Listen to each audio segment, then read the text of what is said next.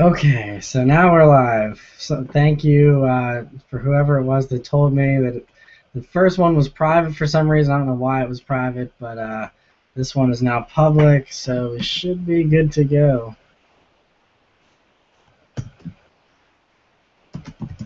Just post up the links here.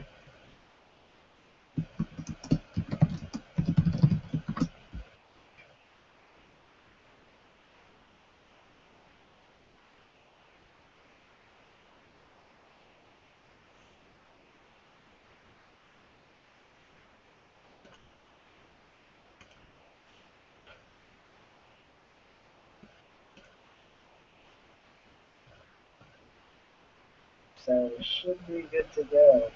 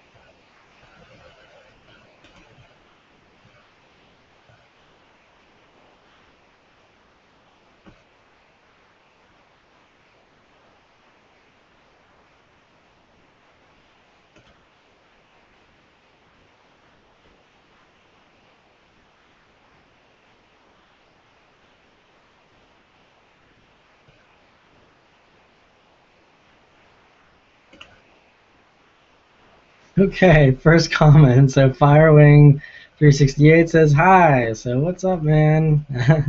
I guess it's just me and you for now. So feel free to ask away, or we can just chat it up or whatever until we start getting some questions here.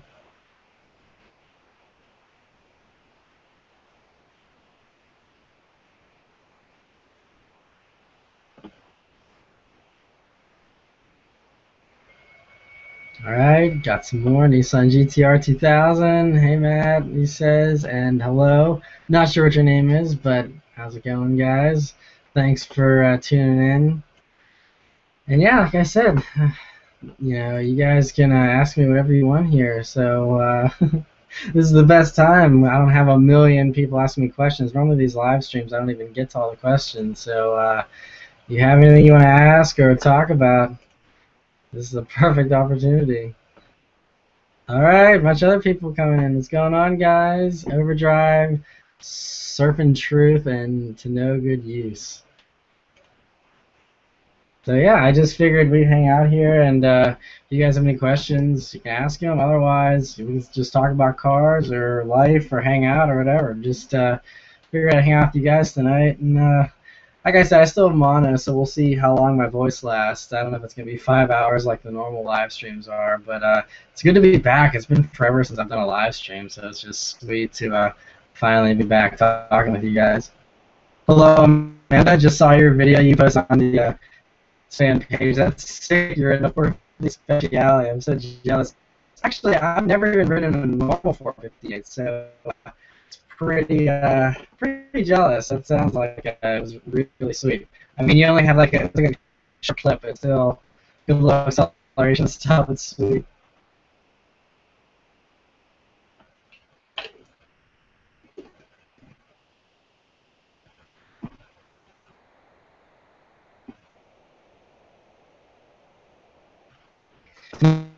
Yes, what are your plans for this year? Really aiming towards anything? I'm like aiming for. I mean, if you're talking about cars, that's to pick up and not to money and stuff like that. And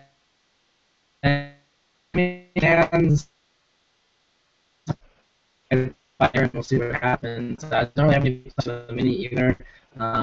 Just kind of playing it stock. There's some stuff I like to do to it. I like to do like window tints and exhaust and stuff like that at some point, but we'll see what happens with that. All right, another question here. Do you think Porsche Cayman would be a good my first car? Well balanced, like a pretty good car. You gotta be careful because it's really expensive and stuff. Insurance is gonna be really high and stuff as a younger person. Obviously, if you're looking at a Porsche Cayman for a first car, then you don't have many issues. So probably afford that as well. So yeah, I mean, I think Porsche Cayman would be pretty good. I mean, it's rear-wheel drive, so you just gotta be a little careful with that. I recommend like front-wheel drive or all-wheel drive for brand new drivers. But I mean, as long as you're responsible, you're not trying to do like drifts all over the place, you'll be totally fine. So yeah, Cayman would be a good first car. Alright, sorry, my computer's doing this here, so we'll see. Alright, next question. I got some new people joining us. Thank you, guys.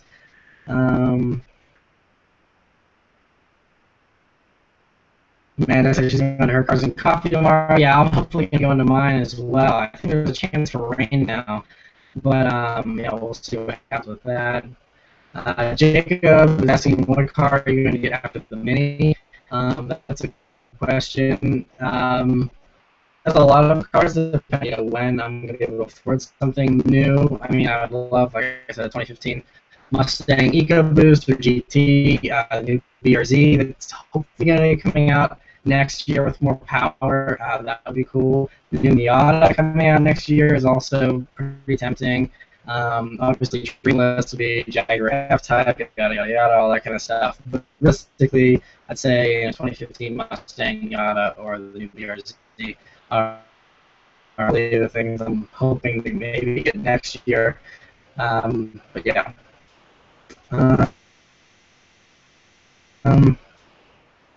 Amanda says she ran a regular 458 about 2 weeks ago. Nice. Once again, jealous. Never ever been in a 458. I sat in one, but that's not really anything to brag about. WM something door anyway says, what is the most raw performance car you can get for 25K? Older cars preferably. They don't like all the hooters and weight in the newer cars.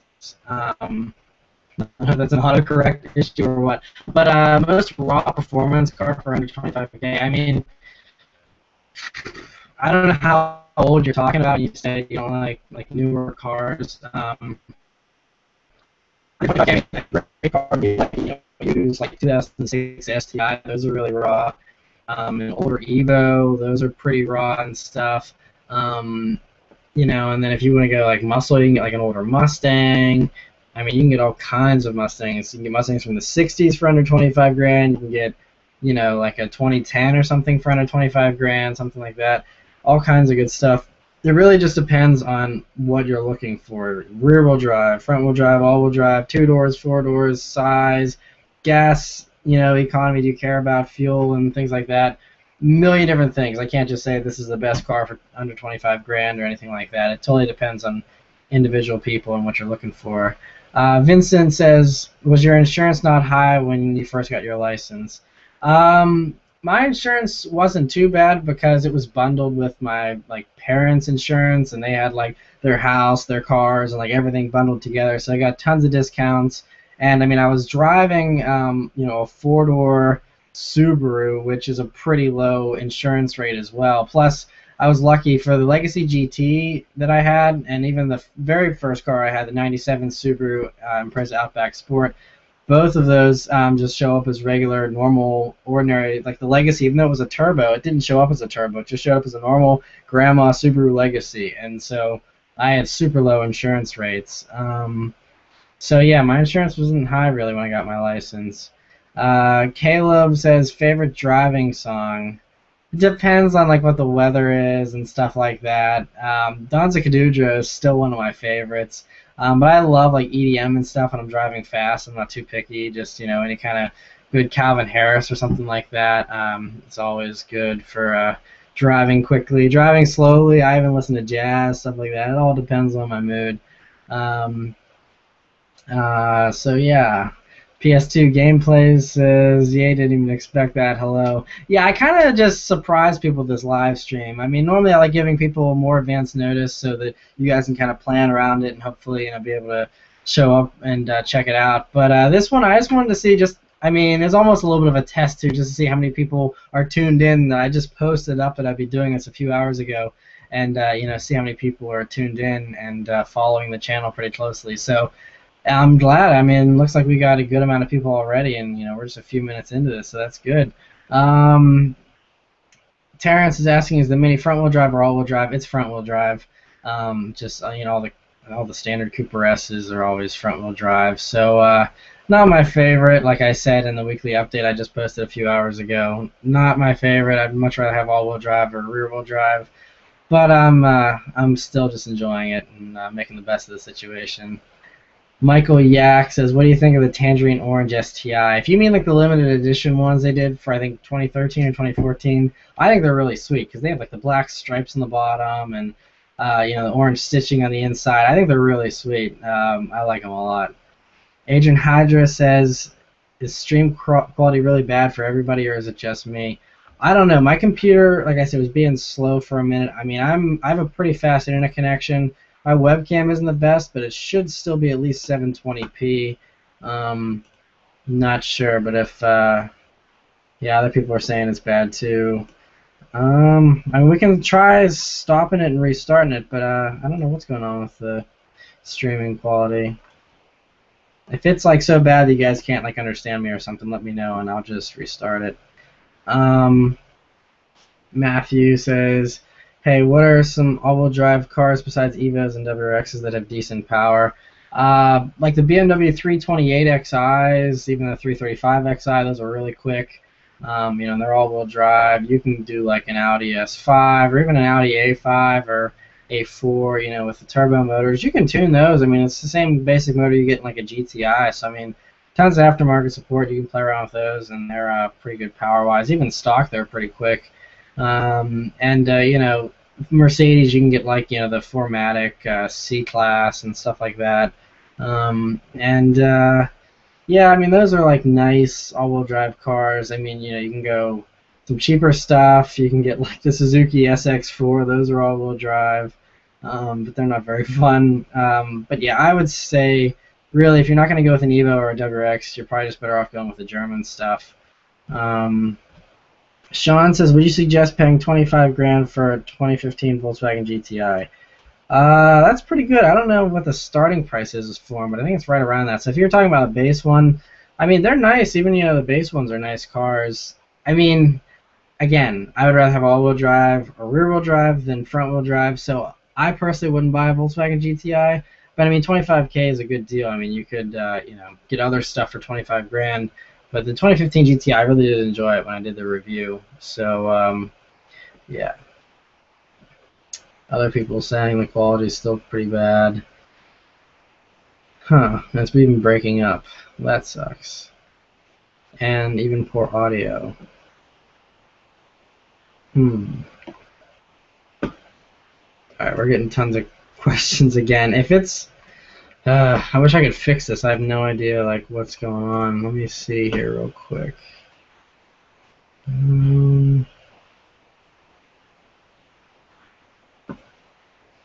Should be okay. I don't know what's going on. Yeah, my internet's pretty quick, so I don't know if it's an issue with YouTube or if it's just, I don't know what's up. Sorry guys. Hopefully it gets better here. I don't know what's going on. Alright, so I'll just keep going with the questions here so I don't get behind. Danny says you have to try Mazda Speed 6. I've never driven a Mazda Speed 6. I have quite a few people that say, hey, you should really drive a Mazda Speed 6. And I mean, I'm open-minded to it. It'd be pretty cool. The Mazda Speed 3 I wasn't really impressed with too much. I mean, it was okay, but hopefully the Mazda Speed 6 will be better. Mohammed says, what are your thoughts on the Ford Fiesta ST? Never driven one, but I mean, from all the hype I've been hearing about them, I'm really excited to review one someday. But I mean, I think they're a great value, and they sound like they're really fun. So, I think it's a pretty good car. I think it's definitely probably. Okay, hold on. Now it says that there's a high volume amount of comments, and so comment loading is disabled. Okay, so I guess we're getting tons and tons of comments now. YouTube's just freaking out, I think. Maybe we'll have to like switch over to another like site instead of YouTube, because I don't know why it's being weird. Alright, I'm just gonna keep going here. So the TM Gamer says, what car are you driving right now? Mini Cooper S. It's the 2008 that I've been doing the weekly updates on. Thresher says probably a 2011 Mustang GT. In regards to the previous discussion and stuff, yeah, 2011s are good for sure. I like the design of the 2013s and stuff, but yeah. Okay, so WMHS Door says 2000, no American crap. I mean, there's all kinds of great stuff from the 90s. You can get a Preza 2.5 RS. I mean, all the anything Japanese or German that you're gonna get, that's older than 2000. That stuff's gonna be like really cheap. Like, I mean, you can get a super nice Supra. You can get any of that kind of stuff. So. Yeah, there's a ton of options out there. I would just do a search on eBay even, and you'll see all kinds of sweet stuff. Okay, to no good use, his audio quality just went up. Wow. Okay, sweet. Well, that's good. Hopefully this works itself out. Sorry about all the technical issues, guys. Shorty says, I have a 2013 Mustang V6 Premium for $22,500. It had 34,900 miles. Nice, yeah. I like the V6s. I even considered one briefly, but ended up going with the BRZ instead. Rostam says, hi there, dude. I'm getting my first car, Legacy B4. What do you think of that? It's nice. Like I said, I used to have a Legacy GT. Mine was a 2006 Spec B. They're sweet cars. I really enjoyed mine, and I'm sure you'll like yours a lot. It's a good first car for sure. Demons Gaming says, thoughts on the 2011 370Z. Great cars. My friend actually had a 370Z probably about 5 years ago, and I loved driving that thing. It was so much fun. And actually, I mean, the BRZ is like slower than the 370Z, obviously, but the handling of the BRZ and the way it was so connected, it felt a lot like a 370Z to me, and that's one of the reasons why I love the BRZ whenever I test drove, because it felt like the 370Z, and I like that a lot. So, we'll continue on with more comments here. Rich says he's a new viewer, he enjoys the content. Thank you, I'm glad you like the videos.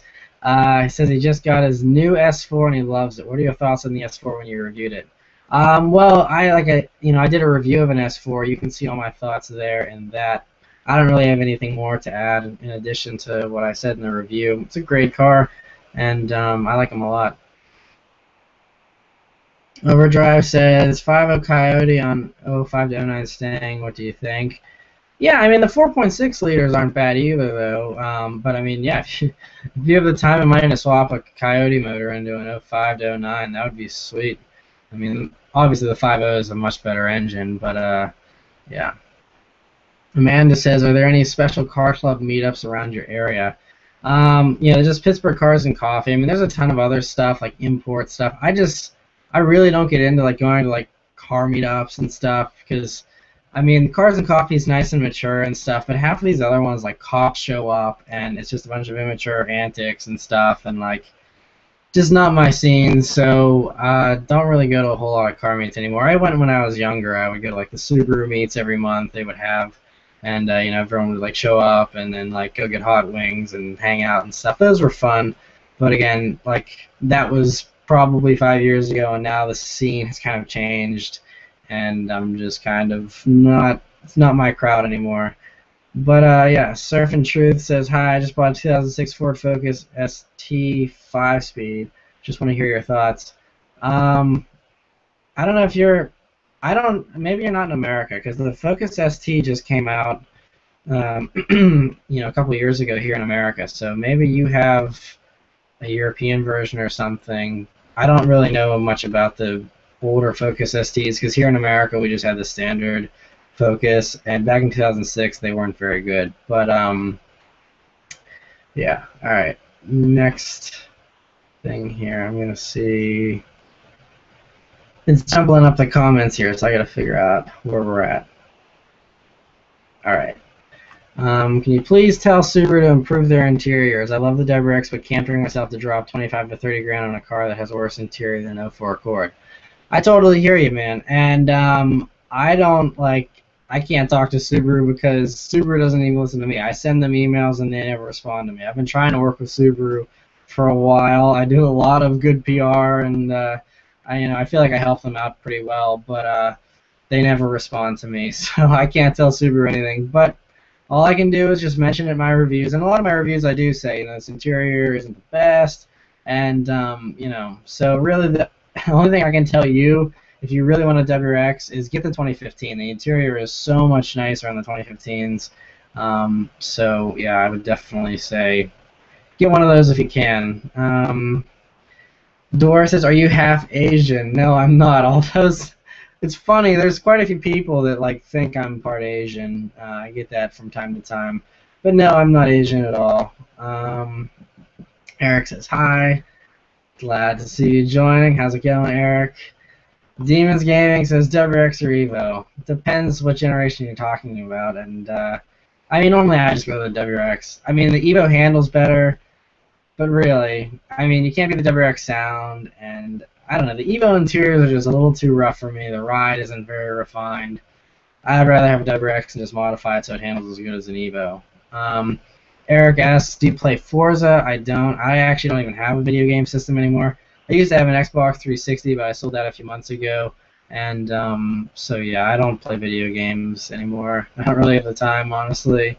To No Good Use says, I'm a diehard GTR fan. Is it worth the ridiculous insurance rates? I don't know. I reviewed the GTR and I loved it. It's a really, really sick car, and it's still one of the best cars you can get out there for the money. I didn't realize, I'm not surprised that the insurance rates are ridiculous. I never looked into insurance on a GTR, but I'm not surprised that it's so high. I would just test drive one, and then you decide from there whether or not you want to pay however much it costs for insurance. But I think they live up to all the hype for sure. All right. Mr. Lee says, my friend has a 1.6 VTEC Mini 1956. It's a little crazy little track car. I'm from Ireland. Love the videos. Keep them coming. Thank you. And that sounds like a really fun car to drive. That would be sick. I love the old minis. If I did some track time, that'd probably be pretty high up on my list of track cars. Chris says hello. Thank you for joining us. Yeah, Agent Hydra is already answering the question that was asked above. Jacob says, what got you into cars? I don't know. I kind of just was always into cars. I think back when I was a little kid, I was looking for a new video game to buy, and I had a Super Nintendo, and I was like, oh, this looks cool, and so I just started buying racing games, and then I really started getting deep into it whenever I first got my Sony PlayStation, and I was playing Gran Turismo and Gran Turismo 2, the original games, and really got into cars with those. And that's when I started getting more technical. Before then, I was just playing Mario Kart and stuff, and just racing. And then, so honestly, just always been an interest of mine ever since I was a little kid. Rexspec says, I love randomly searching Google Maps to find new driving roads. How do you discover new favorite back roads?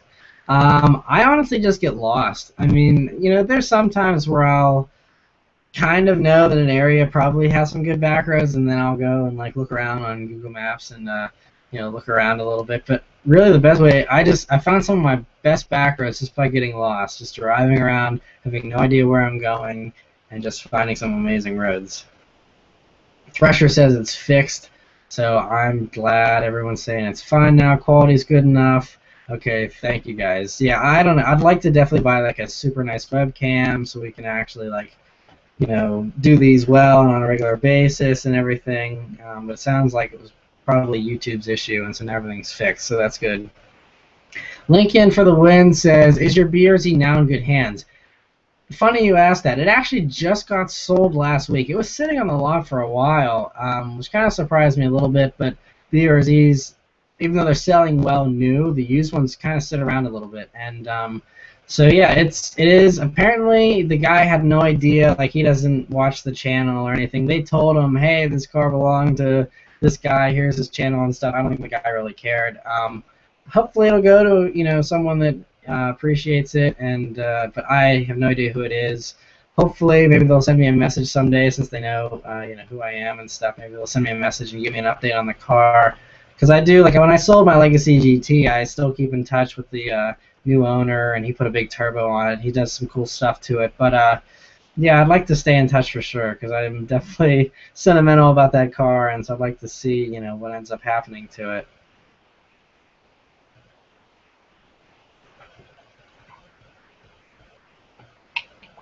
Daniel says, "I know you're a big classic car fan, so what's your favorite non-American classic?" That's tough because all of my favorites, I think, are American.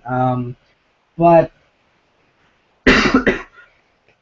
trying to think, I guess a non-American classic would probably have to be the old Jag, like E-types, or like especially like the Jag XKSS, like the one that Jay Leno just drove on his garage YouTube channel, and it's like the one that Steve McQueen used to own. All the old Ferraris, the old Fiats, basically anything British or Italian. I love really. I love most classic cars. They're all amazing. I even love like the old Skyline GTRs. Like from like the '69 and 71 stuff like that. Those are awesome as well. Um, Gangster Life says, when are they revealing the 2015 Camaro? Well, the 2015 one is out already. It's the 2016, I think, it's going to be the brand new, refreshed one. And I don't know when that's coming out. I would guess, my guess would be the Detroit Auto Show in January, but I could be totally wrong. It's GM, they're right next door. It's a big show, especially for American cars. That would be my guess. Absol says, if you had the money, would you get '09 Evo or STI? If I had the money, if you're talking, so the Evo's in '09, but what year would the STI be? I mean, I'm guessing if they're both '09s, I would rather have the STI. The Evo, once again, handles better. It's more raw, but I would rather have the more comfortable ride of the STI because the Evo, as a daily driver, I think would be pretty rough. But yeah, so I would say the STI, but I'm biased. I mean, my username is Subaruwrxfan, so I don't know how much you want to consider my opinion. But I mean, I would just watch my Evo review and the STI review. I mean, the '09 Evos, it's like the Evo 9 that I reviewed. Watch that and watch my STI review and see which one sounds like it would fit you better. Demons Gaming says, "Are you into sport bikes?" I'm not. It's just, again, I may sound like an old parent or something, but I'm focused on safety. That's why I don't drive cars that are unsafe, and I definitely don't drive sport bikes. Not because I don't trust myself or I think that bikes are bad or anything. It's just that I don't trust other drivers. I've seen so many people cut off sport bikes so they don't see them, or bikers in general, and just totally, they just get treated like crap on the roads half the time. So I'm just paranoid that someone's gonna hit me, and I mean, you hit a pothole the wrong way, you're like out in the weeds. It's just not my scene. I would rather have four wheels and metal all around me if I'm gonna be driving around with these crazy drivers out there. Danny says, Mazda Speed 6 is all drive turbo, 274 horsepower, great car. Yeah, I mean, like I said, I've heard they're great cars. They're really rare, at least around here.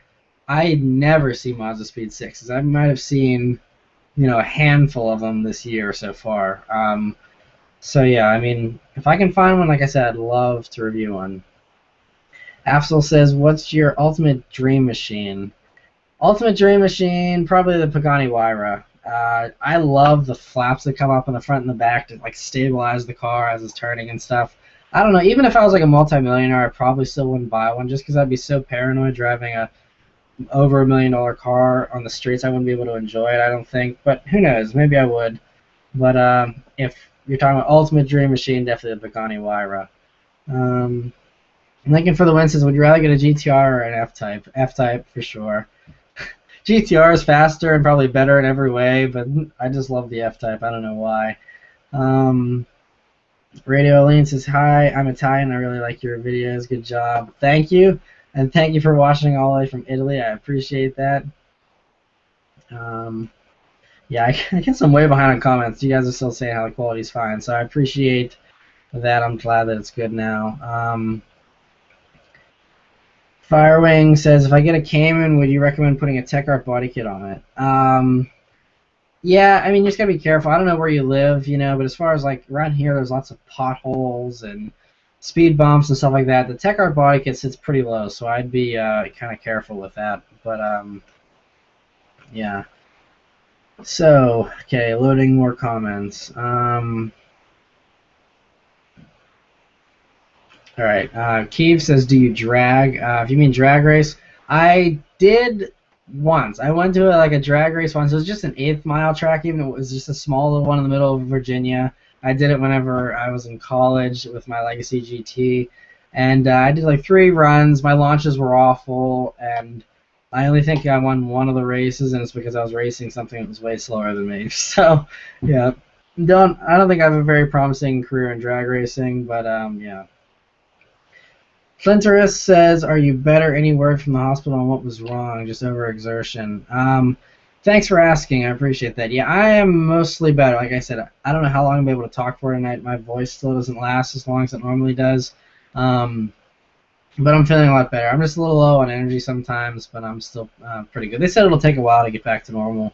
But I'm feeling mostly, back to the way I was before. But they did say it was just overexertion. They say, I mean, it was mono. That's what it was. And they said that it was just. They say that a lot of like college kids get it because they're just constantly overexerting themselves. And they said that's, whenever I told them my schedule and what I've been doing, they're like, yeah, that's probably why, you got sick. So, yeah, so thanks for asking, but yeah, I think it's just overexertion, so that's why I'm taking it slower, and but yeah, I'm going to get back to doing reviews here very soon, and so yeah, I got a lot of sweet stuff upcoming that I haven't talked about yet, but this is going to be a pretty sick month, and there'll be a lot of videos to come in August as well from stuff I'm doing in July, so I'll talk more about that as it gets closer, but it's going to be pretty exciting. Thresher says, I think he has a delay. I think there is. I set it up so there shouldn't be any kind of delay, but I think it's just YouTube just having some kind of delay.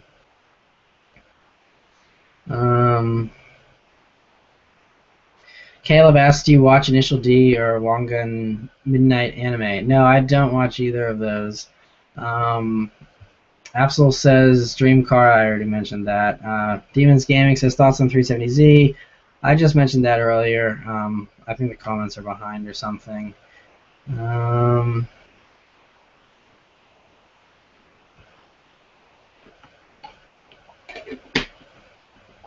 Derpenstein says, what my car on regular car reviews? I don't know what you mean. I do watch regular car reviews though. They're pretty funny most of the time. Torbo DJ says, how to train off traction control in 2010 Camaro SS. I don't know. I think you mean how to turn off the traction control. I just with mine, whenever I was reviewing the ZL1 and stuff, I left all the traction control on. I'm sure there's a button or something though. And I just answered the question about regular car reviews. What do you think about the new 18-inch F1 wheels? I don't really follow motorsports that much. I don't know. That might be lame, but I heard about the new 18-inch F1 wheels. I know nothing about them though, so I can't even really comment on them. Derp says his car's gonna be reviewed by Regular Car Reviews in a couple of weeks. Check it out. Definitely will. So yeah, just send me a link whenever it happens, and I'll definitely check it out for sure.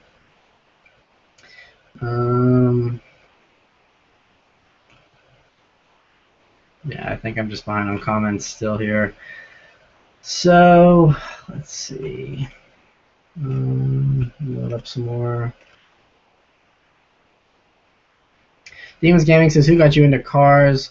No one really. I just kind of just was interested in it on my own and just decided to check it out that way. Donnie says, "What do you think of the 2015 Mustang? Love your car, by the way." I love the thank you, and I love the 2015 Mustang. I'm actually going to be test driving one in the beginning of October. That's when they're going to start hitting dealer lots and stuff like that. So I'm going to test drive one. I don't know if I'll be able to afford one, by October, but definitely interested in them. I'd like to own one probably as long as they drive as well as I'm imagining they will. But I love the 2015 Mustang. Chris says, "What turbo upgrade would you do in an '05 Legacy GT?" All depends what you want to do with the car. I mean, do you want to turbo the spools up quickly, or you want something that takes forever to spool but has huge power? That's a totally personal question. It just depends. Personally, I don't. I mean, it's fun. I mean, I don't mind waiting a little bit for it to spool up, but some of these enormous turbos that take forever to spool up, it's just annoying. So I would do something, mid-level, nothing too small, but nothing too big. Honestly, though, I loved the stock turbo in my Legacy GT. It was a ton of fun. Ford fan says he doesn't have sound, but I think everyone else is still okay, so hopefully it's working all right. Michael says, "Sup, man? How's it going? Thanks for joining us." Eric Olson says, "Did you ever manage to drift with the BRZ? If so, how did it go?" I never did a formal drift event, if that's what you're talking about. I mean, I had the videos where I was sliding around in the parking lot and doing the snow drifting and stuff like that.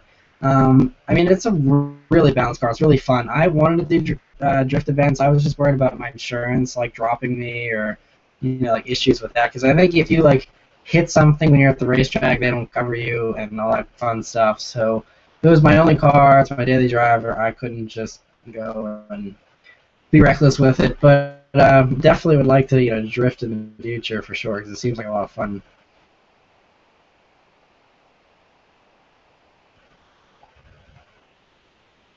Thrasher says Legacy GTs and manual transmissions are hard to find here in SoCal. They're kind of hard to find in general, just because it was a more comfortable car. I think a lot of people would rather have, the automatic. But the manuals, I would say go like a Spec B because I think most of those, those are all manuals and stuff. Just, look for one of those. Let's load some more comments here.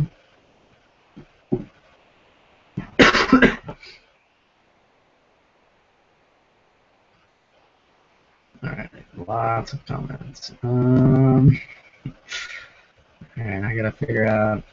Alright, it's jumping around. Do you want to see some European cars such as Peugeot, Citroën, and Seat in the U.S.? I mean, those three, not really. I mean, Peugeot and Citroën, I mean, they have some cool stuff. I'd like to see Renault here. That would be kind of cool because I love their, their hot hatches and stuff are pretty cool. And obviously Alfa Romeo, I'd love to see them come over. And it looks like they will be with the 4C and some other stuff in the future. But I don't know. I don't really hear a lot of great things about Peugeot and Citroën and Seat. Maybe it's just me. I don't know. RJL Lightning 68 says, "What do you think of the 2014 FPV GTF 351?" I think, is that the new, or is that the last version of the Ford Falcon? I think, is that, I don't know, that might be an Australian car, not totally sure. He said, "What do you think about the new version of the reborn Ford Escort?" Yeah, that's not a car coming to America. I think, I remember reading about that, coming to Australia, I think, or another market. It's cool though. I mean, like I said, I don't really know much about it because I don't really follow a lot of foreign cars. But yeah, I mean, I wish I could say more, but like I said, I really have no idea about Australian cars too much. Michael says, "I'm getting a 2001 BMW 3 Series. My first car is that good, and it's a 5-speed manual." Yeah, those are great. Good handling. I like the way they drive. So yeah, definitely a good starter car. All right, loading more comments. YouTube's being weird again.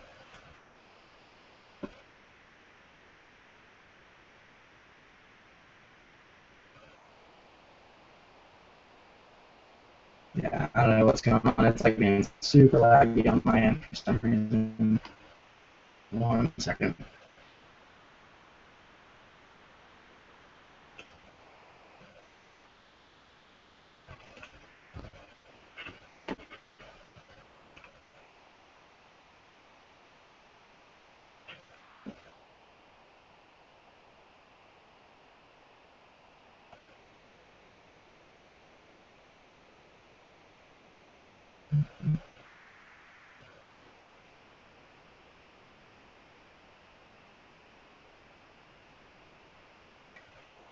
Okay, Vicious TC says, I want to say thanks for the video reviews and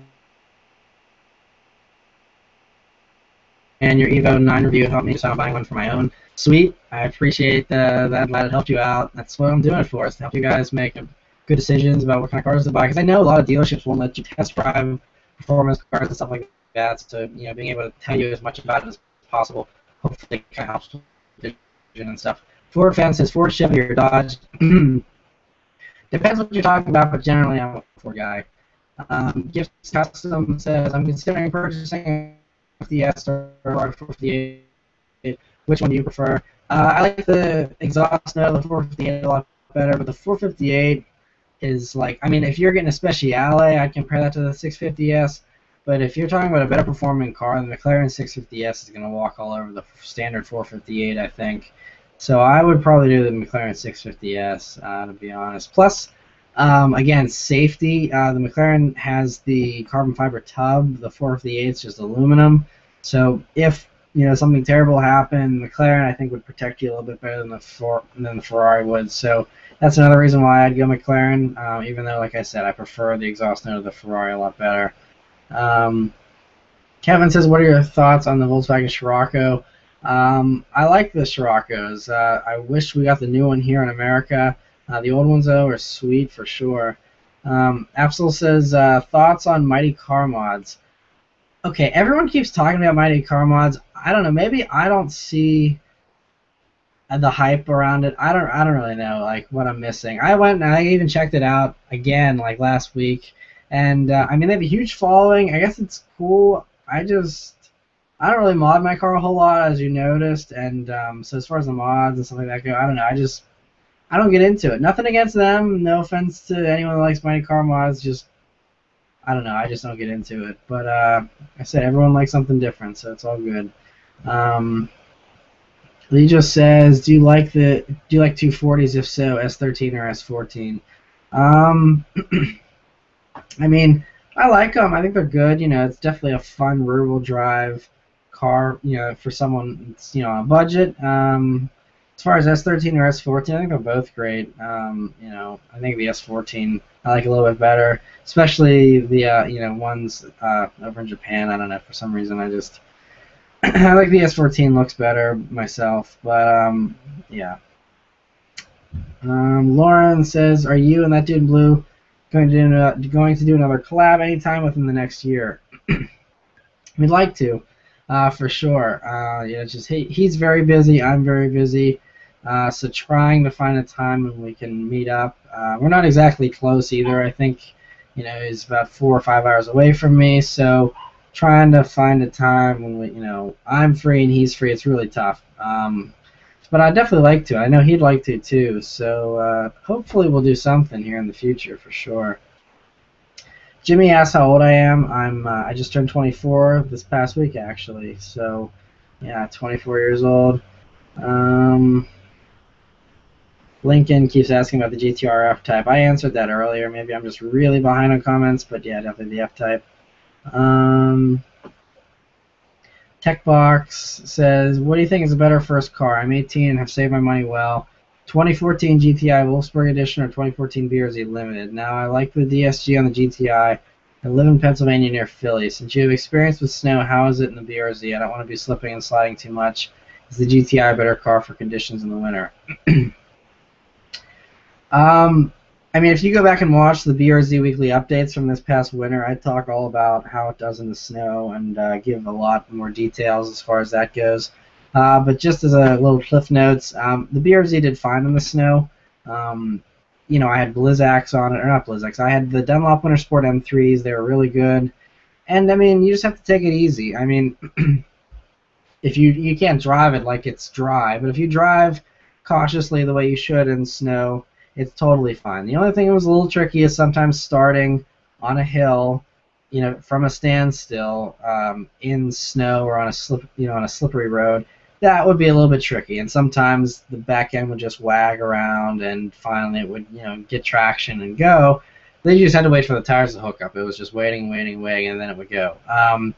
It's totally fine. As far as, I mean, it depends which one you like better. Again, the GTI, I don't know if you're looking at a two-door or four-door, but obviously you can only get a two-door for the BRZ. If you like the extra versatility of a hatchback or four doors or both, GTI is going to be better for you. I mean, obviously front-wheel drive is good in the snow too.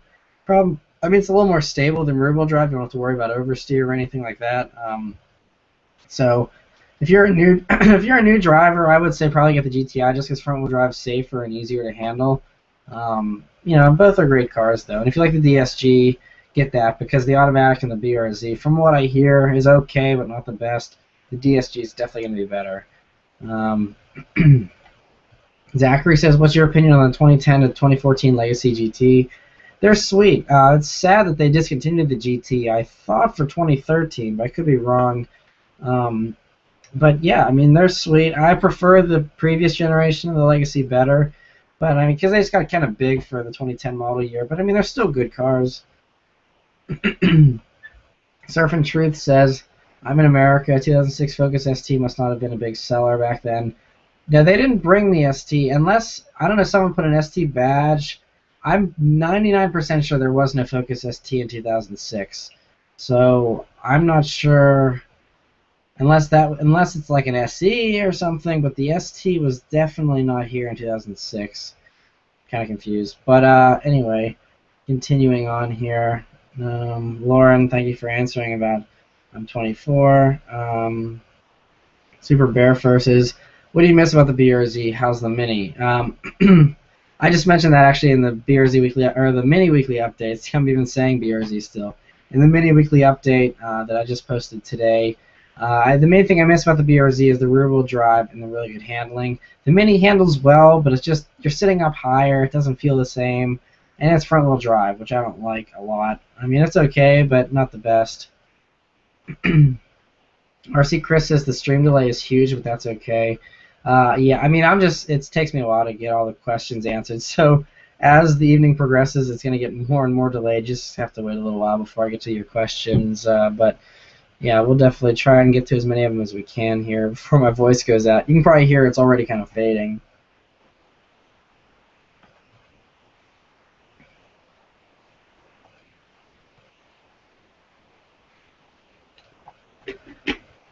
Roxius says, "Not sure if this is personal or not, but how did you financially get your BRZ? I currently own a Scion TC 05, and a BRZ is the next car I would like to get." For the BRZ, I mean, I just, you know, saved a little down payment, did that. I financed the rest. I had a co-signer. My dad co-signed on the loan, so that helped out with getting a slightly lower rate. And I just financed it. You know, just walk in and say, "Hey, I want to buy this," and they work out all the numbers. And, you know, as long as you can afford it, then that's it. So, I mean, it's not an expensive car, so it's not super hard to, you know, get approved and things like that.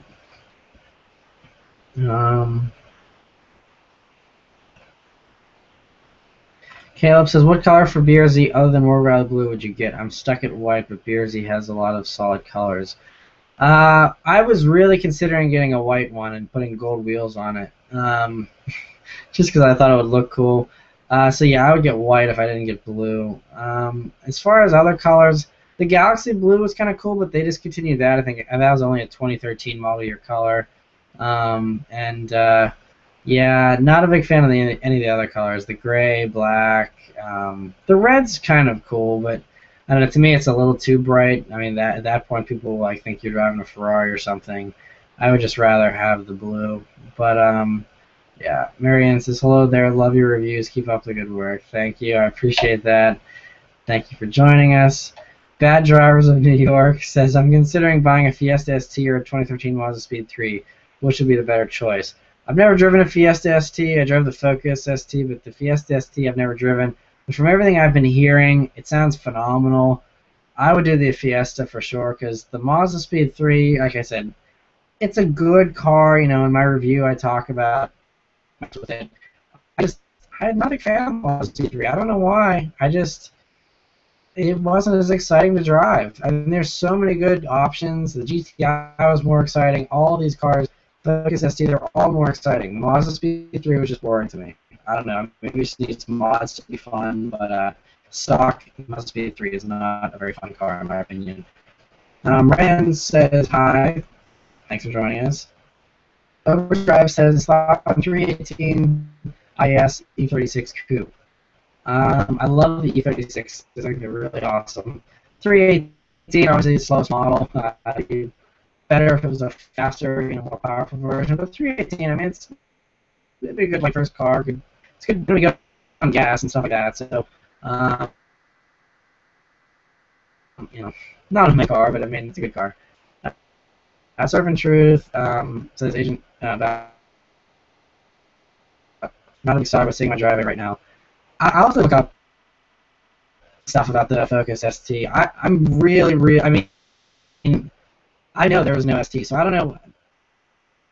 Maybe you can send a picture of me surfing at the Subaruwrxfan Facebook page of your car. Maybe it was a trim level back then. It was just some, like a body kit thing. I don't know really sure. As far as definitely not the performance version, because that was only in Europe until a couple of years ago. I don't know. The mystery of the 2006 Focus ST continues. Evolution says, how easy is it to drive a GTR? To test drive a GTR? Well, test driving one, I mean, I don't know, the dealerships around here are terrible with GTRs. Absolutely awful. They will not let you test drive it. Well, first off, the only person who will let take you out on a test drive is the manager of the entire dealership. On top of that, you have to have money. You have to give money and say, here's my deposit, thousands of dollars. I'm going to buy this car. And once you say, I'm going to buy this car, then they let you test drive it. I actually pulled up with Dr. M3. This was 4 or 5 years ago. We pulled up back in the Lamborghini car. We rolled up to a Nissan dealership in his Lamborghini and said, hey, we want to test drive a GTR. And they said, nice Lamborghini, but no, you can't unless you have a deposit, and the manager has to be here. So even if you roll up in a Lamborghini and you could buy 3 GTRs, they still won't let you test drive one. So my advice to you, if you want to test drive a GTR, find a used one at a non-Nissan dealership, and maybe you'll have some better luck there. But I mean, everyone treats them like they're unicorns. So I'll discourage you, but good luck test driving a GTR. It's very, very hard to do, at least around here. Mick says, how come you prefer the Mini to something like a Civic SI or G35? You can find a good one for around 11K. I couldn't find a good one for around 11K. I looked at eBay, Auto Trader, any Civic SI. I mean, I didn't want to go for the hatchback ones, the old hatchback ones, but any of the newer ones, from 2006 on, Civic SI, I couldn't find one for 11 grand unless it had over 100,000 miles.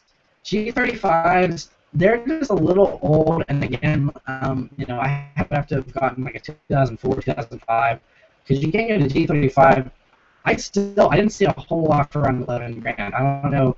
Maybe I wasn't looking on the right place, but I don't know. I mean, I never like the Civic SI. I probably still would have gotten the Mini over the Civic, just because the Mini is just cooler to me. I don't know. Civic SI, good car, but it's just a Civic. It's faster. It looks like a Honda Civic. There's millions of Honda Civics out there. Minis are a little more unique. They stand out a little bit more. Not that I have to stand out or anything, but to me it was just something cooler. G35 is good. The Mini was a 2008. It's a lot newer, has a lot more, of the tech and stuff that I liked. The G35 just didn't have, because it didn't exist back then. Turbo DJ says, I'll be getting my driver's license next year. I'm planning to get on EK2000 Type R. Nice. Yeah, those are sweet for sure. That'll be fun. Liam says M6 or RS5. If you're talking about new M6 or new RS5, I'm not sure. One, it's all-wheel drive, and two, it sounds phenomenal. My friend actually test drove one, and they sound really good when you're driving them. The M6 has just got really bloated and huge in my opinion. It's a 6 still, but I would much rather have the RS5. It's released, I should do more of these, and yeah, I'd love to. It's like I said, I'm super busy, and it's hard for me to find time where I have a whole evening free. I'm not doing anything, so but yeah, I'm definitely gonna try. I used to do it once a month, and stuff came up once I got sick, and it just didn't happen. But all right, so let's move on here. Now, Lincoln for the win says, for a first car, I want either a Mazda 3 or a Ford Focus. Which one do you recommend? It depends what model year you're talking about. If you're talking brand new, they're both really good. I prefer the Mazda Speed 3. They're just about any year. Mazda Speed 3 to me trumps a Ford Focus of any model year. Just the Mazda Speed, the normal Mazda 3 just has really sharp steering, the handling, and everything. And I don't know, they seem bulletproof. Ford Focuses, the older ones, are not always very reliable. The Mazda 3 though seems pretty much bulletproof. My cousin had one forever. I've heard of other people that had them for a really long time. They're really safe too. So I would do a Mazda 3 for sure. And Michael agrees Mazda is better. RJ Lightning says, if you could import an Australian car, what would it be? Again, I don't really follow a lot of Australian cars, so I can't really say. Holden Moneros, things like that are pretty sweet, but we kind of get those over here with the GTO and the G8 and stuff like that. I can't really say. Ford Falcon would be cool. We can just go with that probably, but yeah. Kevin says, what are your thoughts on the Volkswagen Scirocco? I mentioned that earlier. I must be really behind on comments. Crap. SD Cal Joe says, 2015 Ford Mustang EcoBoost. Your expectations, and will you do a test drive of this in the GT? Yeah, I'm really excited about the EcoBoost version, especially given its price. It's basically the same price as a BRZ, which really it puts me in a tough position because I would love to be in another BRZ. I don't know what the price is going to be for the more powerful BRZ, when or if it comes out, but probably going to be more than the standard BRZ is right now, which means it's going to be more expensive than a Mustang EcoBoost, which will probably have more horsepower. I don't know, they didn't say horsepower numbers for the EcoBoost yet, but it's going to be over 300, I think. So, and I really am digging the looks of the new Mustang now. So, yeah, that might actually trump a BRZ as my next car. We'll see. I don't know. It's way up in the air. It all depends how they, what they do with the new BRZ and stuff, but we'll see. And you said, will you test drive this and the GT? Yeah, if you're talking about, I mentioned I'm going to do a test drive of the 2015 Mustang in October. I have a connection that hopefully I'll be able to do a full review of a 2015 Mustang as soon as they come out on dealer lots. I don't know, though. It's just going to be total just luck of the draw as far as whether I get a GT or an EcoBoost. I'd love to do both. Not sure if I'm going to be that fortunate to be able to do both, but yeah, I'd like to do both for sure. Although I think, honestly, if I had to choose which one I wanted to test drive, it would be the EcoBoost, just because the motor in the GT is the same 5.0 Coyote out of the 2013 that that dude in blue and all those other people have. I've driven that motor. I know how that motor feels. So if I know how the 2015 Mustang handles, I can kind of imagine that handling plus that engine and kind of kind of figure out how it would feel to drive. The EcoBoost, I have no idea, how that engine's going to feel, how it's going to sound really, or anything like that. So I'm hoping to actually just do an EcoBoost. That's what I really want to drive, because that's the one I can probably afford the easiest as well. So we'll see. TJ Hunt is in the house. Thank you for joining us, man. He says, hey, Matt, how are you recovering from the mono? Doing well, man. Thanks for tuning in. Yeah, like I said, my voice goes out a lot quicker than normal. Energy level still isn't quite as high, but I'd say I'm 95% back to normal. Doing pretty well. But yeah, thanks for asking. Gabriel Maldonado says, hi, Matt. How's it going? I remember your username from comments and stuff. I appreciate you always stopping by. Donnie says, do you like the Vanquish? If you mean the old ones, I do like them. They're pretty cool. If you mean the new ones, I love the new Vanquish. Love it. And that would totally be in my dream garage if I had lots and lots of money. I would totally own a new Vanquish. I love the way they look and sound and everything. Love the Vanquish. WMHS Door says, what's your favorite movie? I have a lot of favorite movies. It's really hard to say. It's a tie between like the first Fast and Furious, Casino Royale, and Back to the Future, the first one. Those are probably my top 3 favorite movies. Zombieland's pretty high up there as well. Casablanca, which is from the 40s, that's really high up there. I have a bunch. I hate picking favorites. There's lots of good stuff. Mr. Lee. Oh crap, now the comments are loading. Never mind. Hold on. Mr. Lee says, do you watch any motorsport, drag racing, drifting, so on? No, I don't really watch any of that kind of stuff. Just doesn't really interest me a whole lot. But yeah. Ivan says, do you see yourself owning a 2015 WRX? I could see myself owning one. Again, I don't know. I mean, like, the price of a 2015 WRX is the same price as an EcoBoost Mustang 2015. So, I mean, I've driven a WRX. I haven't driven the new Mustang yet, so I don't know. But me, I'm at the point, I don't have any kids or anything. I'd like to stick to 2-door cars as long as I possibly can. Once I have to have 4-door cars, then I'll be all over, the WRXs and stuff like that. But for now, I'd rather stick to 2-door fun stuff that I can still have right now. And but I could see myself owning one. I mean, like, for example, if Subaru decided to give me one to do weekly updates on, I mean, I would love a 2015 WRX. I mean, I would definitely take a 2015 WRX over the Mini for sure right now that I'm driving. But if I was buying one with my own money, like I said, lots of good stuff in that price bracket. I still like the way the BRZ handles better than the WRX, even the new one.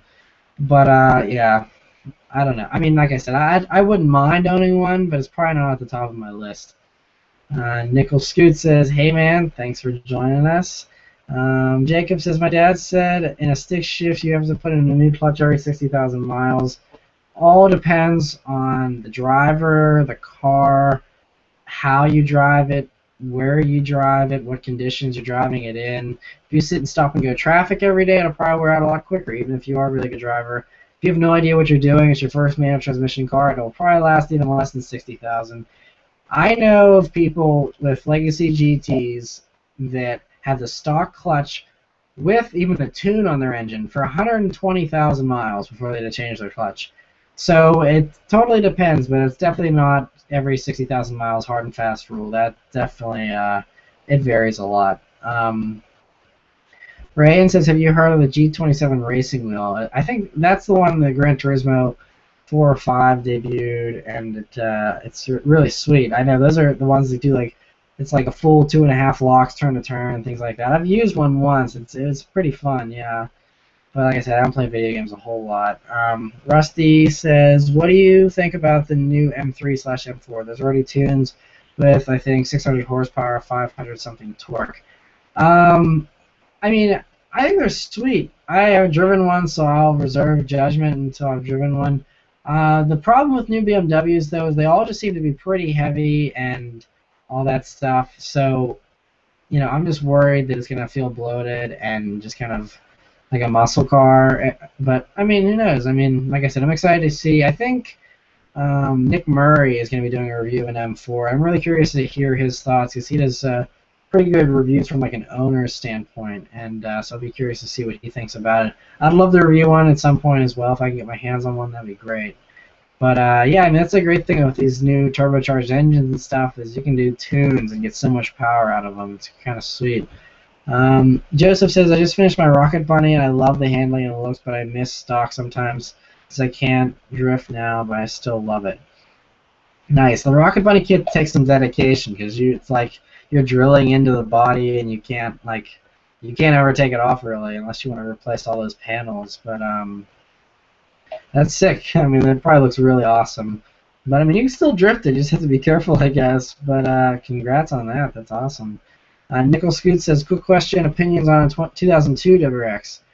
They're awesome. That's what made me fall in love with the WRX. Is a salesman took me for a crazy ride in one back when I was 12 years old or 11, back when the 2002 WRX came out, and I just loved it. It was so much fun, and I love them. The problem is that so many of them now, being 12 years old, have just been to hell and back and look absolutely awful and are really in rough shape. And if you can find a really nice mint one and treat it well, that would still be a really sweet car to own for sure.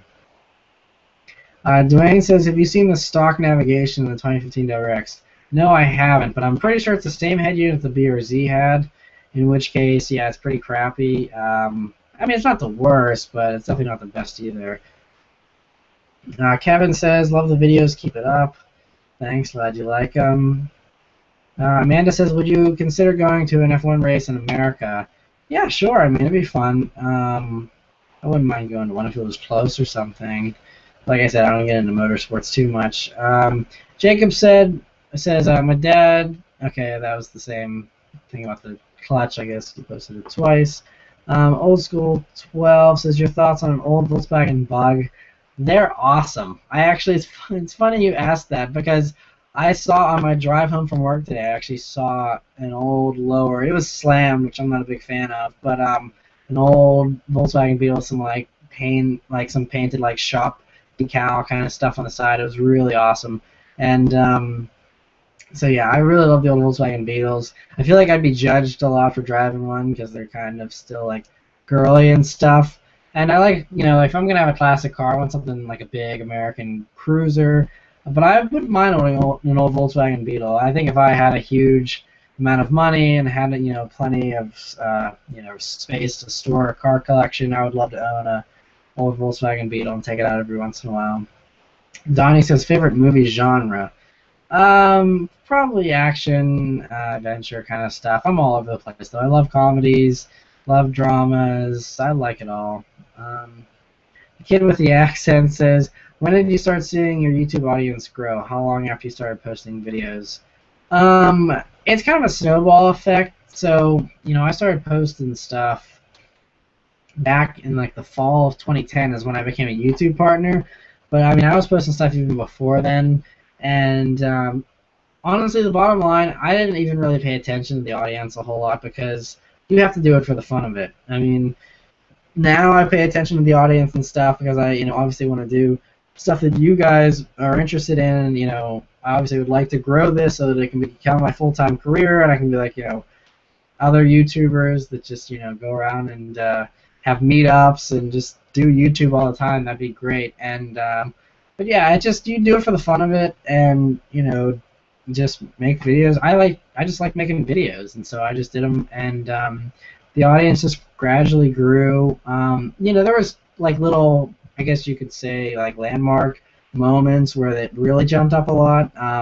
For example, when I filmed all the Batman videos, that got me an extra 4,000 or 5,000 subscribers practically overnight because all these people were interested, and I had all these behind-the-scenes videos of the Dark Knight Rises filming, and so that really jumped it up. And those videos some of them have millions of views, so that really was a breakthrough point. And then whenever I got the BRZ, I think it was Shmi actually that said, hey, Subaruwrxfan just bought a BRZ, and I had one of the first ones in my area, and they were still really, really fresh.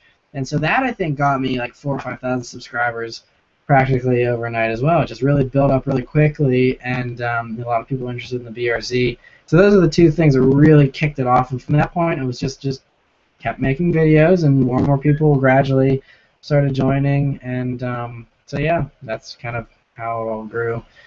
Vincent says, when's the S2000 review coming? I'm hoping to do the review, to film it either tomorrow or Sunday. Weather doesn't look great for either day, but we'll see what happens. I want it to be a nice day, obviously, so I can put the roof down and stuff.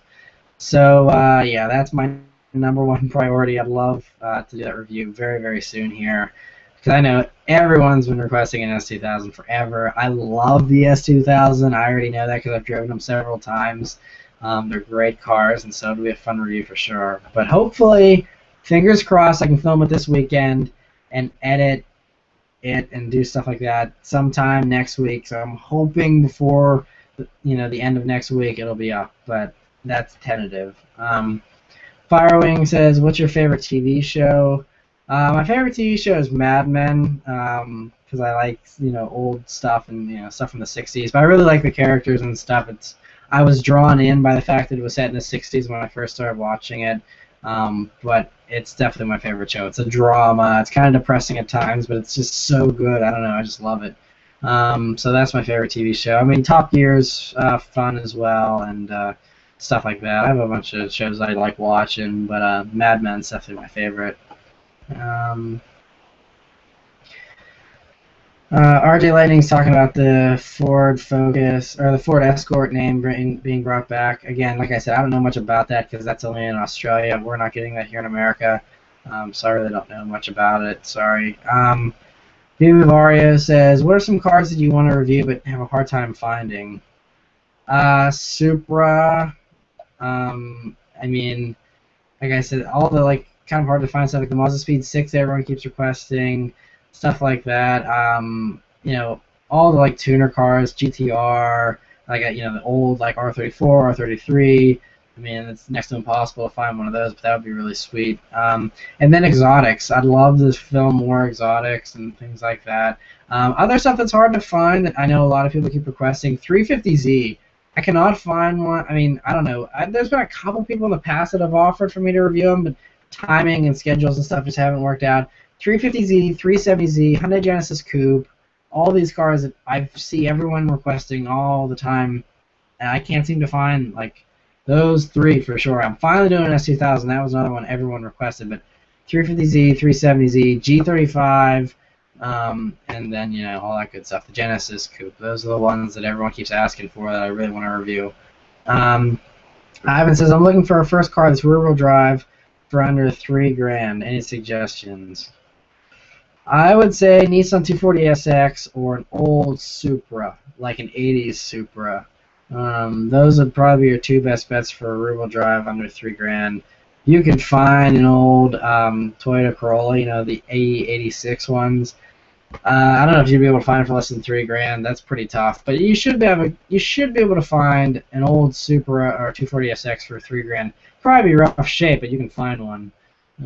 So those would probably be my two suggestions. Otherwise, you can get a classic. I don't know if you're looking for that, but you can get most classic cars are rear-wheel drive, and you can find a lot of those as fixer-uppers for under $3,000 too. Heavy says, "How do you feel about the Honda Civic Type R coming next year?" I'd love for it to come to America. Otherwise, it's just another nice car that the Europeans get and stuff like that. But yeah, I mean, it looks sick. I love the way it looks and stuff. It looks like it has some cool technology behind it and everything. I just hopefully we'll get them here in America. Clinaress says, "Glad to hear you're feeling better. Don't push yourself too hard. I love your content, but it's more important to stay healthy. Cheers." I agree, and that's why, like I said, I haven't posted any new videos at all this week because I haven't had any footage to film, and so yeah, I'm hoping to, like I said, do the S2000 review this weekend, and I'll be going to Cars and Coffee and filming a vlog there tomorrow, and so there'll be some more stuff coming for sure. And like I said, at the end of this month, I'm doing a trip, and that's going to bring about a lot of cool videos, I think. So end of July, it'll be early August. The month of August, I'll be uploading all kinds of sweet stuff that I filmed during my trip here at the end of this month, and so yeah, there'll be some good stuff coming for sure. So stay tuned.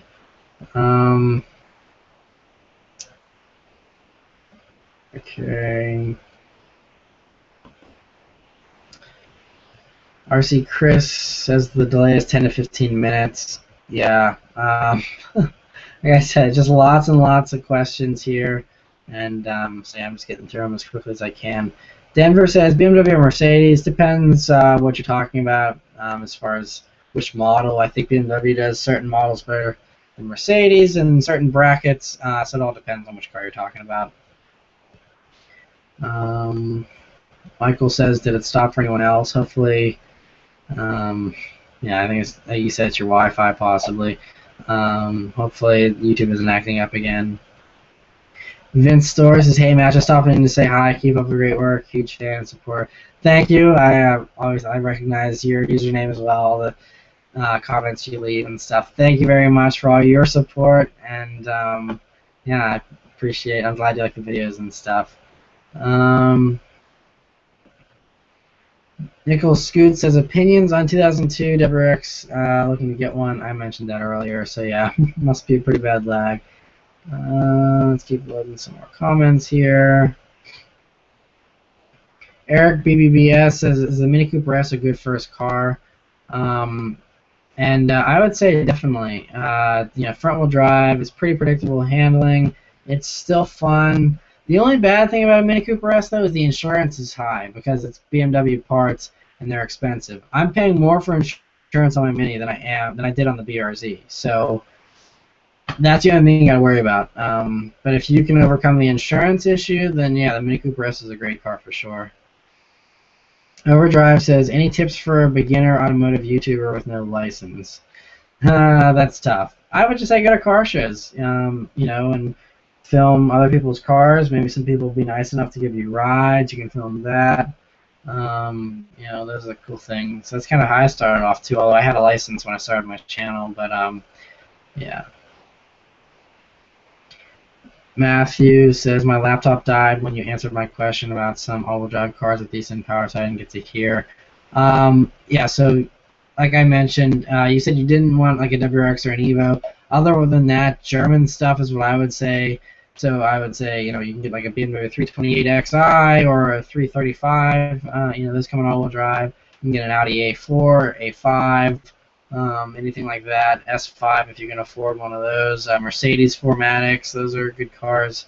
You know, I would stick with something German if you don't want the Evo or the WRX, still want some good performance. Irvin says BMW M3 or GT500. Depends what model you're talking about.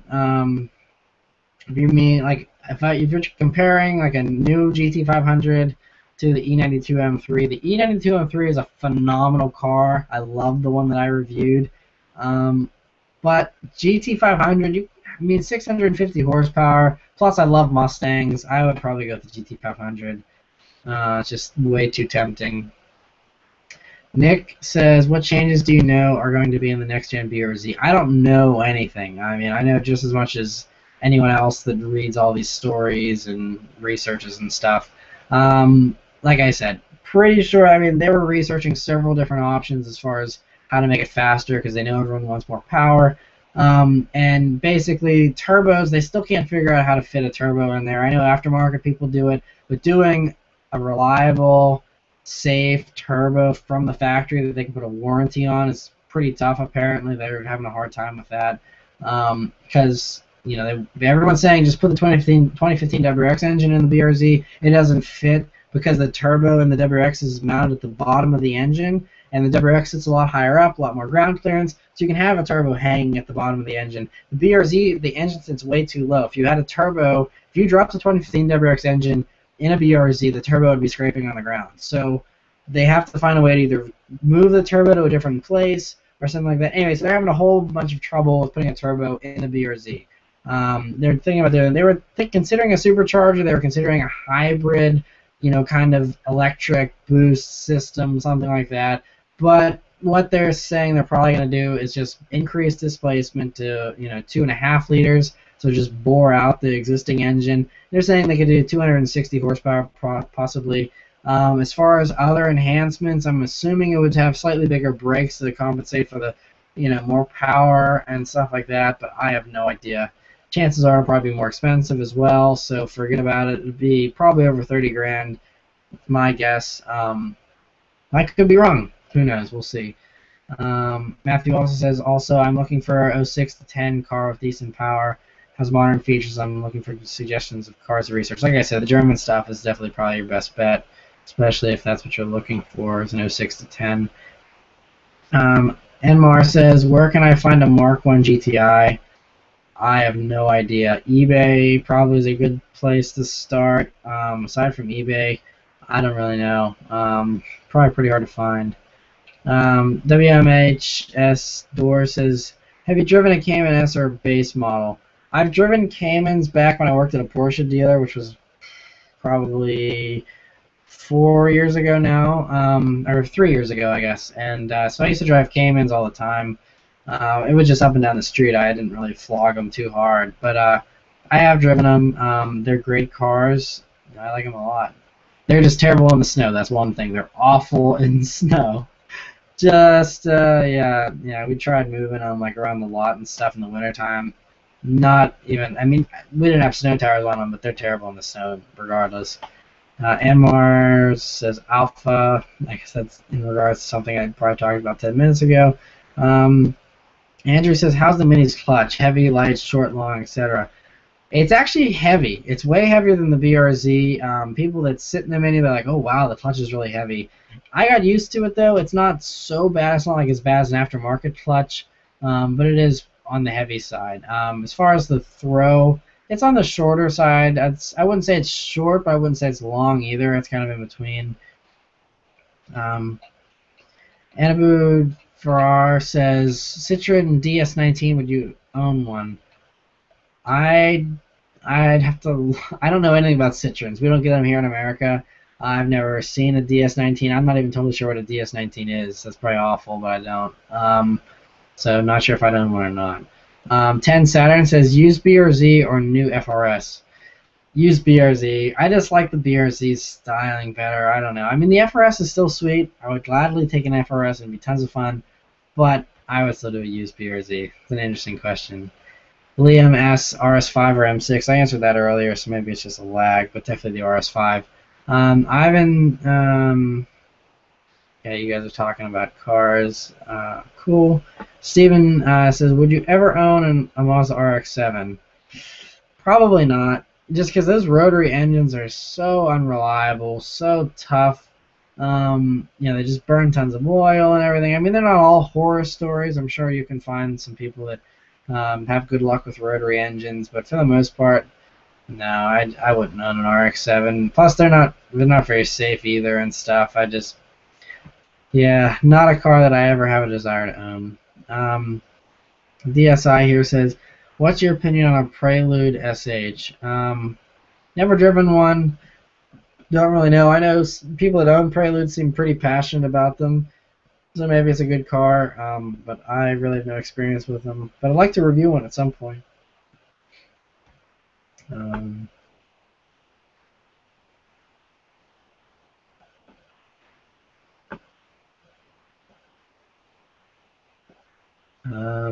Loading some more comments here.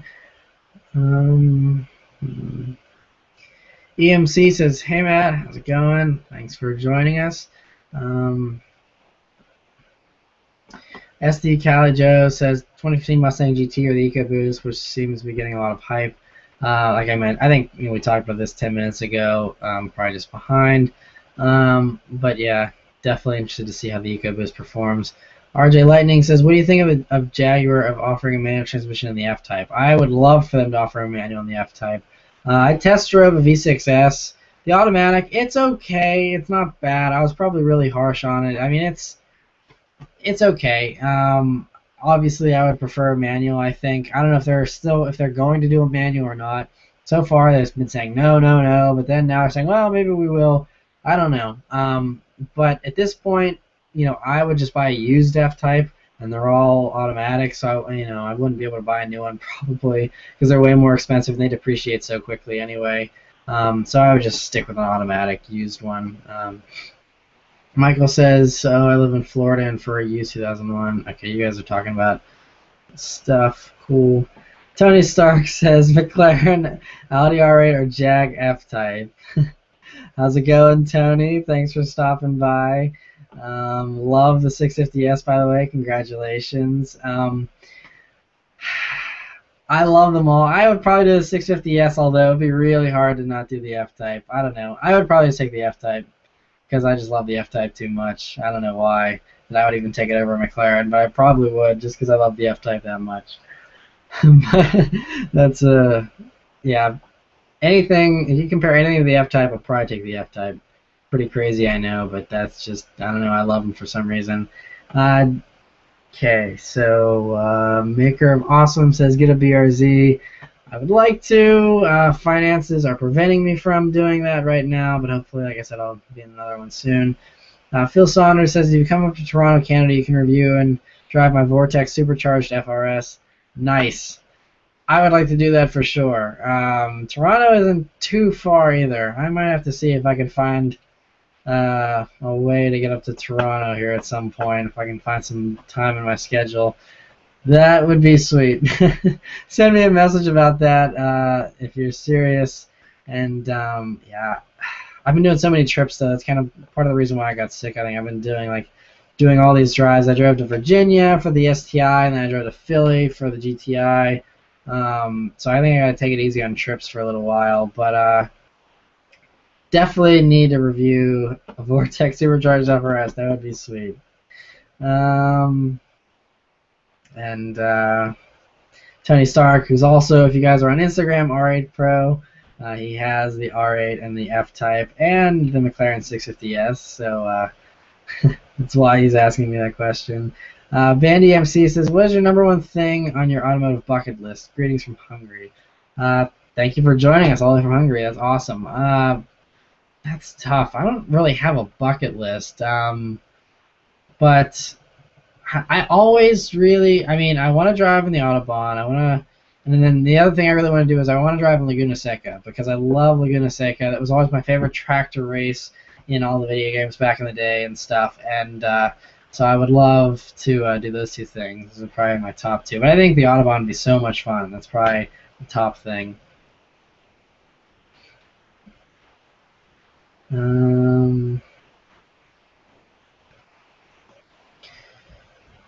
Okay. Ivan says, happy belated birthday. Thank you. Appreciate that. Getting some repeat questions here. Gray says, you look like a young Brad Dourif. I'm not sure who that is, but some people say I look like a few different people. It's kind of funny. Mr. Ravage says, do you like the Shelby GT500 Eleanor? Yes, very much so. I'd love... Gone 60 Seconds is a really good movie. Love that Eleanor for sure.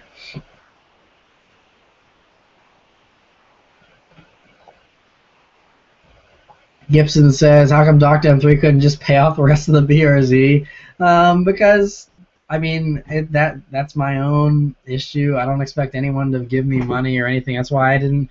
A lot of you guys were even saying, hey, you should set up a Kickstarter. If everyone gave $1, or, you know, you'd be able to pay off the BRZ and all this kind of stuff, which is true. I mean, but I feel bad, like, I mean, because all of you, I'm sure, would love to have, you know, sweet cars and stuff as well. So, I mean, I just feel like I shouldn't be asking anyone for money. I just would feel bad about that.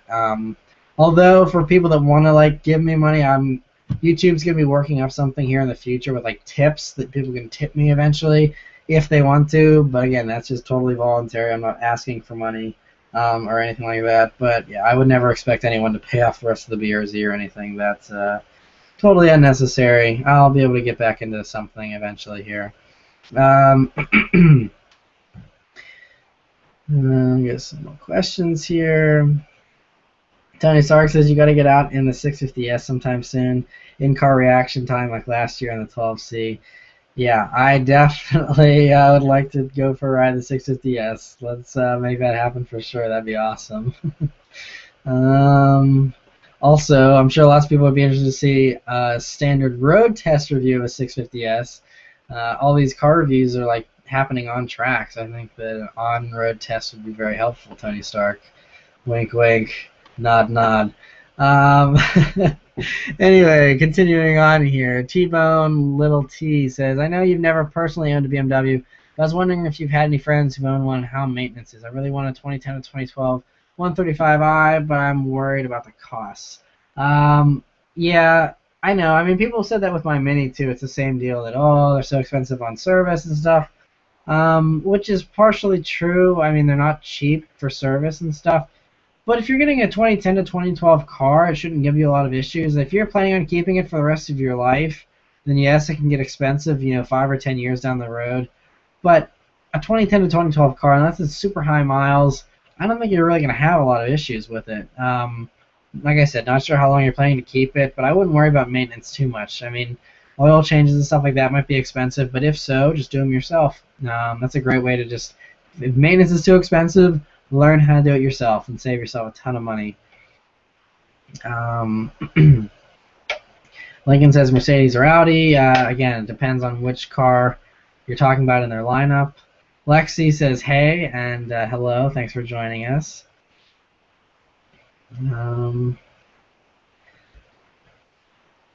Okay.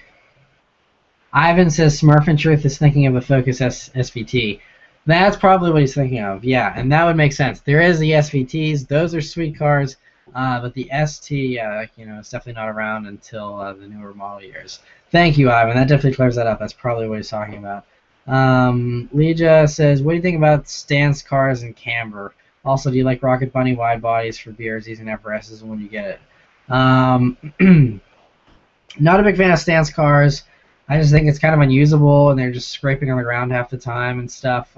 It's just kind of a pain going over speed bumps, things like that. So I personally am not a big fan of stance cars. But hey, like I said, everyone likes different things. That's fine if you do. I personally would never drive a stance car. I love the Rocket Bunny kits for the BRZ and FRS.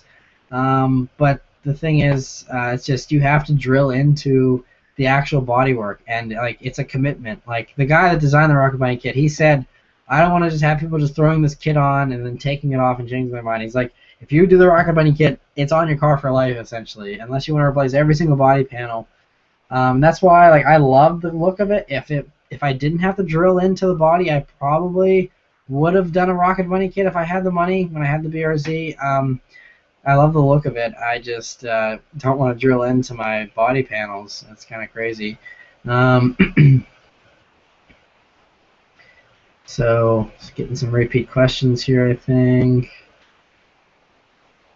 Raiden plays games. Says, how can I turn a close friend of mine into a car guy? I mean, you could take him for a ride in a really fast car. That might kind of get his adrenaline pumping, and he might get addicted to it that way. But really, I think it's something that's kind of just in you. You either are a car person or you aren't. I mean, like I said, with me, I was just kind of naturally drawn to it. It wasn't like I had any influences. My dad wasn't into cars. I didn't have any brothers or anything that were into cars. I just decided, hey, this is cool. I want to do this. I just kind of liked it. So if he's not already a car person, it might be kind of hard to change him. But like I said, take him for a ride in a fast car. Maybe the adrenaline will change his mind. Tim says, are you going to the Pittsburgh Vintage Grand Prix on the 19th and 20th? If so, are you putting your Mini in the show? I am going. I'm not putting the Mini in the show just because it's not nice enough to be in the Pittsburgh Cars and Coffee area, I don't think. And as far as going to the Mini section, I don't know anyone in Mini of Pittsburgh or anything like that. So, and I think registration's already passed. And I don't really like. I mean, it's just a Mini. I don't know. For me, there's no point in showing it off. So I'll just park in a parking lot. But yeah, I'll definitely be at the show. I'll be there. Me and my girlfriend will be hanging out. And I met a few of you, I think, last year at the show. So it was really cool to meet some of you guys that are, in the area for the show. And I'm looking forward to meeting some of you this year, too. So, yeah, it'll be fun. Lauren says, what are the strengths, weaknesses of the 2013 Mustang GT and the 2013 Subaru BRZ? I'm tossing between the two as a first car. Well, I was tossing between the two. If you watch the early vlogs of the BRZ, I actually almost traded my brand new BRZ in on a Mustang GT. It's really, I have a huge love for both of them. So, weakness of the BRZ. Now, since I've owned one for 2 years and I don't have it anymore, things that I miss about it and things I don't miss about it. The strength of the BRZ is the handling. The handling is 10 times better than the Mustang GT. It feels better. The driving position is better. The weakness of the BRZ, though, is you have no torque. Power is okay, but you have to rev the crap out of it to get anywhere. So that's the kind of annoying thing. Whereas the Mustang, and also the thing with the BRZ is it was dramatic, but only when you're kicking the back end out or you're flooring it. Otherwise, the BRZ just wasn't really that exciting. The Mustang, the springs are softer, so it rolled around more, which means it's not as good of a handler, but it made it more exciting because you're going into corners and it's you're just like all over the place and it's shifting around. and it was exciting. You hit the brakes and it just dives, and you hit the gas and it just takes off and throws you backwards, and you feel the front end lift up and everything. It's just a lot more dramatic car, and that's what I loved about the Mustang. That's why I almost bought one. And that's why I had a blast when I was driving that dude in Blue's Mustang. So just depends. As far as the first car goes, a BRZ would be easier to handle because it's slower. I don't know about your driving skills or how responsible you are. That all depends on different people. So I mean, the BRZ it'd be harder to get into trouble with than the Mustang for sure. But they're both good cars. They're both pretty safe, pretty reliable, all that good stuff. So you can't go wrong with either one.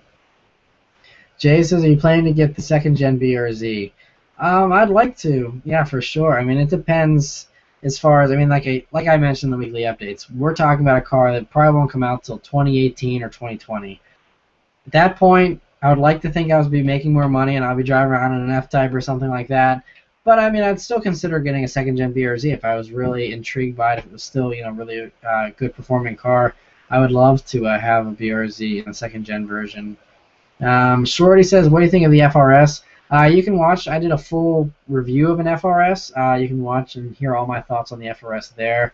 I don't really have much more to add from it there. I mean, obviously, I like the BRZ because it's a little more, it's got some more creature comforts on the inside, but the FRS is basically the same thing. So both are good cars. SD Caljo says, Ford has not come out with official horsepower numbers yet for the 15 Mustang. Any guesses on what the GT and the EcoBoost horsepower numbers will be? I have some guesses. I would say they're saying the EcoBoost is going to be more powerful than the V6, which last year had like 305 horsepower. I'm guessing EcoBoost 320, 330 horsepower is my guess. For the GT, I mean, it had 420, for the 2013, 2014s, I think it was 420 horsepower. So for the new one, I've heard it's going to be 445 horsepower. I could be wrong. It could be 430. It's going to be more than 420, but I don't know how much more. But like I said, I heard the number 445. I'm not sure if that's true, but that's my guess. Rave Silly says, are you planning on going to Supercars on State Street in August? Looking forward to seeing you there if you are.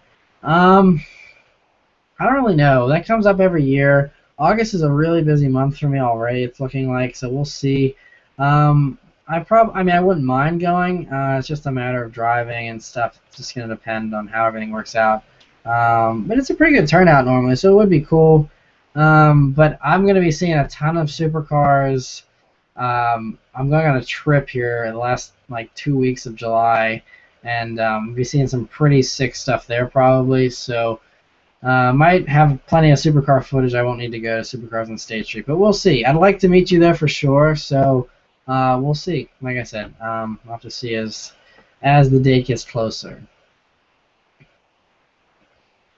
Tony Stark says, ride out with me in the 650S tomorrow if you answer this in the next 2 minutes. If that's a serious offer, yeah, I can definitely meet up with you tomorrow morning and ride out. You can definitely text me, and we can work that out for sure. It's probably been more than 2 minutes, though, so maybe I missed my opportunity. Womp womp. Gibson says lag. Yeah, there's probably lag. Sorry. Hopefully it works out. Chance says hi. Hello. Thanks for joining us. Glad you like the videos. Lauren says, how's the clutch on the Mini as well as the BRZ? I'm used to Honda clutches, so this is interesting. Well then, if you like Honda clutches, the BRZ is it's a little heavier than a Honda clutch, but it's pretty light. The Mini is a lot heavier than the BRZ for sure. Not a ton. It's not like super heavy, but it's definitely heavier than the BRZ. So that's how they compare. Surf and Truth says, it's most definitely a Focus ST. I did loads of research before I bought the car. They have 30 more horsepower than the SC, upgraded suspension, 4-wheel disc brakes. I don't know. I don't know where you've got this car. Maybe it's a Canadian model that was imported or something. I can, like I said, I'm in the middle of answering all these questions. I can look it up later, but I think everyone agrees there was no Focus ST in America here in 2006. But apparently you have it. I don't know. Maybe you have a prototype that Ford sold or something. I have no idea. Again, the mystery continues. Anyways, Let's see, loading some more questions here. All right. 10 Saturn says, anyone else having a problem with audio quality? Hopefully it's not like being crappy again, but hopefully, I don't know, maybe YouTube will just figure itself out. I don't know what's going on. Sorry. Hopefully it gets better. DSI says, can you review my 01 Prelude Type SH? Yeah, if you're in the Pittsburgh area here. Otherwise, maybe if I'm on a trip, I can swing by if I'm in the area. I guess everyone else is having quality issues with the streaming too. I don't know what's up. Chance says, if you could have a car besides your Mini, what would it be? It all depends on the price range. I can give you tons and tons of options. RJ Lightning says, if you were offered to be a presenter on Fifth Gear, would you take the offer? Yeah, I mean, I would love to do like an actual car show. That'd be really sweet. I would still do the YouTube channel. Maybe I would just do different types of car reviews or something. I would love to do like a car show though. That would be sweet. Other people are saying the audio is messed up. Hopefully it works itself out. I don't know what's going on. Firewing says, I heard the new 2016 R8 is ditching the manual and is getting a diesel engine. What is your opinion on this? I haven't heard that. I mean, it probably will ditch the manual. That wouldn't surprise me a whole lot. But a diesel engine, I don't know about that. I mean, that'd be cool as long as it's not the only option. But I haven't heard anything about that. Apparently, I sound like a robot. Sorry. Hopefully, it gets fixed. Ox says, hi, I'll be purchasing 05 Legacy GT this weekend, 130,000 miles on it. Any tips to keep it running strong?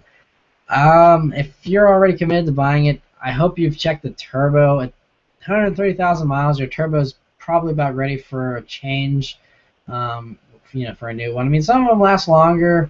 From what I hear, though, that's right around when they go bad. So I would definitely take a look at the turbo if you haven't already. Aside from that, just do oil changes, every 3,000 to 5,000 miles. Really not a whole lot to do. It should just stay running strong on its own, hopefully. Replace things as needed. But that's high miles, so, I mean, prepare to have stuff go bad. But, I mean, it's not going to be anything catastrophic, hopefully. They're overall pretty reliable. Tyler says, hi, Subaruwrxfan. I was recently looking into a 2014 Civic Si Coupe or a 2014 Volkswagen GTI. If these two cars were your choices, which one would you go with? Probably the GTI, just because it's a sharper handling car. The Civic Si really impressed me. It was really good as well, but the GTI, it just feels smaller and more agile, and I just like the way it felt better than the Civic Si. But then again, the GTI, I mean, if you get a base one, it's close to the price of a Civic Si. But you do any kind of options on a GTI, and you're looking 30 grand. Whereas the Civic Si, you can get all day a really nice one for low 20s. So if you have the extra money to spend, I'd say sure, get the GTI. Yeah, I think the Civic Si is a really good deal, so I'd probably go with that if money's a factor to you. Max says, important question, would you die to save your life? I feel like that's a catch-22. I don't know. Jada GTR, hold on, comments are loading. What do you think of the new Audi TT? Is there a chance you'll ever review one? I'd love to. If I can get my hands on one, it's all about, someone letting me review one, letting me drive one. But, I mean, my problem is the new TT looks exactly like the old TT. It's the same exact body lines. It looks like it's a refreshed TT instead of an all-new car. So for that reason, I'm pretty disappointed with it, but I'd love to drive it anyway. Cal Joe says, the audio is better now. Sweet. Hopefully it stays good. Mark says, what would you like, the Evo 10 or the 2015 STI? 2015 STI all day. If you watch my, and Concealed says STI or die. Yeah, he's the one that let me review his STI. Many, many thanks to him once again. That 2015 STI is a gem. Those cars are so sick. Definitely hands down, the STI, the 2015 one is now better than the Evo. handling, and everything. Every single area, STI all day long. Stock versus stock, the STI is way better. 2015 STI is phenomenal. I would love to own one. I would probably take the 2015 STI over the BRZ. If there was a faster BRZ, then it'd be a different story. But I like the STI a lot. A lot. Really sick. Lauren says, you don't need to put in a new clutch every X amount of miles. Yeah, we must be really behind on the comments. Yeah, we talked about that a little while ago. But yeah, a lot of times they last a long time. So all depends on a lot of different factors. Chance says, if a guy offered to sell you his Mustang GT for your Mini, would you take it? If you mean like an even trade, probably. The only thing that I would miss about the Mini is the good gas mileage. If I had a Mustang GT, my gas mileage would be pretty awful. But if someone said, hey, I'll do an even trade on my GT Mustang over, for the Mini, I'd take it for sure. DSI says, hey, man, have you ever reviewed a Toyota Matrix? No. Don't really have much interest in it. It's just not really a performance car. It's not very sporty. I mean, they're good. I mean, it's a Toyota, run forever. But, and I wouldn't really review one, I don't think, just because I don't think anyone else on the channel is really too interested in seeing a review of one. But they're good cars, like I said, just not very sporty. BMR Pilot says, congrats on the switch to Mini. I'm a BMW fan. I believe they're the logical cars for enthusiasts. Not the best in reliability, but the handling is addictive. Did you ever consider an E46 ZHP? No, I didn't. E46s are just too old. Like I said, I wanted something a little bit newer. I like the technology and the safety of newer cars better. E46 just kind of dated, and for that reason alone, I didn't even consider it. So yeah, but I mean, they're good cars. Just like I said, I like newer stuff. Max says, I'm going to take a video about my thoughts on the Evo stopping production from a Subaru fanboy's point of view. Cool. Chance says, hold on, more comments are loading. 1 second. What do you think of the new Corvette Stingray? I think it's a really impressive car, but they're everywhere. I've already seen a ton this summer, and this is the first year of production, so they're going to be everywhere. And I mean, not that, I don't really care about having a car that no one else has. I would be fine having one out of a million Corvette Stingrays because from what I hear, they drive phenomenally. I drove one around a parking lot about 2 months ago. I've never actually driven one on the streets though, so I can't really say much about them. But they are sweet. I really want to review one for sure. But they're cool cars. SD Cal Joe says Starbucks or Dunkin' Donuts. Depends. I mean, if you're talking about donuts, obviously Dunkin' Donuts. But as far as coffee goes, they're both really, really good. But right now, Dunkin' Donuts has this, at least in my area, they have this $1 any size iced coffee at Dunkin' Donuts, and so I've been getting those a lot. Because Starbucks obviously is a lot more expensive, and Dunkin' Donuts, I love their coffee. I think it's super good. So, yeah, good question. Donnie says, yeah, I meant the new Vanquish. Wow, we must be really behind on comments. Sorry, guys. I'm going to try and speed it up here.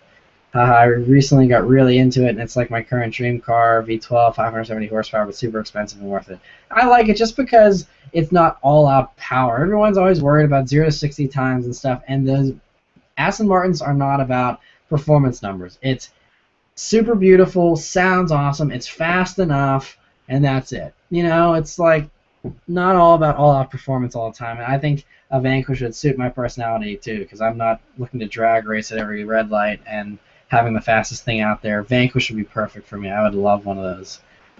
Chance says he just ate glazed donuts. You guys get me thinking about Dunkin' Donuts. Now I'm going to be in the mood for a donut. Crap. All right. Tyler says, would you ever buy a salvage title car if the damages were all repaired with no frame damage? That's tough. I mean, it's probably fine, but I don't know, maybe it's just a dumb superstition, but I feel like a car never drives the same after it's been hit.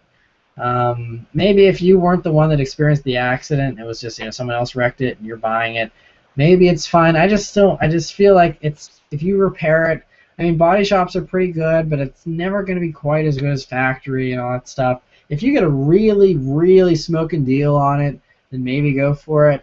But unless you're getting it for like half the price of a normal non-wrecked one, I probably wouldn't do it.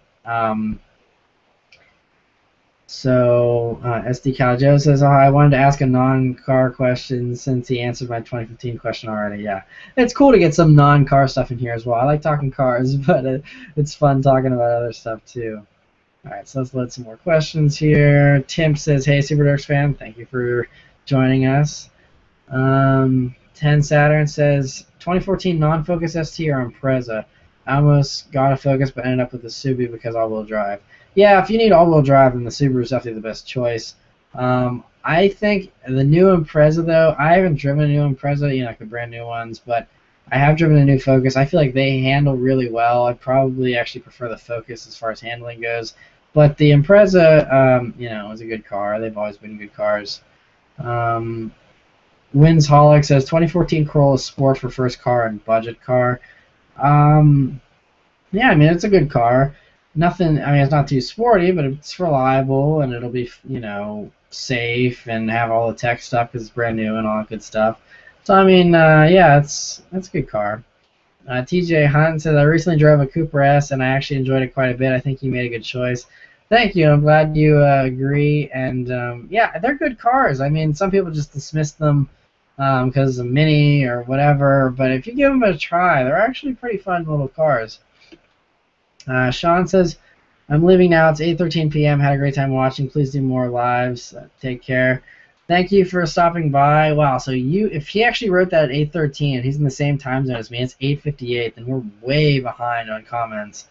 Sorry, that's crazy. Hopefully it's not that bad. Okay, Chance says, would you buy a 2012 Charger SRT Super B? I like them. If the right deal came along, I think there's a lot of other good cars for the same money, but they're sweet. Timp says, you should do a review of a 2014 Honda Accord Coupe V6 6-speed. It's a really fun car to drive.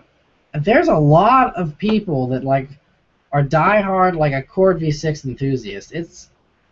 From what I've seen, they're not very sporty cars. Maybe they've changed it. But there are people saying to do a comparison between that and the BRZ. I mean, the Accord Coupe, it's an Accord Coupe. It's a sporty car, I'm sure. The V6 and a 6-speed. I'm sure it's quick and stuff. Just way more. I mean, it's front-wheel drive. Obviously, it's more comfortable. It's huge, and all that kind of stuff. I mean, it's cool, but yeah, I mean, I definitely want to review one because I want to see what everyone's talking about with all these people that say they're really fun cars to drive. I didn't think it would be a fun car to drive, but I want to see for myself since a lot of you guys are saying otherwise. So definitely interested to review one at some point. It's another car that's hard to find though. Not a whole lot of V6 6-speed coupe Accords, but I'd definitely like to review one at some point. Rex Spec says, do you prefer the styling of the BRZ or the WRX Concept? I like the BRZ, just like 2 doors better, but the new WRX or the WRX Concept does look very sweet. I'd love to, see that make it to production. That'd be really awesome. Donnie says, so what's the difference between the BRZ and the FRS? What's the story behind the similarity? That's a long story. I can't get into all of that. If you watch, I have a video. I have all the differences between the BRZ and the FRS. I actually did a whole video of it. It's got over 100,000 views. That's a really good video to help you kind of figure out the differences between them. So you can just search differences between BRZ and FRS on my channel, and that should pop up. Similarities because they're built by the same people. They're the same car. They just have a different front end and stuff like that. They're the same exact car though. Toyota and Subaru work together on it. You can read stories. You can Google that. There's lots and lots of information out about how the car came to be and stuff. 10 Saturn says S2000 or Turbo Miata. Never driven a Turbo Miata, but that seems kind of like it'd be kind of a hard car to handle just because Miatas have a very short wheelbase and they're kind of tail happy even stock. So I feel like a turbo one would be kind of crazy. I would take an S2000 because I would love S2000s. I've driven them several times and they're really cool cars. So OG Mudbone says PS4, Xbox One. I'm not a gamer. I can't really say. Although, yeah, I mean, I don't know. I kind of like Sony. I feel like I'd probably go PS4, but I don't really know. 10 Saturn says new Accord is only sold in Russia, if he remembers correctly. Yeah, I have no idea what's going on with the new Escort. All I know is it's not coming to America, so I didn't really look into it a whole lot. Amanda says, what racetracks in the States would you like to drive around? Well, yeah, I mentioned that earlier, so maybe that I don't know. I'm probably just really behind on comments, but so yeah, racetracks. Like I said, Laguna Seca is my favorite one that I'd love to drive. That's really the only one I really want to do. Streets of Willow would be cool, because I see that in all the motor trend videos and stuff like that. But yeah. Rusty says, "Why haven't you reviewed any of Dr. M3's cars?" Because he hasn't offered, and I don't ask. I never ask anyone, "Hey, can I review your car?" Especially something expensive like what he has. If he were to say, "Hey, here's the keys to whatever," I probably wouldn't say no. But yeah, I don't expect anyone to toss me the keys to an expensive car. So I don't even like, even when I had the BRZ and even with the Mini, I don't like anyone even driving my Mini. So I totally understand. That's why I never ask anyone, "Hey, can I drive your car?" Because I'm really uncomfortable even having anyone drive my little Mini, let alone a supercar or anything like that. So don't ever expect anyone to just offer to let me review anything like that that's super expensive. Larry says 2015 Mustang GT or 2015 Hellcat. That is a tough one. Probably Hellcat. Just because 707 horsepower. That's why. Even though I love the 2015 Mustang, 707 horsepower. End of story. TR Skyline says, "Have you seen your friend, the dude in blue?" I haven't seen him yet this year. We met up last year and hung out with him then. I'd like to hang out with him again for sure, though. Matt Graziano says 2015 GTI thoughts. I did a full review on the 2015 GTI. You can hear all my thoughts there. Surf and Truth says, "Thanks for all these great videos, Matt. Huge fan. I'm glad you enjoy them." Arya says 2015 GTI, 2015 WRX, 2015 BRZ. BRZ, then WRX, then GTI, in that order. Brandon says, "Great videos, Matt. Hope you feel 100% soon. Can't wait for the new review." Thank you. I appreciate that. Jay Carr says, "What do you like better, the Mini or the BRZ?" Definitely the BRZ, for sure. Mini's nice, with the extra torque, but I miss the BRZ. Trust me. I didn't go to the Mini because I wanted to. I mean, I would much rather have had the BRZ, but I just couldn't afford anymore to have it, so I just went with the Mini instead. It was about half the price, so that's why I went with the Mini. Colby says, "What's up, Subaruwrxfan?" Not much. All right, loading more comments here. I'm gonna have some water too. My throat's getting pretty rough.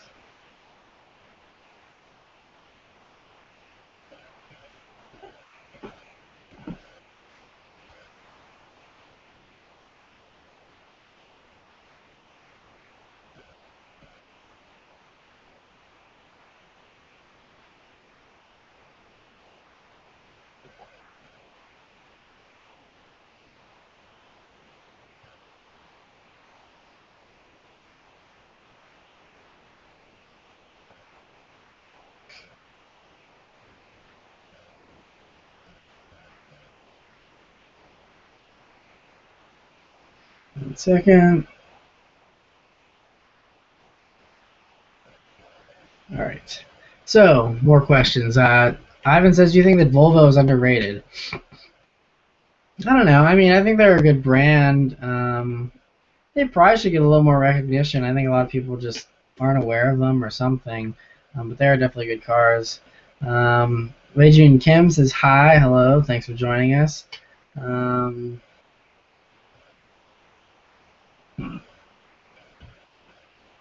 Francis says, "What do you think about putting the 2JZ engine in the FRS BRZ?" I just think it's silly. It's too much power. I mean, the cars need a little more power, I think, but not that much. I think it's kind of crazy doing super high amounts of power in them. And see some more repeat questions here. Let's see if we can load some new ones.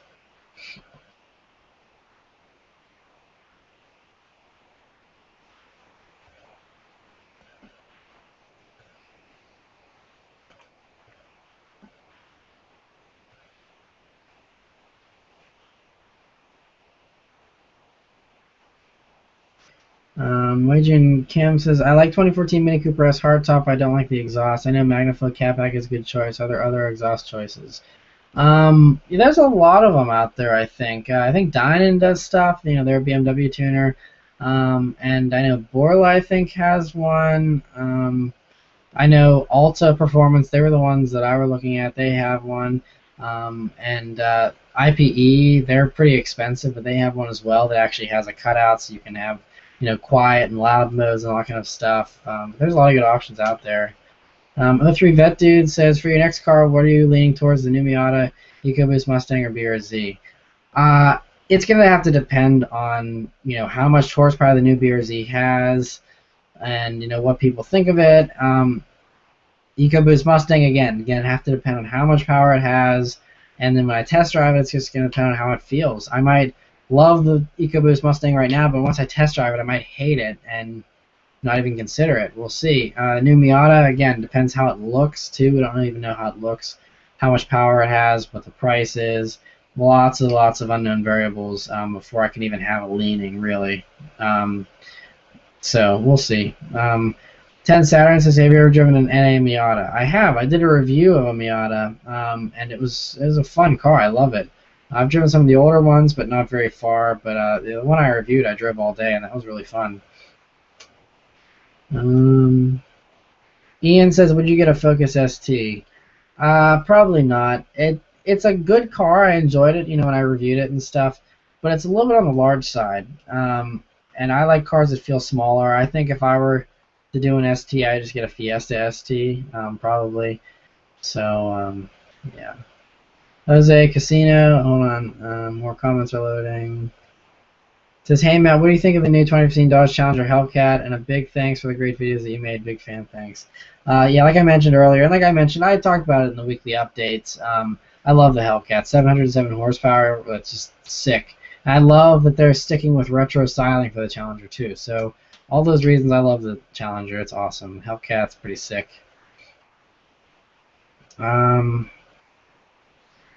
Brandon says, I know, right? Okay, so yeah, a lot of people posting repeat questions. Jason says, would a Mercedes 2005 Mercedes CLK 320 make a good first car? Those tend to have a lot of electrical gremlins that I've seen. They're not very reliable.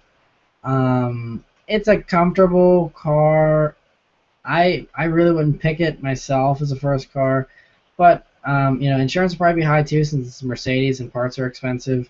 But yeah, I think there's other better options out there.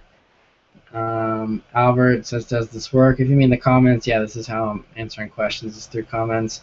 RJ Lightning says, if you could meet any of the top of your presenters, who would it be? That's tough, because I like them all, but I think Jeremy Clarkson, I think he's everyone's favorite.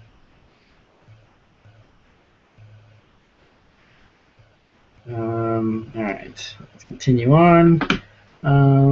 Vince says he's 45 minutes from Toronto. We can have a Toronto meetup here. Mark says, if you come to Toronto, you should look into reviewing Skylines here. People will have them and sell them since the limit is only 15 years. You can do S15 Silvias too and whatever else. Very true. I know that, wow, this lag is really bad. I'm sorry for all this. But yeah, if that's true, you're making really good points here. You're making a really good case for Toronto. If people, I don't know if anyone from Toronto is watching this aside from the guy with the Vortec FRS, but if people offer to let me review their Skylines and I can get like the FRS, a Skyline, a Silvia, and all that stuff lined up, I will definitely make a trip to Toronto. If I can do like 2 or 3 really sick cars I wouldn't be able to do otherwise, then I will drive there. Because like I said, I think it's about 5 or 6 hours. I would do that because that would totally be worth it. So, wow. Yeah, Toronto trip may just be happening. That'd be sweet.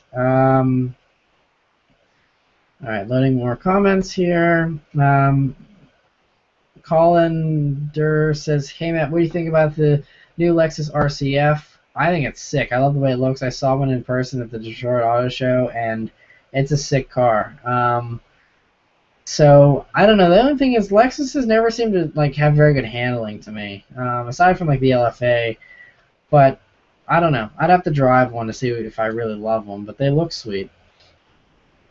Jimmy says it would be awesome if you could come to Tokyo one day. I agree. I really, really want to go to Japan. Really want to go to Japan. So yeah, we'll see. Hopefully one day. That would be awesome. Um, Francesco says, "What do you think about the Infiniti G37S?" Sweet cars. I drove one once very briefly, and they're good. But yeah, um, they're kind of expensive, but they're not bad. I think they're good cars. Ivan says, if money is no object, what car would you get? Like I mentioned earlier, if I would say, I mean, like ultimate dream car is a Pagani Huayra, but I'd be kind of paranoid driving that on the streets. If money is no object, honestly, I just want an F-Type R. That's all I really want. And yeah, I mean, other stuff that I would like is a Ferrari F12 Berlinetta, Aston Martin Vanquish, like we were mentioning earlier, and stuff like that. Yeah, I have a whole long list of cars I would love to own one day. Uh, so, let's see here.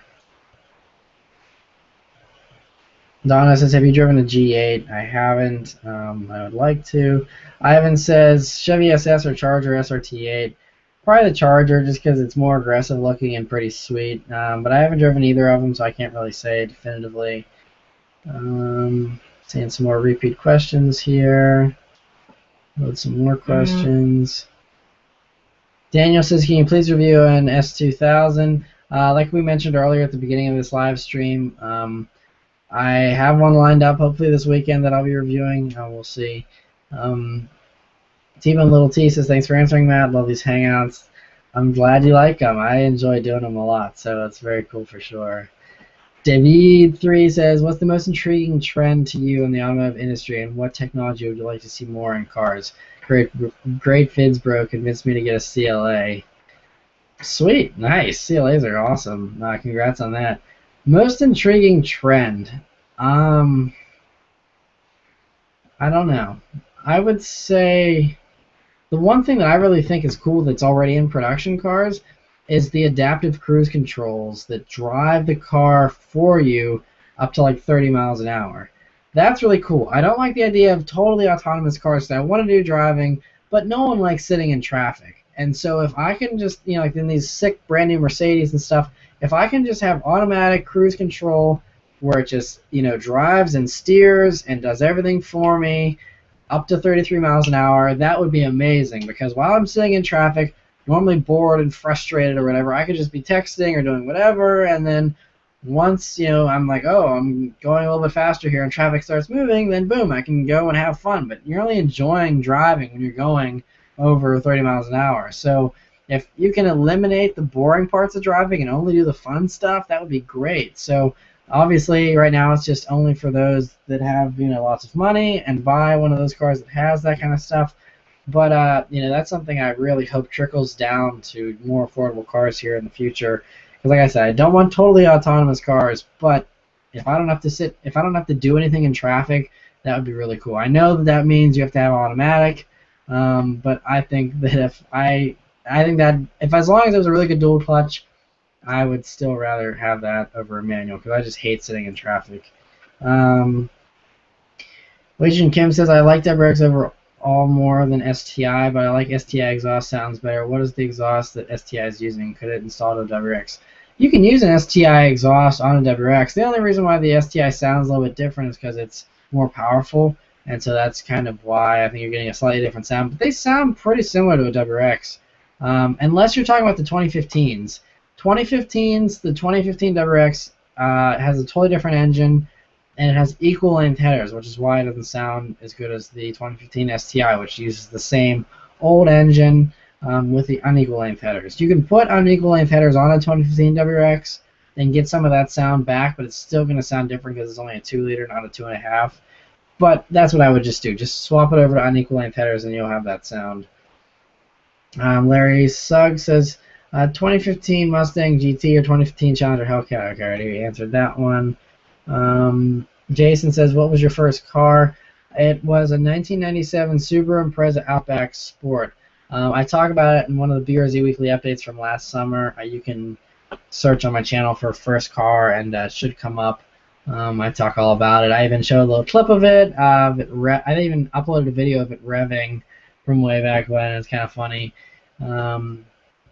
So yeah.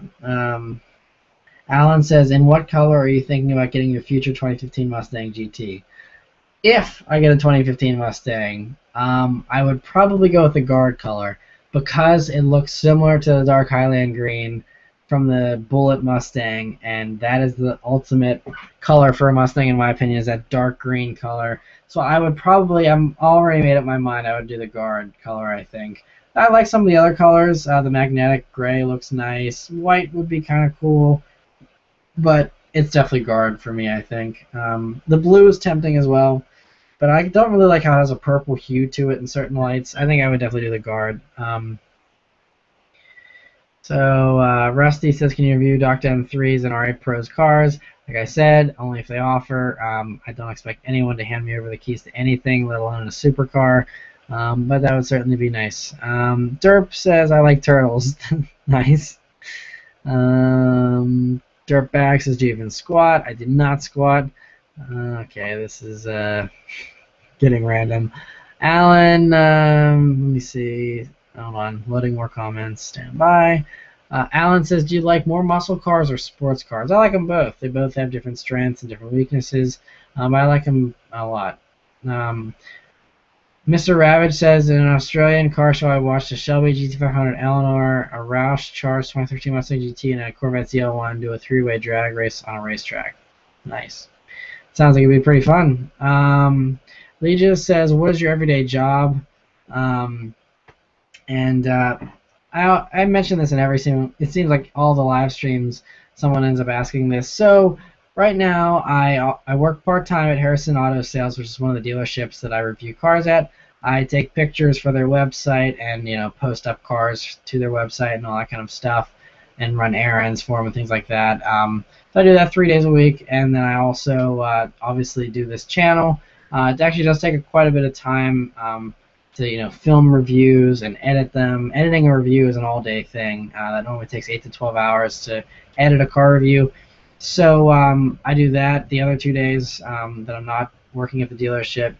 So I also do some other stuff on the side. I am an extra in some movies. You can spot me in some movies from time to time and stuff like that. But yeah, it's definitely a little bit of everything. Michael DeCarlo says he's back. Mr. Ravage says, okay, I guess that's about the drag race.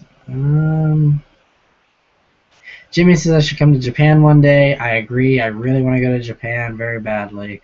Yorman says, would you ever get a 2015 V6 Mustang? Not a V6, just because they don't even come with a premium package. Like, you can't even get leather in a V6, and I don't really like cloth seats a whole lot, especially Ford cloth seats don't really seem very nice to me normally. So I would get the leather for sure, and you can't get leather in the V6. It's only EcoBoost. So I would, and the EcoBoost is gonna be so much more fuel efficient and be slightly faster than the V6, and it's only like $2,000 more. So I'd rather just do the EcoBoost if I'm gonna go with a non-GT Mustang. Jimmy also says thoughts on F20C S2000 or S65 M3 V8 engine swap on a BRZ. Both are exceptionally sonorous, high-revving engines in my opinion. I agree. So I mean, I think if you put an S2000 engine in a BRZ, you wouldn't really get any kind. You really wouldn't get much more power. So I don't think it's really worth doing.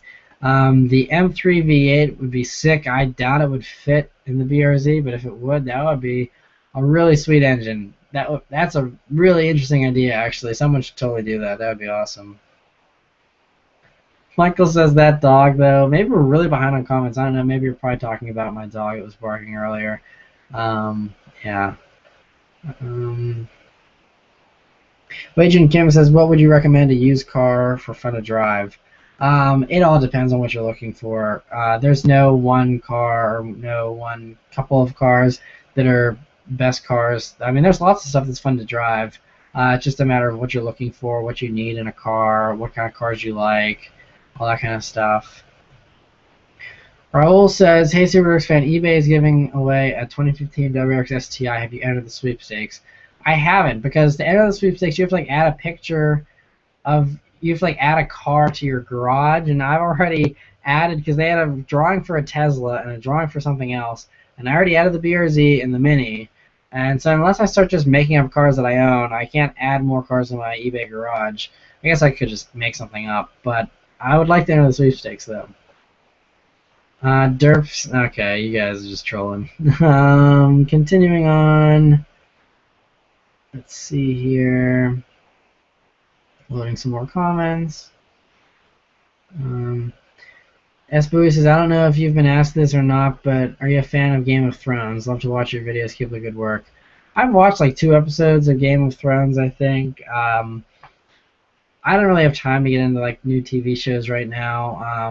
But I mean, it seems cool. Not really my setting for a show. You know, I like modern stuff, I think. But I mean, it's been getting tons and tons of like accolades and stuff, so I'd be curious to check it out. But no, I'm not a fan currently.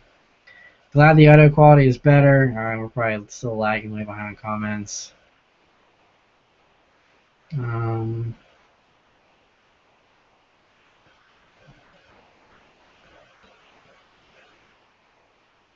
Zachary says hello. Thanks for joining us. Loading some more comments here. Mr. Ravich says Petroni has gone bankrupt. Yeah, I heard that. That's really sad. Hopefully they turn themselves around or someone saves them. I don't know.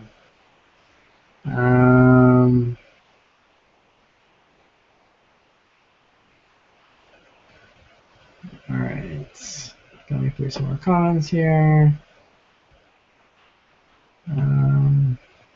Brian says, "When you had your BRZ, were you thinking of putting a turbo in it?" No, never thought about doing a turbo. I was considering the idea of doing a supercharger. That's what I would have done if I would have done forced induction. I would have done a supercharger for sure. Just because the power delivery is more consistent. I mean, I think a BRZ with a turbo would still be good as long as it's a small turbo and it's done right. The Crawford 450 horsepower BRZs and stuff like that, I think it's like just totally ruins the handling of the car. But you know, giving it, you know, an extra 50 to 100 horsepower, I think that would be good. You know, but nothing crazy.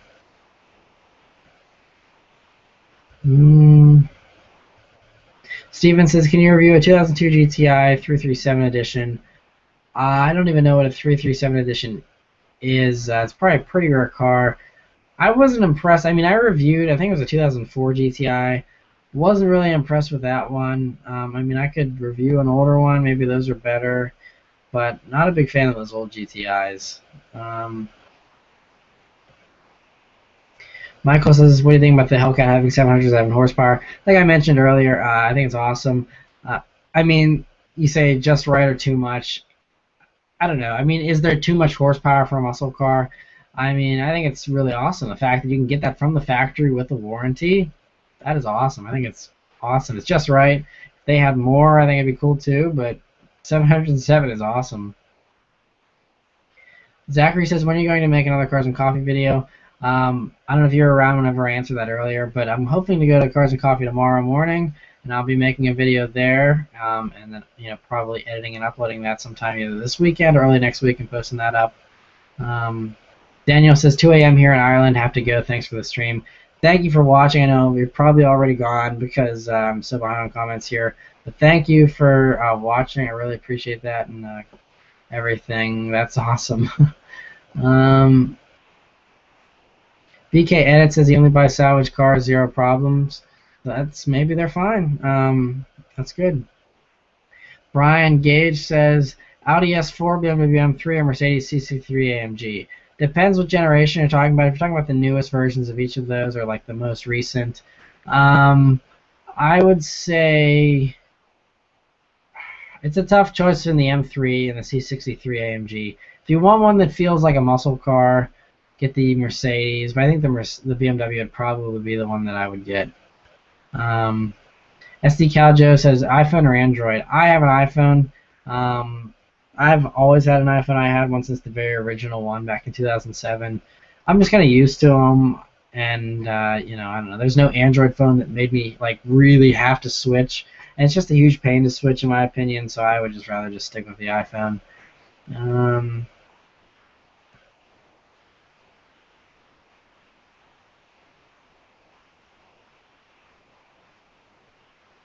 Loading some more comments. Jimmy says, do you have a favorite generation Porsche 911? My favorite is the 993.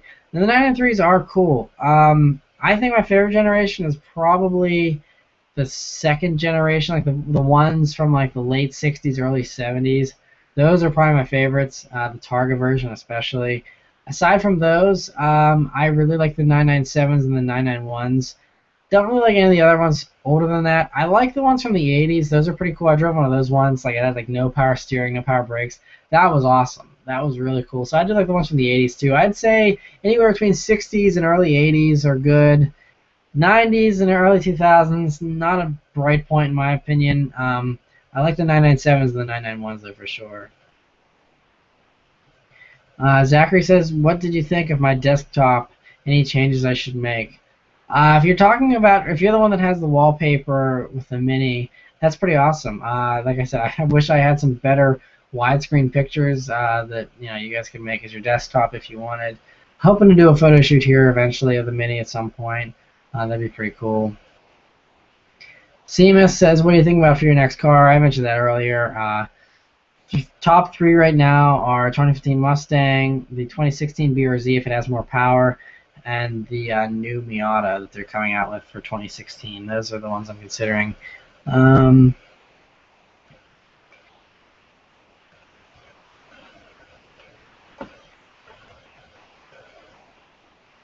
Steven says, my brother has a 337 edition. I want to hear your thoughts on it. Gotcha.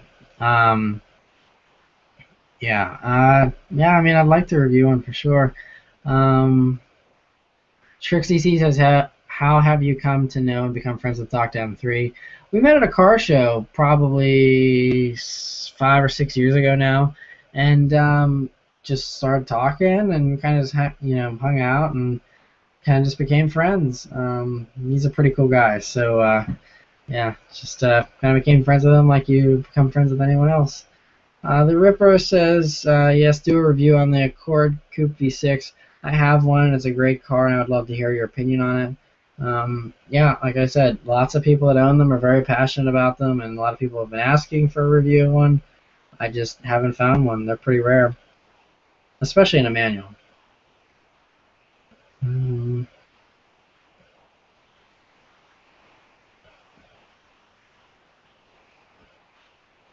Overdrive says 2 a.m. here, still watching. Glad you're sticking around. I appreciate that.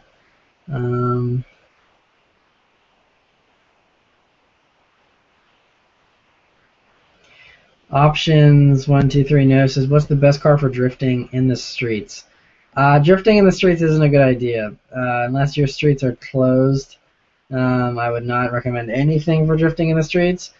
Drifting in a closed, safe course, there's lots of good stuff. If you're looking for something cheap, 240SX, BRZ, FRS, the old 86s, anything with a V8, Mustangs, Camaros, anything like that, those are all good. It's just having the low-end torque that really helps with the V8s, but Rusty says, aren't S2000s too unsafe for you? Yeah, I wouldn't own an S2000 because as a daily driver, I don't think it's safe enough. Doesn't have side airbags, anything like that.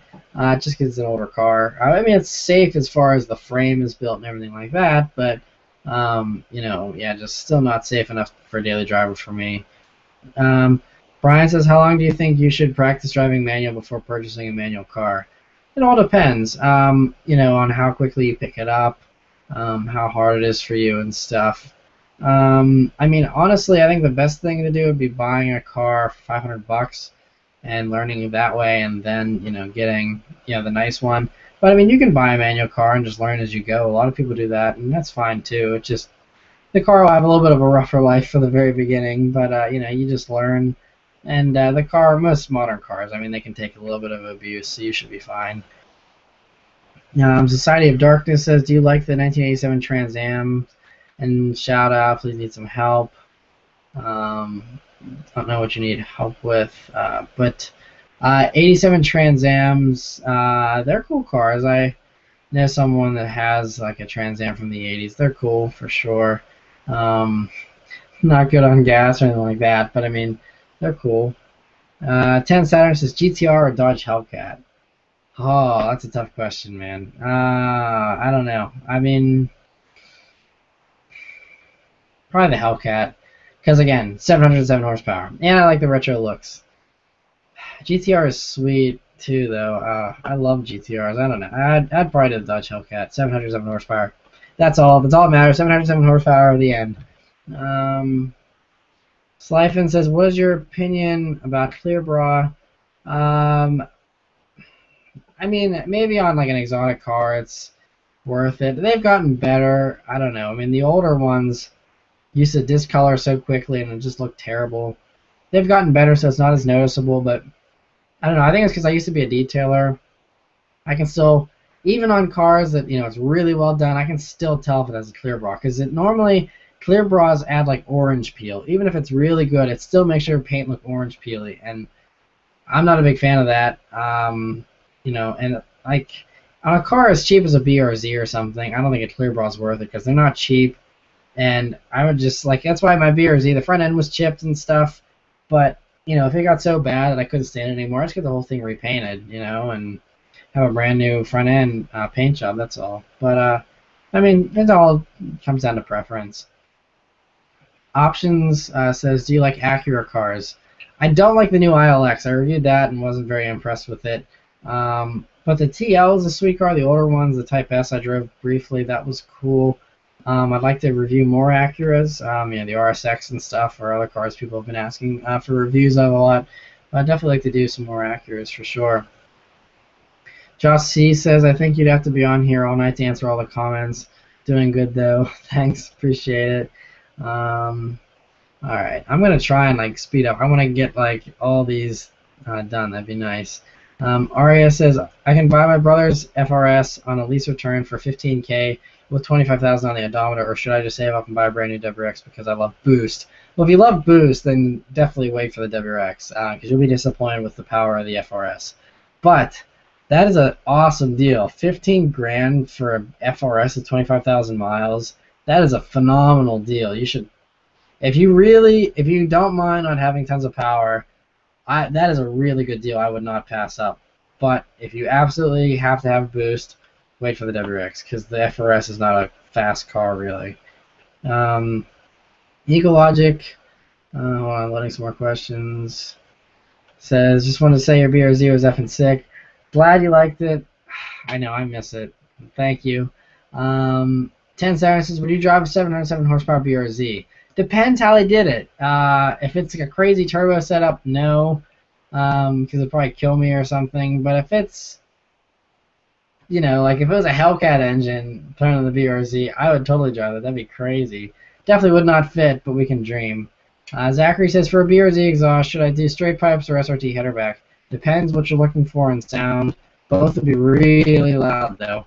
The SRT header back, I actually got headaches from that exhaust sometimes. I mean, it was that loud. The drone was bad, all that stuff. So just be prepared for some headaches.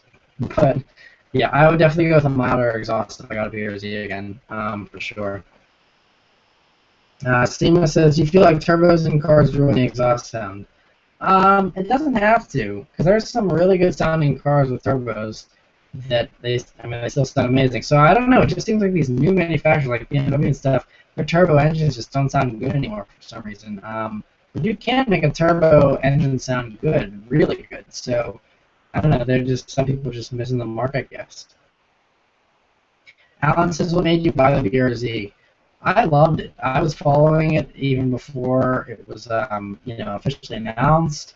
I was following the development of the 86 a lot whenever it was just Toyota and Subaru working together on this mystery car.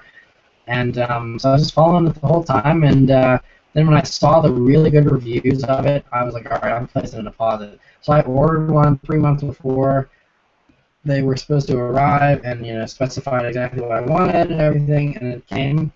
And it was pretty cool experience, like ordering a new car. It's awesome. Fit Form and Function says, I'm sure it's been said many times, but love your videos and will continue to watch. Have fun with your turbo go-kart. Thank you. Yeah, it does feel like a turbo go-kart. It's very fun for sure. RJ Lighting says, what are your thoughts on Fifth Gear? I don't watch it a whole lot. You know, I watch Top Gear, obviously. So I haven't watched Fifth Gear in a while, actually, but definitely would like to watch it if I had the time. Amir says, would you get the Challenger? If you mean the Hellcat, yes. Otherwise, I like the SRT8 and the V8s and stuff, but I prefer the Mustang still myself. Brian Litton says, where can I find an Austin Mini Cooper? If you mean like the old ones, eBay is a good place. You know, if you can look on you know, some of these other like classic car sites and stuff like Hemmings and stuff like that, you might be able to find them in there. Zachary says, BRZ for a first car. Yeah, as long as you keep traction control on and you're responsible with it. I mean, it's not a ton of power, so you can't give yourself too much trouble. So I think it'd be a pretty good first car. Larry says, do you think that SRT should up the horsepower in the Viper due to the Z06 pet having more horsepower for most likely the same price? That's a good point. I forgot about it. Like the Z06 for having 650 horsepower, it is going to be probably about the same price as the Viper. You're right. Yeah, they should increase the power. They need to do something crazy with the new Viper. Not even just, I don't even know if increasing the horsepower is going to be enough. I think they really need to just totally like transform it or do something wild with it. Supercharge it, something, I don't know, but they got to do something to kind of get the sales up. Boosted Press says 2011 Honda Accord Coupe V6 for my first car. I'm 16. Yeah, I mean, you know, it's front-wheel drive, easy to handle, it's comfortable. It's not a sports car, it's not sport, you know, it's not really that sporty, but good car for sure. Definitely be a good first car. It's safe too, so that's important. White PSP 13 says thoughts or possible reviews on 2008 Volkswagen R32 and a 2008 Acura TL Type S. 2008 R32. I mean, I'd love to review one of those. They're just kind of rare, but yeah, I'd like to for sure. The TL Type S I'd like to as well. I drove one of those briefly and really enjoyed that, so I'd like to review one of those for sure. Loading some more comments here.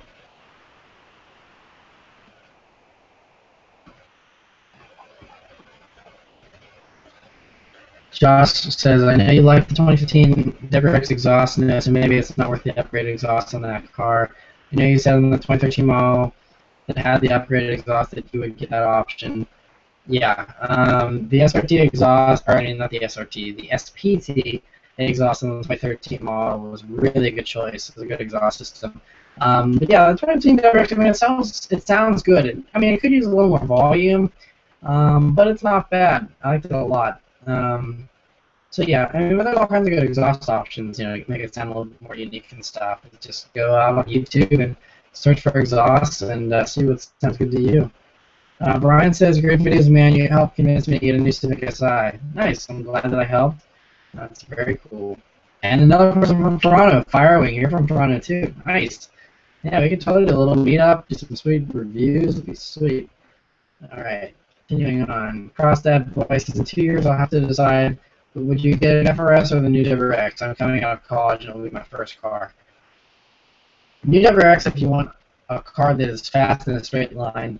FRS if you want a car that handles better than anything else out there, for the most part. I mean, for the money at least. For the money, the FRS is hands down the best handling car you can buy, I think. At least brand new.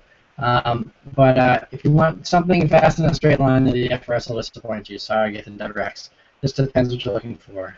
Another person says they're in Toronto. Insane. This is crazy. Fit Form and Function says, what do you think about maybe having a 5.0 V8 Hyundai Genesis Coupe? That would be cool, but from what I hear, they're just doing a V6, I think, for the new one. But that would be sweet, and it would be a good competitor to the Mustang. Almighty King Ivan says, why is the Scion FRS more popular than the Subaru BRZ? Because it's cheaper, and they build more FRSs, so there's more of them out there. That's probably why. So yeah, continue. Some new comments here. Hey bro, I'm a new sub. I like your work. I have a 2014 Scion TC. I recommend you used Open Broadcaster software. for your live stream. Gotcha. Yeah, maybe I should experiment with some new stuff. I mean, my webcam is not the best. That probably is part of the problem. You know, my computer and stuff isn't like a super sweet Mac or anything. It's just a Dell. So that might have something to do with it. I know my internet connection's good though, so I don't know. Hopefully we can improve these in the future because I know a lot of you guys really enjoy these. So it'd be a lot better if the quality was better. Jimmy says, I'm worried about upcoming AMG engines Aston Martin will use in the future. I've seen AMG GT mules on the Nürburgring. It's got a very muted sound. Let's hope it's not synthesized like recent BMWs. Yeah, very true. The thing is, though, Aston Martin, even though they're getting their engines from AMG, the exhaust isn't from AMG. The exhaust is all Aston Martin, so I think they'll make it sound like a proper Aston Martin. I'm not worried. And if so, then just have to stick to the older Aston Martins. But I think they'll be okay. Simon says, would you be interested in the 2.5 liter BRZ? I definitely would. Definitely would. And then he's also asking 2.5 liter BRZ or the 2015 Mustang.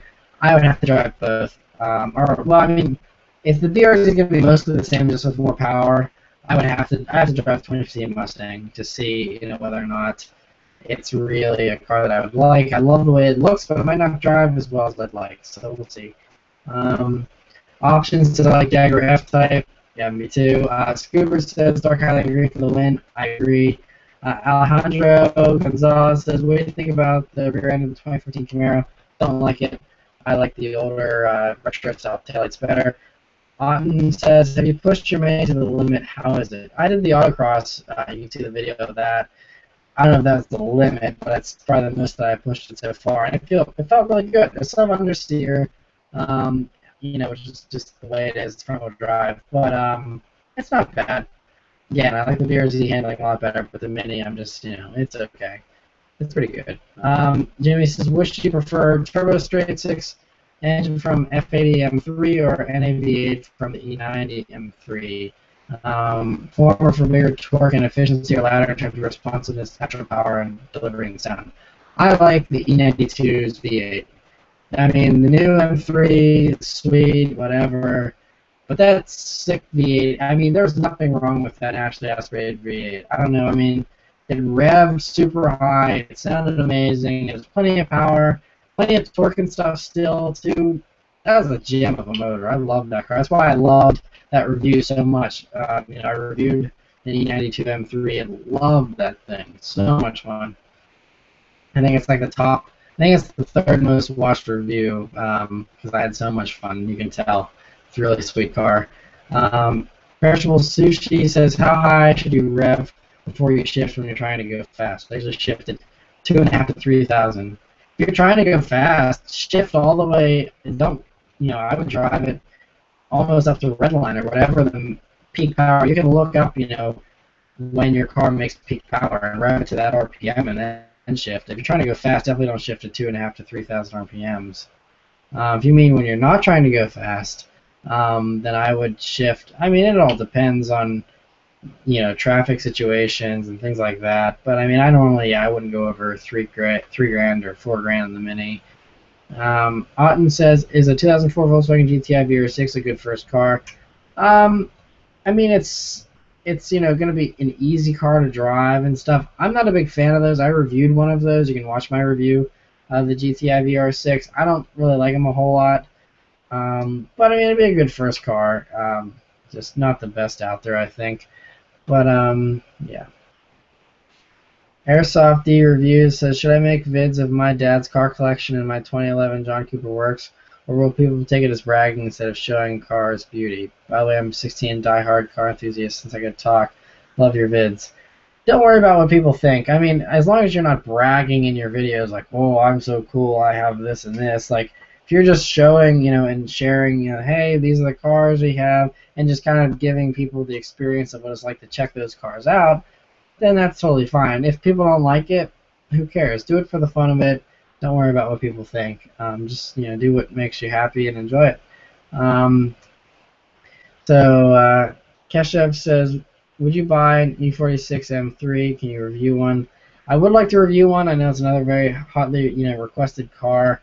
I would never own one though, just because, like I mentioned earlier, someone else also asked about this. The technology, the safety, it's outdated and all that stuff, and I like newer tech and stuff in cars, so I wouldn't own one for that reason alone. But they're good cars. Alejandro says, what would you drive? Dodge Viper SRT 10 2014 or a Chevy Corvette Z06 2015? Probably the Z06, because I feel like it wouldn't be quite as rough and hard to drive as the Viper. And if the standard Corvette is as phenomenal as everyone says it is, I can't imagine how good the Z06 is going to be. So that would be awesome. 10 Saturn says, if you had the opportunity to import one car that isn't sold in the U.S. for free, what would it be? R34 Skyline GTR for sure. That's an easy question for me. K1NG Dog says, how do I make my 97 Ford Taurus station wagon cool? Not a whole lot you can do. I don't know. I mean, I would just save your money and just save for a car that is cool. No offense. That's what I would probably do. Because putting money into a car, I mean, you don't really get any of that money back ever. But yeah, I would just save for a better car. AK Programmer says, hey bro, you should try a handbrake parallel park in the Mini. That would be fun. Yeah, I don't know. I feel like that's kind of would be really hard on my handbrake and tires and everything, and I probably would fail miserably anyway. So, yeah. Airsoft D Reviews says, oops, unsubbed by accident while trying to like the vid dirt moment. Nice. It's all good. Jared says, why can't Subaru just make a whole new turbo for the BRZ and FRS? They could. I think that's one of the options they were looking into. But the thing is, turbos, it's just, there's always, I mean, normally, I mean, there's not always lag, but a lot of times there is lag, and for that reason alone, it's kind of iffy. I feel like if they want to stick to the all-motor, really good throttle response and everything like that, the best option would be the larger displacement. But they could do a turbo version. And since it's from the factory, I'd be more optimistic about it than these aftermarket jobs. But yeah, I think maybe they could. You never know. They might end up doing that. Jimmy says, have you heard of Magnus Walker? I love the documentary. Singer vehicles also make great 911s too. Yeah, those cars are really sweet. The Singer 911s. They're expensive, and I would be so terrified to drive one because of how much time they put into it. I feel like I just wouldn't even want to drive it because it's just like they put way too much effort into it, and yeah, it's just like that's like a work of art, honestly. I'd rather have a more beat up 911 that I can just drive and not worry about. Slyvan said AVO Stage 1 had good reviews for the BRZ. Yeah, it changes the car though, because you don't have the same response and stuff. I mean, it's a good. If you really want more power, it's a good option. I just think a supercharger delivers a better, more linear power band that's more naturally aspirated feeling. But that's just my preference. Everyone likes something different.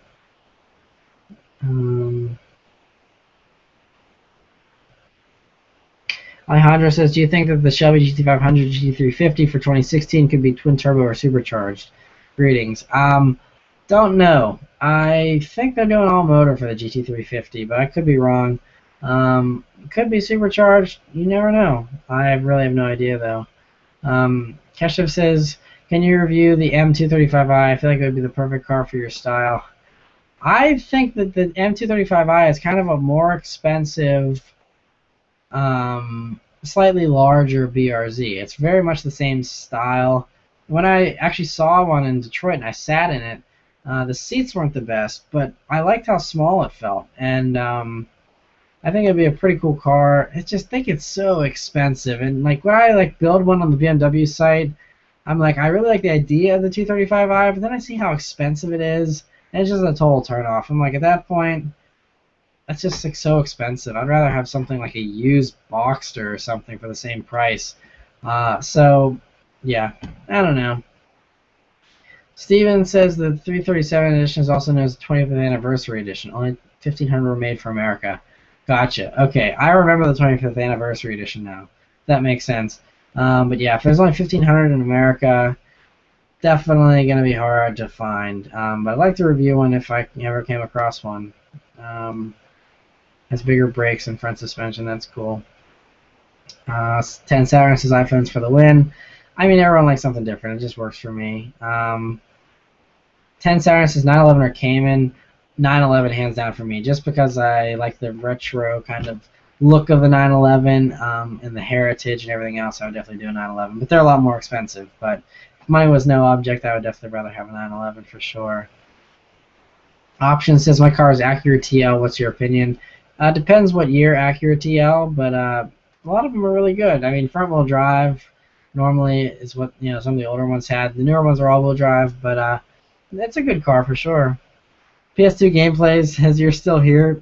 I know, and getting kind of tired here, so probably won't be going for too much longer here, but I'll try and do as many more questions as I can.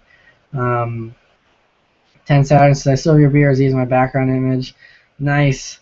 Yeah, I can't do that. It just makes me sad. But yeah, that's sweet though. I'm glad you like the picture and stuff. Hopefully, I'll be in another BRZ eventually. PS2 Gameplay says, what is your opinion on the 2006 WRX STI? I'm interested in replacing my E46 Coupe with one of those. I love it. You can watch my review of the 2006 WRX STI. That'll have all my opinions of it. I love them though. I think they're very raw feeling. 2006 was always my favorite year STI until the 2015. Now that the 2015 is out, that is definitely my favorite. But other than that, 2006 is my favorite one for sure. Mr. Slick Rick says, any mods you recommend for the FRS or BRZ? I'd do an exhaust, like a mild exhaust, nothing crazy. And then aside from that, it's just all up to what you want to do with the car. Modification is very personal, so do whatever makes you happy with the car. Everyone has different opinions of what mods you should do. I think do an exhaust and then leave it. That's enough. Other people, though, think you should do a lot more. So it just all depends. So loading some more comments here. Thaddeus says, do you think a 6'5" person can fit in the BRZ with a helmet? I don't know about with a helmet. I think there's been some guys that are like 6'4", 6'5" that fit okay, but with a helmet, probably not, I think. I'm not totally sure. The Trickster says, do you have a girlfriend? I do. If you follow me on Instagram, @BRZFan, I do some Woman Crush Wednesdays every once in a while, and actually on the Subaruwrxfan Facebook page, I just posted a birthday picture a couple of days ago with her, and yeah, she's awesome, and so yeah, that is my girlfriend. Her name's Beth, by the way. Danster saying Acuras are cool. Can you review my car? 2010 GTI, 450 horsepower. If you're in the Pittsburgh area, 450 horsepower GTI sounds like a lot of fun. Sure, that'd be awesome. Alejandro says, thank you for your channel, bro. Thank you for watching. I'm glad you enjoy it. I wouldn't be here if it wasn't for all of your guys' support, so I really appreciate it. T-Bone Little T says, would you pick a 2012 WRX hatch or a 135i? I just can't decide. 135 would suck here in Ontario in the winter, but you said your BRZ is fine. That's my phone. I have an old phone from the 40s, and it's very loud.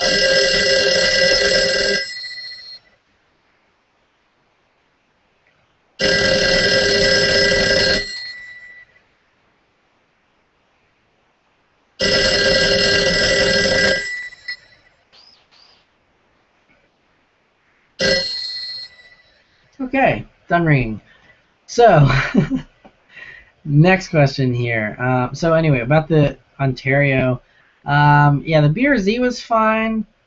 I don't know if the 135 is going to be fine, though. Here's the reason why. The 135 doesn't have a limited slip differential. The BRZ had a limited slip differential. So even though you only have rear-wheel drive, it was constantly varying power between the two wheels to give power to the one that had the most traction. It was like an all-wheel drive system, except it was only the back two wheels. The 135, if you spin, the tires, it's just going to keep spinning. There's no limited slip in a 135i unless you add one in, but they don't come with one. So for that reason, the 135 would be bad in the snow. So I would get the WRX for sure for that reason. Now, if you wanted a BRZ, you might be able to rough it out in Ontario, or if you wanted another rear-wheel drive car with a limited slip differential, then that's fine. But because it doesn't have the limited slip, I would not do a 135 in Ontario for sure. I would definitely get the WRX. So yeah, but good question. Overdrive says he sent a message. Okay, yeah, I'll have to go check all the messages out now that you guys send. If that's another thing, if I don't get to your question tonight and I have to end this, you can send me a message through the Subaruwrxfan Facebook page. That's the easiest way for me to respond to your messages. So definitely send me a message there, and I can get back to you as soon as I can, and we can chat on there whenever. So the live streams are fun for live responses, but I talk with a lot of you guys about car decisions and stuff like that every day through the Subaruwrxfan Facebook page. So definitely that's where to go to send your messages and stuff. Jared says, how much did you get your exhaust for your BRZ? It retails for I think $1,300. I got it on a group buy for the very first batch they made 2 years ago or whatever, and so I got mine for like $1,000, I think. But yeah, I think at retail, if you go on the site, it's like $1,300. Seth says, what do you think of the 2004 STI? Sweet car. At this point, it's kind of outdated a little bit, but still a good car if you can find one that hasn't been beaten really badly. They're good for sure. Overdrive says, great stream, not that good image quality, but great anyways. 2:35 a.m. here. I'm over and out. Cool. Thank you for watching. And yeah, I'm sorry about the image quality. Like I said, I'd like to get a better webcam here in the future for sure. That would be nice.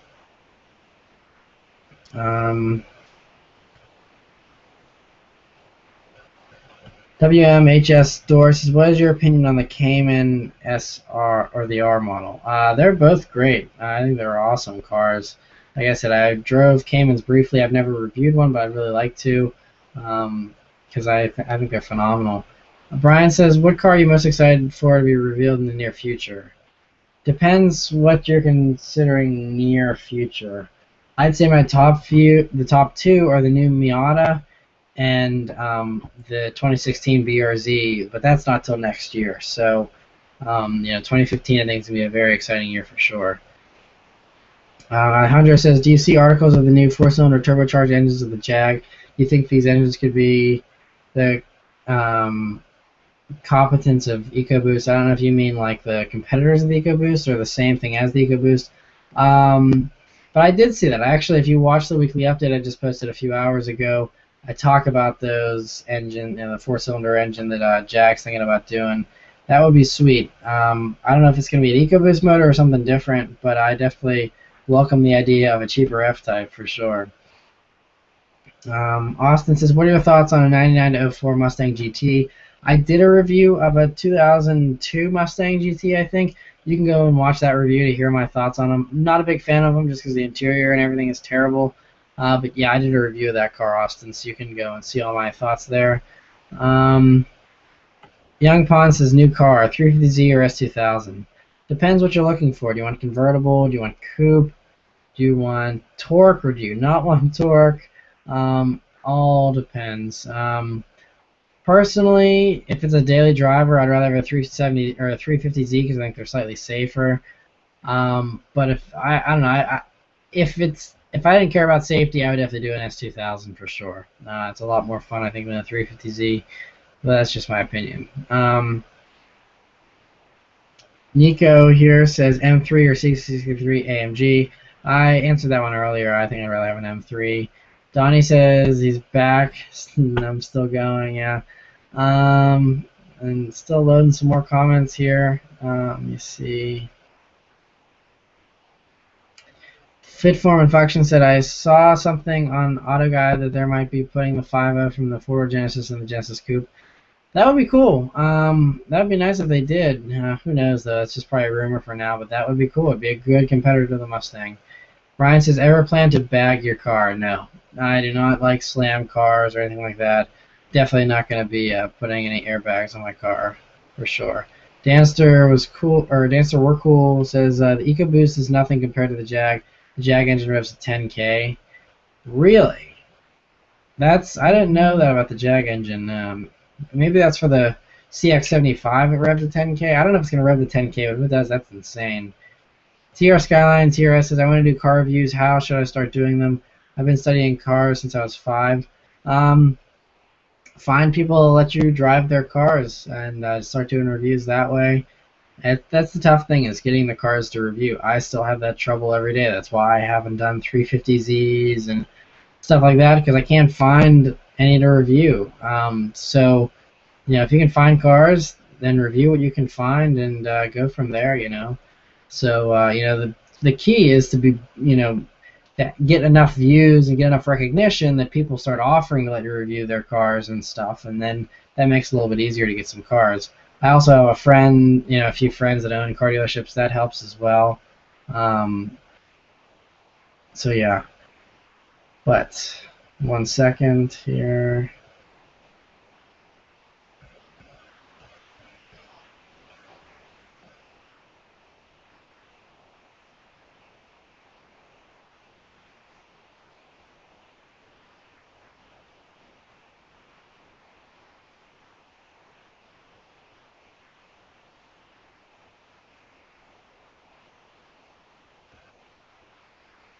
All right. Brian says, are you going to the races after CNC tomorrow? Probably not. I don't know. I might. There's a chance, but probably not. Option says, my friend drifts with BMW. Well, he's good. BMWs are very good for drifting. They are very good, especially like E46 M3s and stuff. Really good drift cars. Alejandro says, what do you think about the Dodge Challenger SXT V6? I'm going to buy one. I reviewed a V6 Challenger. You can go and see my review of that. That'll give you all my opinions about the Challenger, the V6 one. Gabe says, do you like the S2000? I love them. Hopefully I'll be doing a review of one very soon, and you can hear all my thoughts on them. But I came very close to buying one once, actually. I like them that much. If you're AD, this is the ND, says, I know this is kind of old, but I am the only one that thinks that the Jeep Cherokee and the Nissan Juke are kind of ugly. Also, they had an ad campaign for Jeep. I felt ashamed for Jeep. I think the new Cherokee is hideous still. I still don't like it. Nissan Juke is also hideous in my opinion. I don't like either of them, but they're both good sellers, so apparently people like them. Nick says, have you ever driven an '01 manual Miata? How was it? I haven't. I drove an older, well, it might have been like an '01. I drove a Miata of that generation, but it was very, very briefly. It was very raw feeling, very, very small. That was still on the same chassis as the original one from the 1990s. So very small feeling, obviously not very safe, but it's a very good little sports car and very fun to drive. Austin says, when you go to stop at a stop sign or a red light, what should you go into, neutral or hold the clutch and go into first? If you're at a stop sign, just put the clutch in and go into first, because it takes too long. If you're at a red light and you're going to be sitting there for a while, then I put it in neutral, and then you just put it in gear, once the light turns green, as long as you're quick, because people don't want to, be waiting behind you. Mm-hmm. But I just pay attention to the red lights and stuff around me, and I'll hurry up and, throw it in first right before the light turns green. But at a stop sign, I just go straight into first and just put the clutch in. Larry says, have you heard about the 1,500 horsepower Bugatti hybrid rumors as a successor to the Veyron? Too much horsepower, but I bet the 0 to 60 with 3 back in the seat. It almost seems unrealistic. Any thoughts? I heard about a hybrid Bugatti. I didn't hear it was 1,500 horsepower, but the idea of a hybrid Bugatti totally makes sense. It totally fits, and I would not be surprised one bit. As far as 1,500 horsepower, I didn't hear that number, but it's Bugatti. It wouldn't surprise me. I mean, they did 1,000 horsepower and set the benchmark way back when with the original Veyron. They're going to have to set the benchmark again. So I feel like 1,500 horsepower might seem crazy now, but the hypercars and stuff like that are probably all going to have about 1,500 horsepower in the next 5 to 10 years.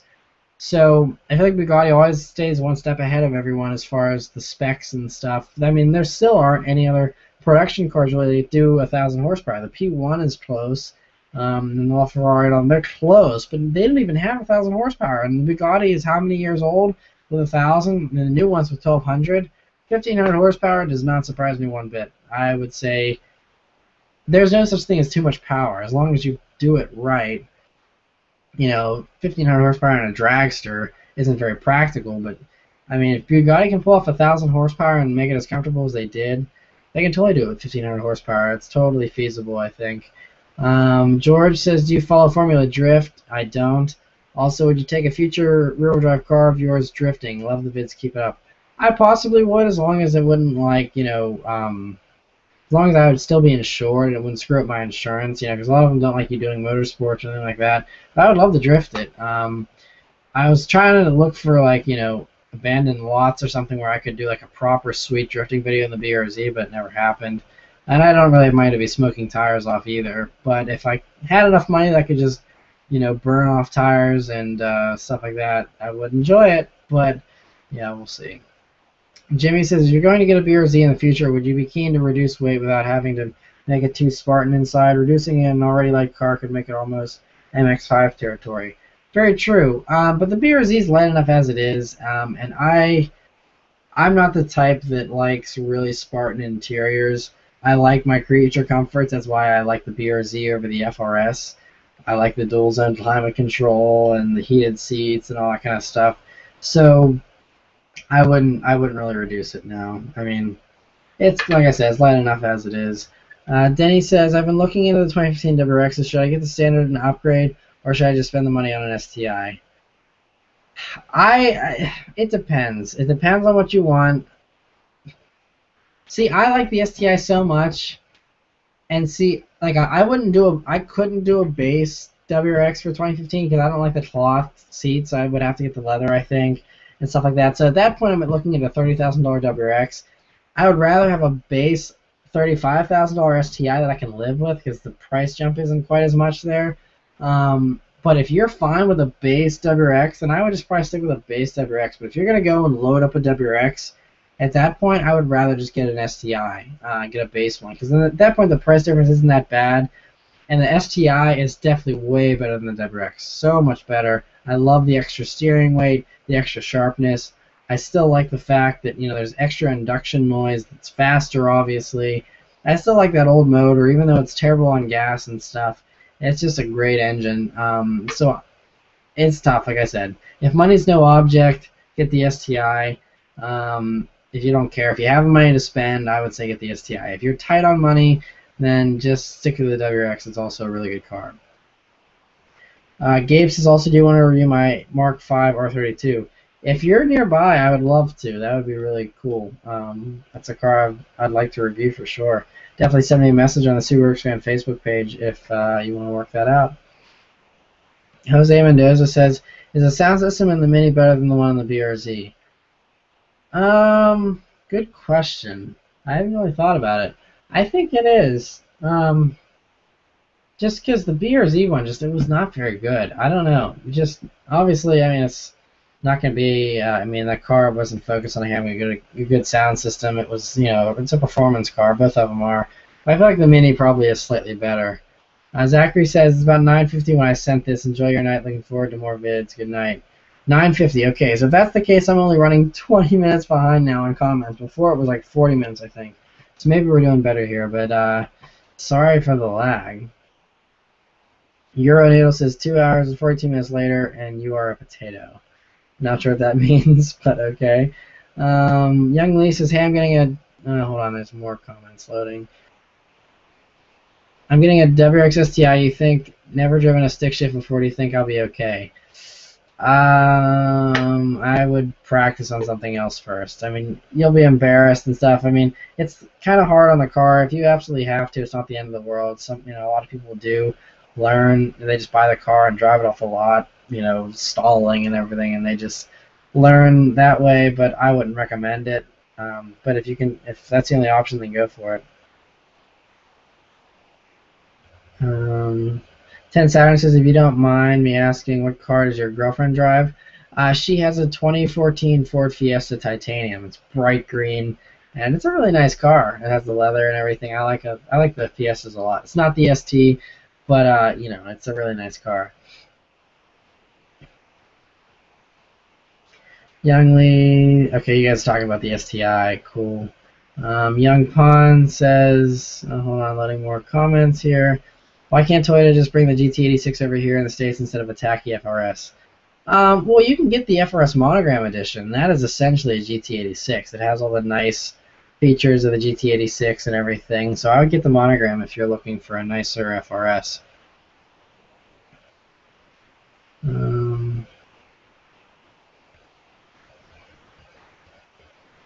Okay.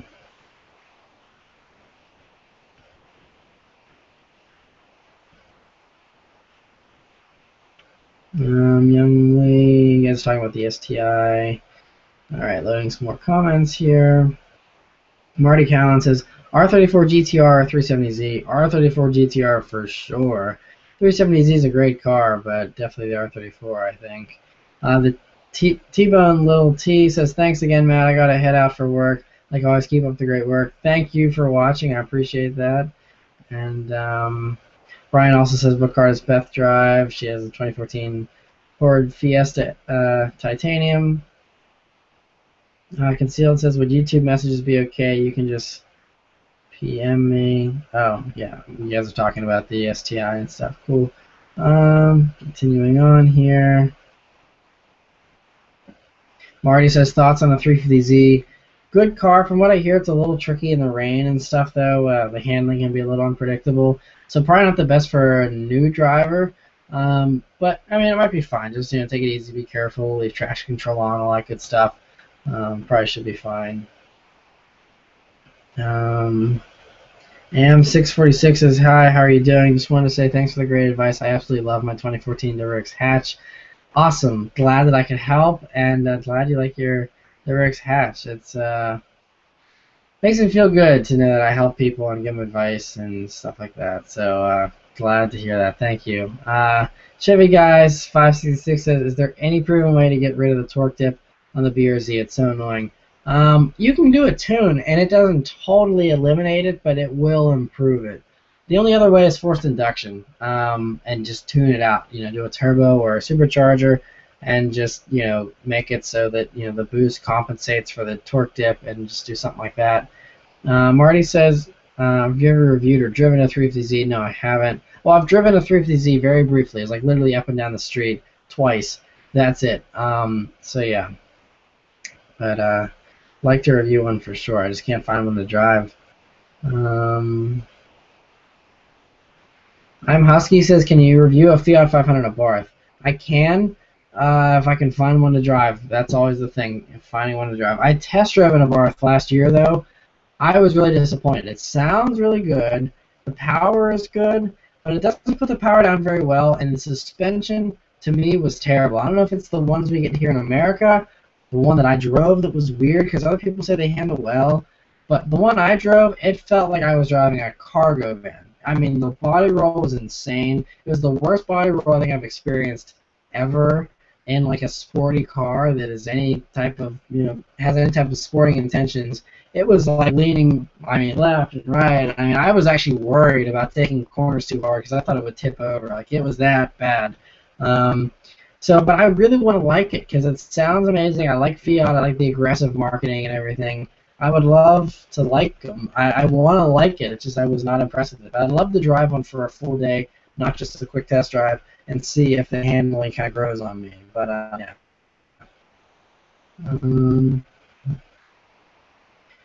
Marty says, ever driven anything right-hand drive? I haven't. I would love to someday. That'd be really fun.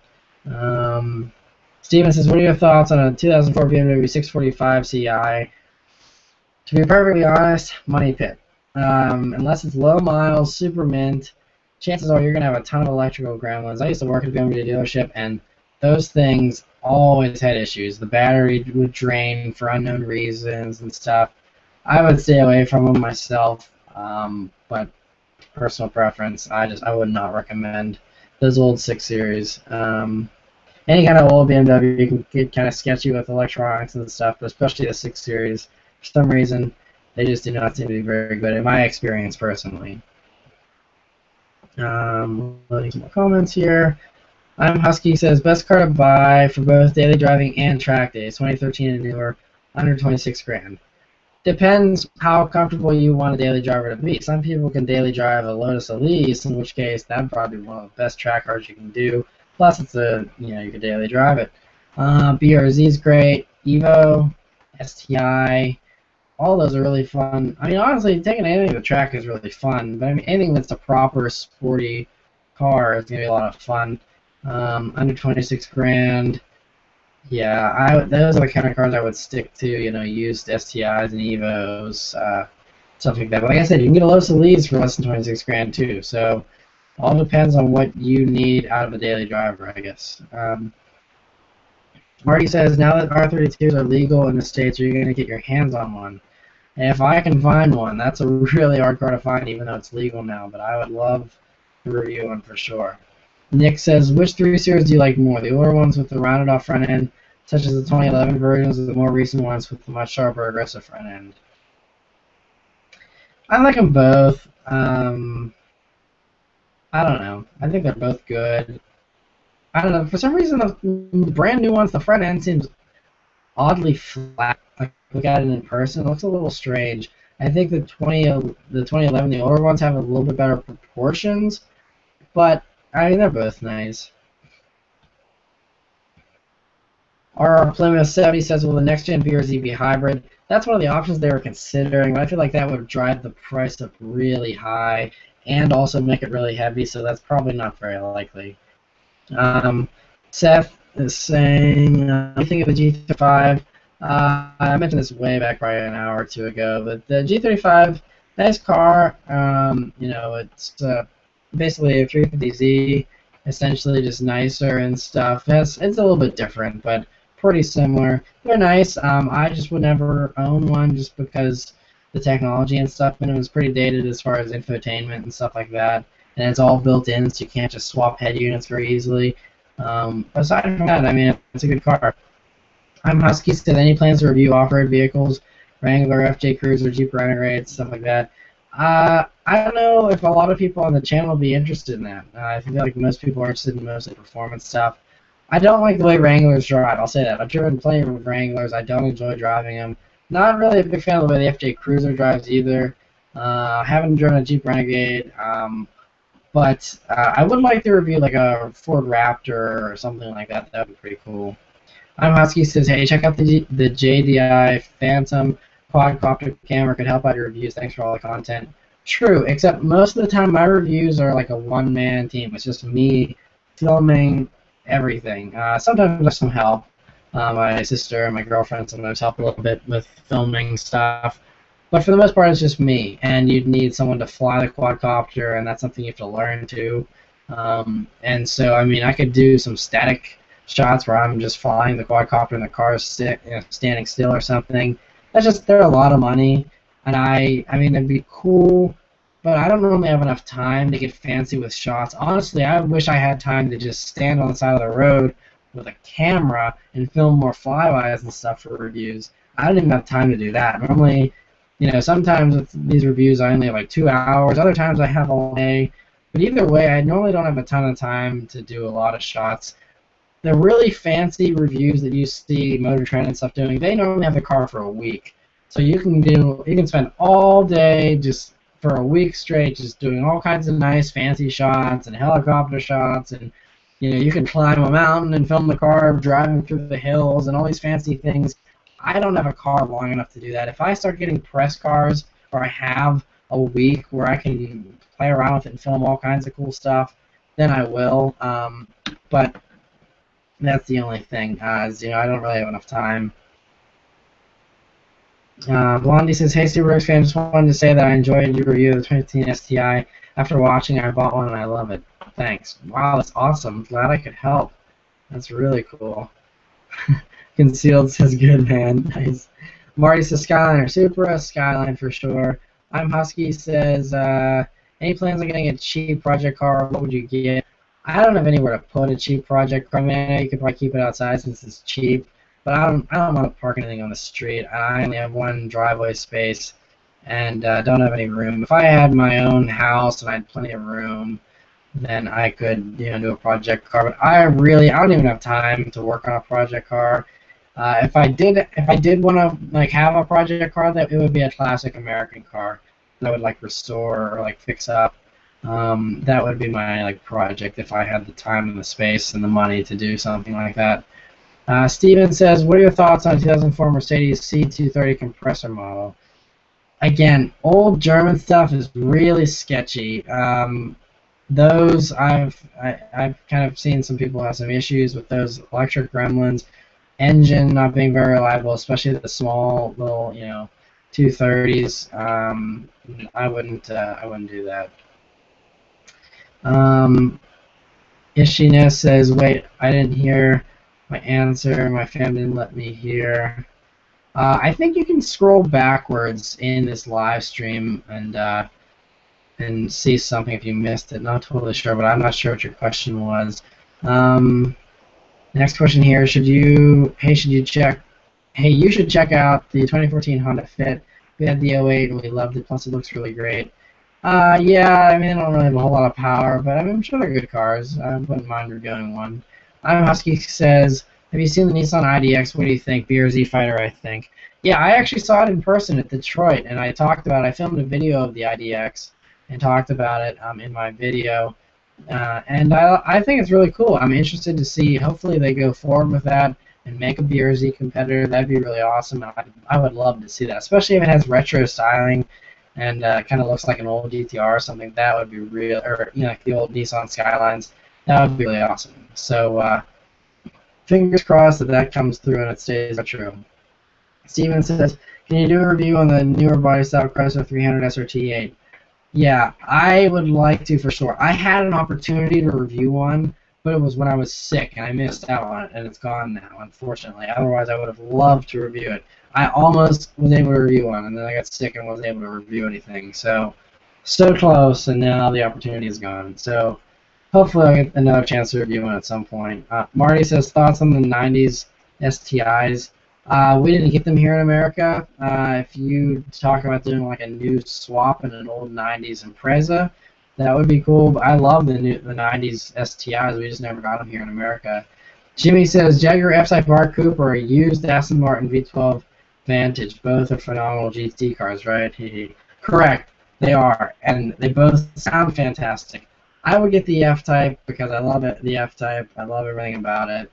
And it has better infotainment than the Aston Martin, which is just very outdated at this point. So yeah, I would do the Jag for sure. Young Pond says, what do you think about the 2015 Nissan Sport sedan concept, the next-gen Maxima? Wouldn't it be awesome if it was rear-wheel drive and an actual gearbox instead of front-wheel drive and stupid CVT? That would be awesome. Chances are, though, it probably will be front-wheel drive and stupid CVT because they want better fuel economy and all that stuff. So that's probably what's going to happen. But it would be nice. I think it looks very cool. I like the, I saw it in person in Detroit and it was great looking.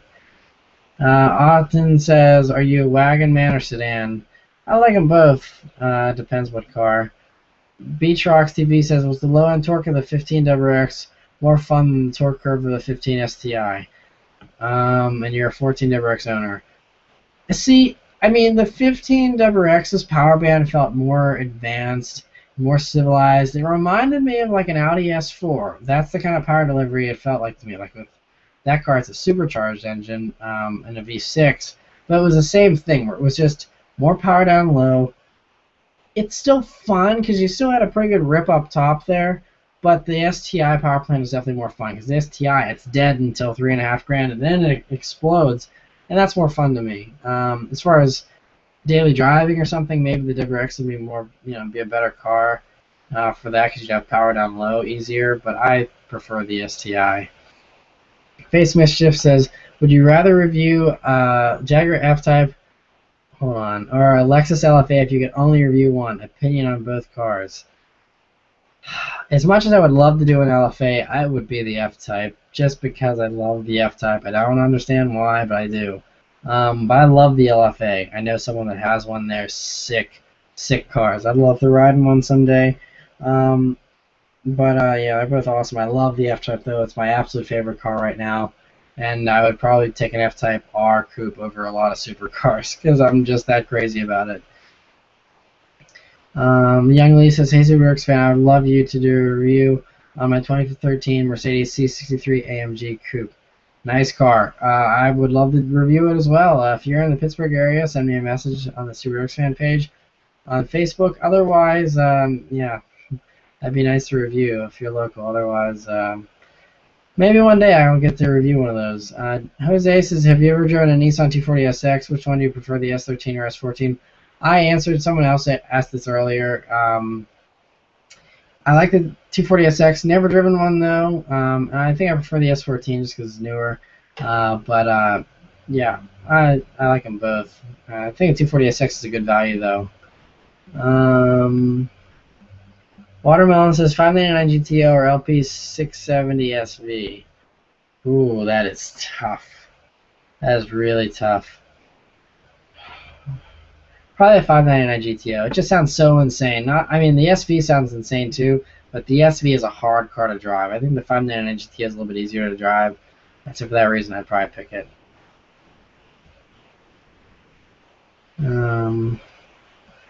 Larry Suggs says, how do you feel about GM recalling recalls due to installing faulty replacement ignition switches for the already faulty ignition switch problems? Yeah, that whole thing's a mess right now. I don't even know. I'm amazed they're selling any cars, but people seem to just be unfazed. They're still buying them. But yeah, it's a testament to how much people are loyal to GM, though. I wouldn't buy a new GM product probably because of the. Well, I take that back. I'd buy a CTS if I wanted a nice luxury sedan. I love those. But aside from that, yeah, I don't know. Never was a big GM fan. I'm Husky says, advice on buying a car and keeping it forever, like what maintenance and how to store it when it's older. I don't know. I've never done that. I think, really just baby it. If you're buying it brand new or used or whatever, take really good care of it always. And then, whenever it gets to a point that if you don't want to drive it anymore, you just want to store it. There's ways to store cars so that it's, I'd keep it in a climate-controlled garage. And, I would still just I would either try and run it every once in a while. If you want to just throw it away in a garage and forget about it, at least have it be climate controlled and sealed off well so you don't have any rodents or anything get in and ruin the interiors or anything like that. But yeah, I mean, honestly though, I would just keep driving it. The best way for a car to stay in tip-top shape is just keep driving it, even if it's not a lot, just keep driving it every once in a while. Replace things as they need replacing and, just kind of do a as needed restoration on it, and just keep driving it. Cars are meant to be driven, so anytime they sit, that's when you get problems. Fear of Hell says, what are thoughts on second gen MR2 as a first car? Not very safe, but be a great little sports car, be a lot of fun, and they're great cars. Not very fast, so you can't get yourself in too much trouble. Good cars, just they're tiny, so they're just not very safe. But aside from that, they're good. 10 Saturn says, what do you think about the old Volvos, 240, 740, etc.? I think they're cool in their own way. I don't think I'd ever own one, but they're cool. Also, another question here. Also, how about Mazda 6 or 3? Both are great cars. I like them a lot. Watermelon says, what is the best sound you ever heard? Hold on. Comments are loading. What is the best sound you ever heard? How would you rate a Password JDM R35 GTR? That is very high up there on the list. I think Jaguar F-Type R, the Aston Martins, the Vanquish, the V12 Vantage, Password JDM R35 GTR is very high up there. Ferraris, any of the Ferraris, F12 Berlinetta in particular, any of them, they all sound amazing. All the Ferraris, Lamborghinis also sound very good. Lots of good stuff. Alejandro says, what was the car of your dreams when you were a child? When I was a child, I don't even know if I really had like a dream car as a child. You would think like, oh yeah, like a Countach poster hanging up or something like that, but I can't really think of a specific car that I said like as a kid I really wanted to have. I know obviously once I was like 11 or 12 and the WRX came out, that was my dream car, and that's why I made this channel name when I was 16 that I'm a Subaruwrx fan. I still love the Subaru WRX, but my dreams are higher than that now obviously, and I enjoy the WRX, but I love lots of other cars. But when I was 16, that's all I wanted was a WRX, and that was it. That was my dream car. I didn't care about anything else. I just wanted a WRX. So yeah. And Anna and Kumar says, "Are you feeling better?"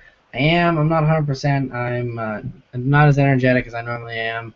Still, but I'm getting a lot better for sure. Like I said, I'm gonna try and start doing car reviews here the next day or two. Hopefully, get back into all that stuff. But yeah. Brian says, "Do you miss your '97 Subaru Impreza?" I actually do miss that car a little bit. It was a good car. I really wish it was a manual. It was an automatic. If it was a manual, I probably would have considered keeping it and swapping in a WRX or an STI engine and doing stuff to it because it was a really good car. Not just for me, but I mean, my dad bought it brand new, and it was a really good car for our family for, like 10 years until I got it. And so lots of good memories in that car. 10 Saturn says, if Subaru or Toyota made a convertible 86, would you buy one? I would really consider it. I know Subaru says they absolutely won't do it. Toyota wants to do it. If one ever did come about, I don't know. I don't know if I would get it over the coupe, but it'd be very tempting. It'd have to be, depend on how much more expensive it was and stuff. But I always wanted a convertible. I think a convertible 86 would be really sweet as long as it didn't get too heavy. Marty says, you're a fan of camber? No. If you mean like stance stuff, no, I'm not a fan of that at all. Maker of Awesome says, would you get a GTR or a Stang? Probably a GTR. If it was like a brand new Mustang versus GTR, I'd get the GTR. It's just so much more insane as far as performance and stuff. RGI 918 here says, what is your all-time favorite car and why? All time, I would probably have to say the 1968 Mustang GT390 Fastback that Steve McQueen drove in Bullet. I think that's probably my all-time favorite car. Aside from that, my current favorite car is the Jaguar F-Type R. As far as modern stuff goes, I love those so much. Bruce says, what is your favorite WRX STI model? Mine is the Blob Eyes. My favorite is the 2006. I really like the styling of the 2006 the best. But aside from that, my new favorite is the 2015 models. Absolutely amazing. I really like the styling. I know a lot of people hate them. I love the styling. So aside from 2006, 2015 is my favorite. I'm Husky says, do you know why the Focus RS is coming to the U.S. as a 5-door, not a 3-door like overseas, or am I wrong? I'm not sure if it is or not. I'm not sure. I think that's still all speculation. But I think they saw how well the 5-door version of the Fiesta ST and Focus ST are doing. So they just probably say, hey, if it's not broke, don't fix it, and they'll just stay for the 5-door. I wish they did 3 doors though, because I think that'd be really awesome. I think it'd make it even better. 1 second.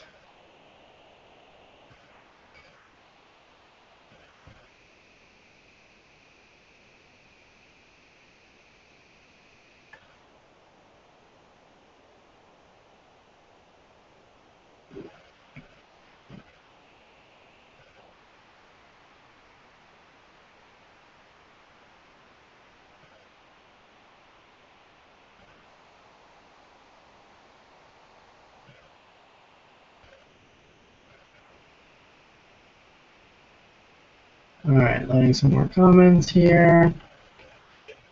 How is a Volvo V40R design? I don't think we get the V40 here. There's the S40R design.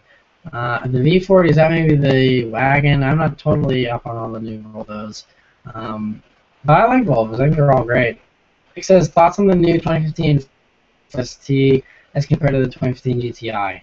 2015 GTI, the GTI is sharper, smaller, just feels better in general. The Focus just feels a little big. I haven't driven a 2015, but it's going to be pretty similar to the 2013 that I did drive. And I would have to do the GTI for sure. But you can watch both reviews and see which one sounds like it would fit you better for sure. Because everyone likes something different. Jimmy says, would you like to go to the Isle of Man one day? I'll never forget Clarkson's M3 CSL review. That car had one of the best induction noises in my opinion. Yeah, it did. It was really awesome. And I would love to go to the Isle of Man one day. That would be really fun. Jihad says, "Have you ever driven a motorcycle, any type of it?" No, I haven't, and I don't like driving motorcycles just because I don't think they're very safe as far as with other drivers not paying attention and hitting you and stuff. So I probably will stay off of motorcycles. I wouldn't mind doing some off-road, like dirt bike stuff one day, but as far as being on a public road, not interested in that at all. Dr. M3 is checking in. Appreciate you stopping by. That's awesome. Maker of Awesome is excited the doctor's in the house. 8103 says, "Hey Matt, got a 2014 GTR. I'd love for you to review. I'm in Ottawa, Canada, though. I'll send you a message on Facebook in a few minutes." Yeah, definitely send me a message. I don't know how far Ottawa is from Toronto, but we've been talking about this Toronto trip in this live stream here because we got people with JDM sweet stuff, GTRs, and all kinds of awesome stuff up in Toronto. So, and also Vortex Supercharged FRS, all kinds of good stuff. So if I can make it to Toronto, I don't know how far that is from you, but we can try and work something out because I'd love to do a new GTR. I heard they're a lot better than the 09s that I reviewed, so that would be cool. Concealed says, "Nice stream, Matt. Have a good one. Come down to Blacksburg again soon." Yeah, thank you once again for letting me review your 2015 STI. That's awesome, and enjoy that car. That's got to be a ton of fun. Thanks again, though. It was so cool meeting you for sure. John W. says, "Did you get rid of your BRZ because it was boring?" No, I got rid of it because I didn't afford it. I couldn't afford it anymore. If you watch my video saying goodbye to the BRZ, I explained in there why I got rid of it. So yeah, it's just I couldn't. I had bad financial circumstances that came upon me, and wasn't able to keep it anymore. So I also picked up another job on top of it. So lots of changes, but making the best of the situation. I am Roy89 says, "Hello. I currently own a 2011 Volkswagen Mark 6 GTI. I love the car, but now it's time to change. My budget is 40K. That is including GTI trading value. Looking for Japanese rear drive. What do you recommend?" So you have 40 grand and you're looking for something Japanese. Maybe a used Lexus ISF. Rear-wheel drive in Japanese, I mean, you're not going to get a whole lot of stuff unless you're looking like a Supra or something, but if you want something newer, 370Z is really good. That's probably my top pick, I think. Probably I would do a 370Z. If you have that much money to spend, they're really fun. But like I said, BRZ or FRS is definitely worth it. You could even buy a cheaper, like a BRZ or an FRS or an S2000, anything like that. Go nuts with mods. If you have 40 grand to play with. But Marty says, "Do you prefer all-wheel drive or rear-wheel drive?" Depends. Really, I prefer rear-wheel drive. I think rear-wheel drive is best as far as driving dynamics, in my opinion. But I do like all-wheel drive too. Both of them are better than front-wheel drive. I don't like front-wheel drive a whole lot. Isaiah says, "Good recommendations for FRSB or Z-Lip." I would just say get the cheap one. I can't remember the one that I bought for the BRZ, but then I had to sell it before I ever installed it. But I would just get a cheap one because they're going to be scraping them all the time. There's no point in getting a super nice carbon fiber or STI one or anything like that. I would just get a cheap polyurethane one, and that's it. I am Roy. Says, "Any news from Nissan about their new Gen Z?" No, I haven't heard anything yet. Mr. Frozen Mechanic says, "Lotus Evora S or Porsche Cayman S?" I rode in an Evora, and it wasn't an S, it was just a standard one, but they're really awesome. But the Cayman is so good from what I hear. I haven't driven a Cayman, so I can't say, but I feel like I would probably go with the Cayman myself.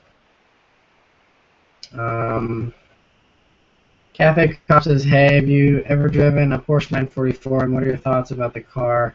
If you have driven one, if not, your thoughts on Porsches in general?" I drove a 944 very briefly, but it was one that was like sitting on a car lot, and it just had all kinds of issues. It was a huge headache. I don't know if all Porsche 944s are huge headaches.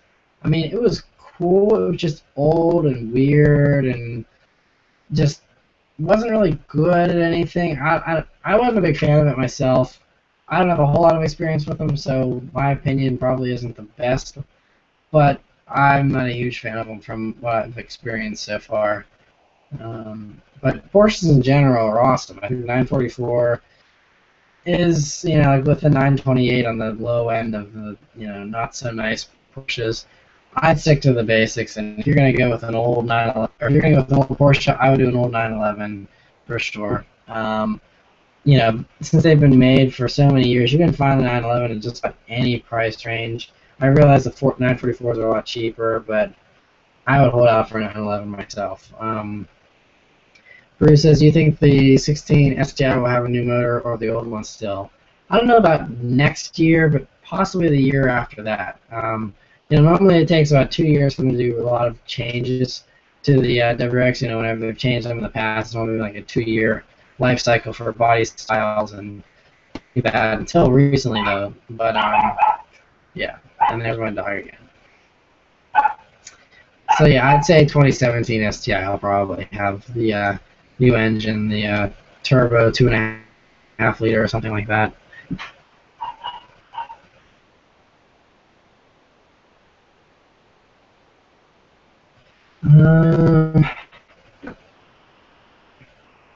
A few more comments here.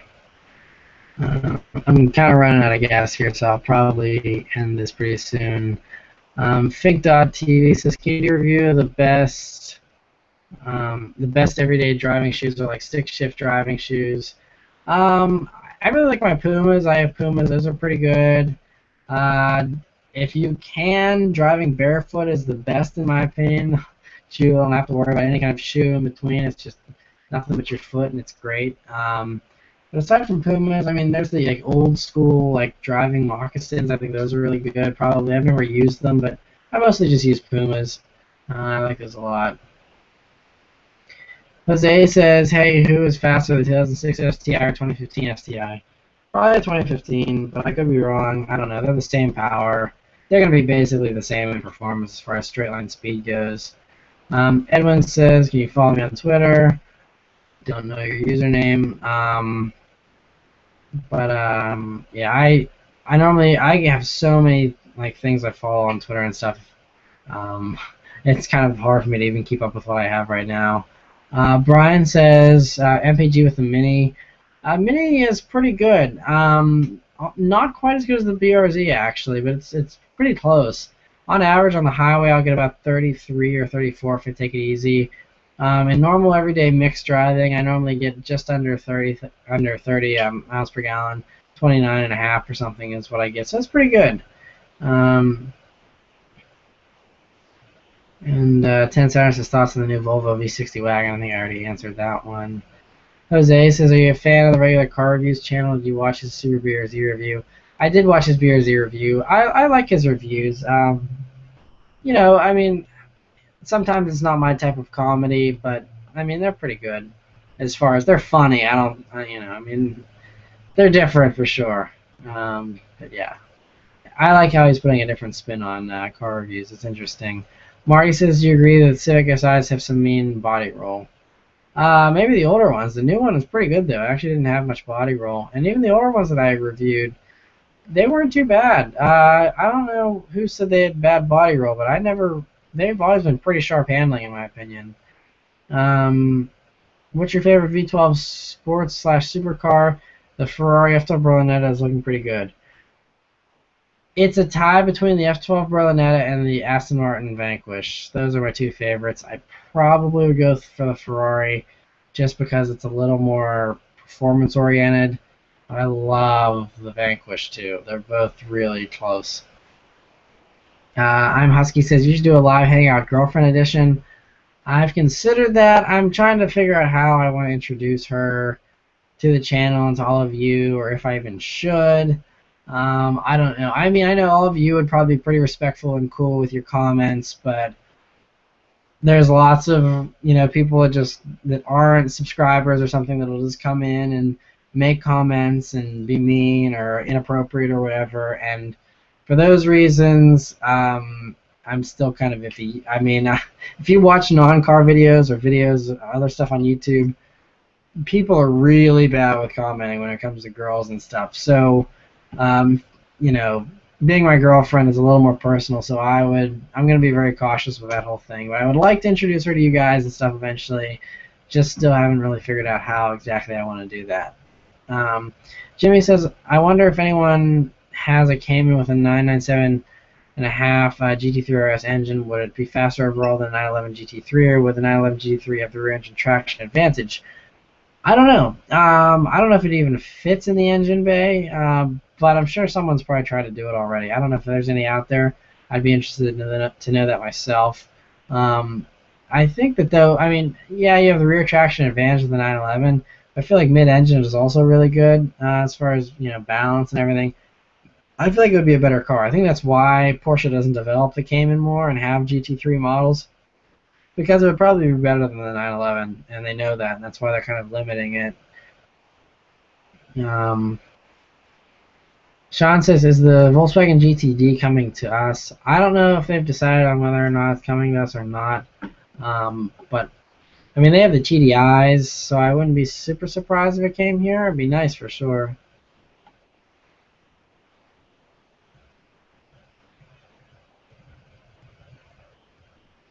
Alright, do a few more here, and then we'll probably call it a night. And Kumar says, give the guy a break. Not sure. G37 or Hyundai Genesis Coupe 3.8? G37 for sure. I'm not a big fan of the Hyundai Genesis Coupe, especially the interior and everything else. I don't know. I know there's tons of people that love Hyundai Genesis Coupes. I'm not one of them, though. I actually just drove one today. It was a 2.0T. It was an automatic. I didn't do a review. I just happened to drive it for work. I don't like them. I don't know. I don't like. I mean, the handling is okay. The handling's actually pretty good. I'll give it that it has pretty good handling. The powertrain, I mean, the power plant is okay. With the automatic, it was totally crappy, but that's just because it was an automatic. With a manual, I'm sure it would be okay. I'm not a big fan of the looks, not a big fan of the interior. I don't like that it's so big. I don't know, it just feels really large to me. Some people are like calling it a BRZ competitor. It doesn't feel nearly as good as a BRZ. BRZ handles 10 times better, so much sharper handling. I mean, the steering in the Genesis felt really artificial. Just a lot of stuff wrong with the Genesis. G37, on the other hand, I have driven a couple of those in the past. They felt marvelous. They were spectacular and really high-end, really luxurious too. Really like them a lot. Sean says, what do you think about the rumored super return from BMW and Toyota? I think it's pretty much confirmed it's going to happen. I'm excited about it. I don't know. I'm worried because BMW's been making some heavy cars recently. So I'm hoping the new Supra isn't super heavy, but the old Supras weren't lightweights either. So, I mean, it would make sense if it was a little bit heavier. Obviously, I'm not expecting it to be quite as much of a lightweight as the BRZ and the FRS.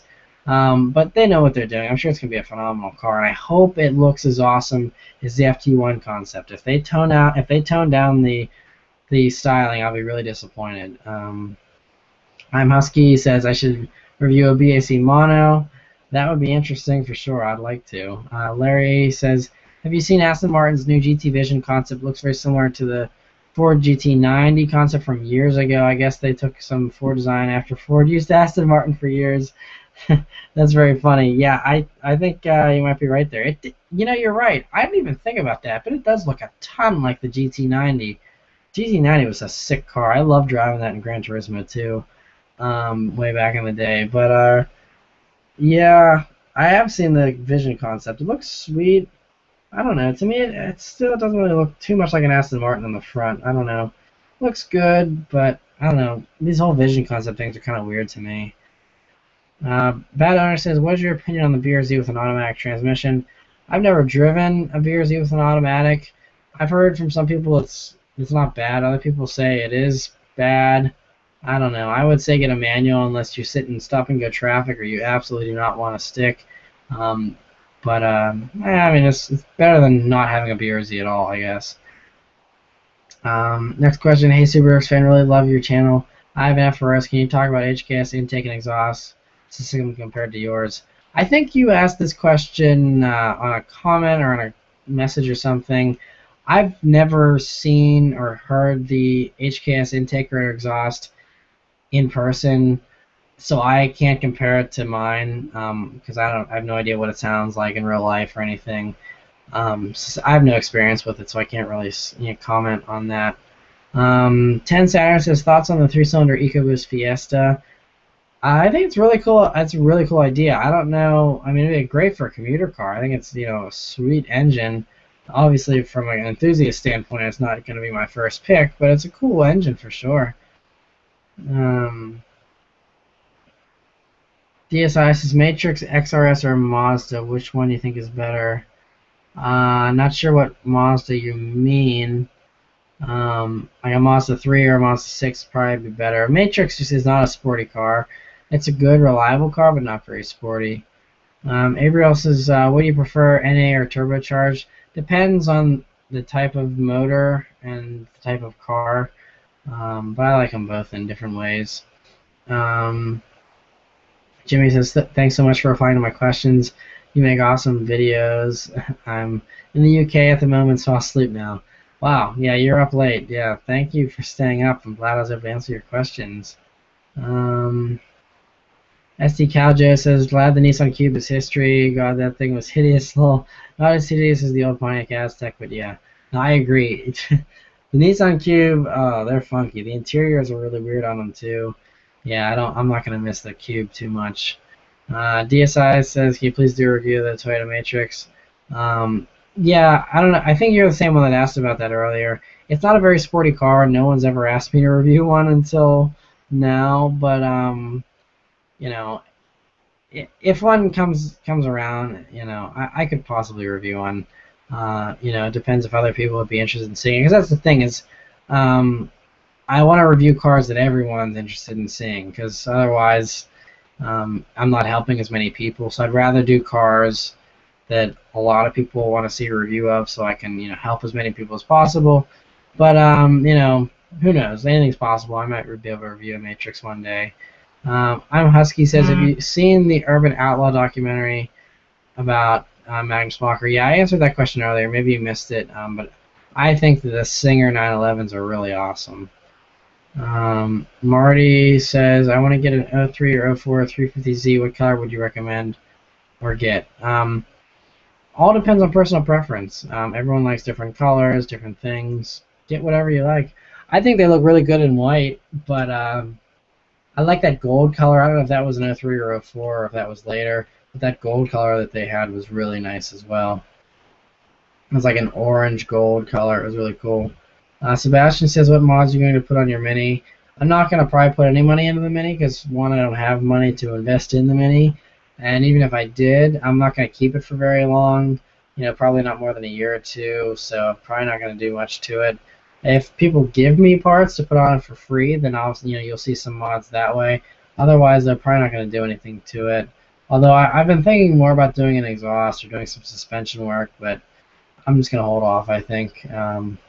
We'll see. Nick says, what do you recommend as a first car? An old manual Miata is barely driven at all nowadays with only 20,000 miles, or a 97 beat up Isuzu Trooper that has 95,000 miles. Ugh, Isuzu Trooper would not be very fun. The manual Miata would be a lot of fun for sure. 20,000 miles, that'd be really awesome. But that's almost like a collector car. I don't know. I mean, but I would not do an Isuzu Trooper, I don't think. Sorry. I would do the Miata, I think.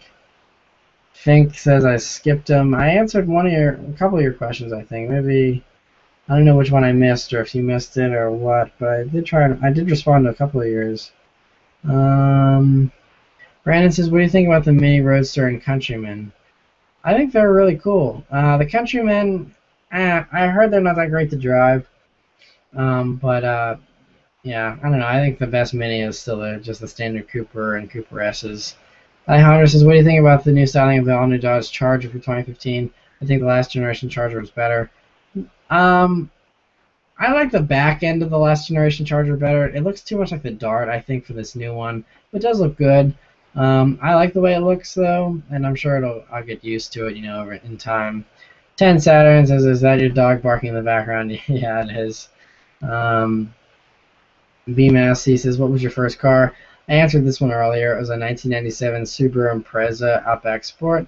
If you go and watch my BRZ weekly update from last summer, I have one about my first car. If you just search BRZ weekly update first car, it'll come up. I even have a video of it revving. Yeah, you can check that out if you're curious.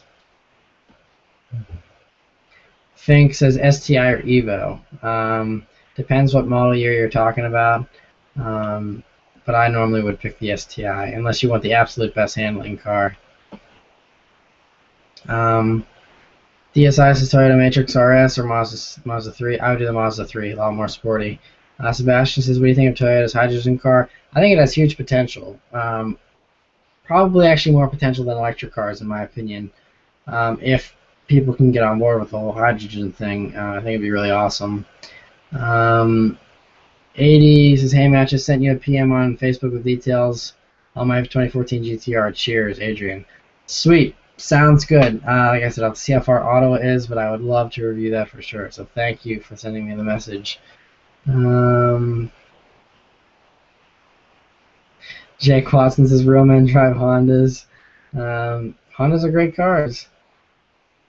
DSI, another question, Matrix RS, Focus, or Fit?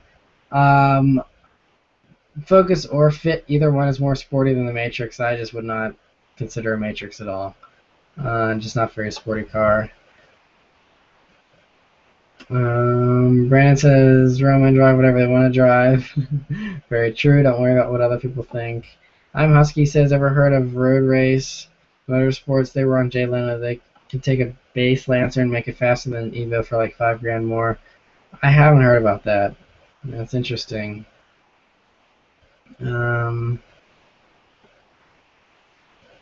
Keenan says, what's something good, sporty looking, and a decent price for going off to college? Like a used, like Scion TC. Those are pretty cool, good looking, sporty, safe, good cars that are reliable. That's probably my top pick, is like a Scion TC, something like that. Otherwise, I mean, there's lots of good stuff. I would just say, think whatever, look at stuff, whatever is attractive looking to you and brands you like and stuff like that. There's all kinds of good things I could suggest. It all kind of comes down to a personal preference.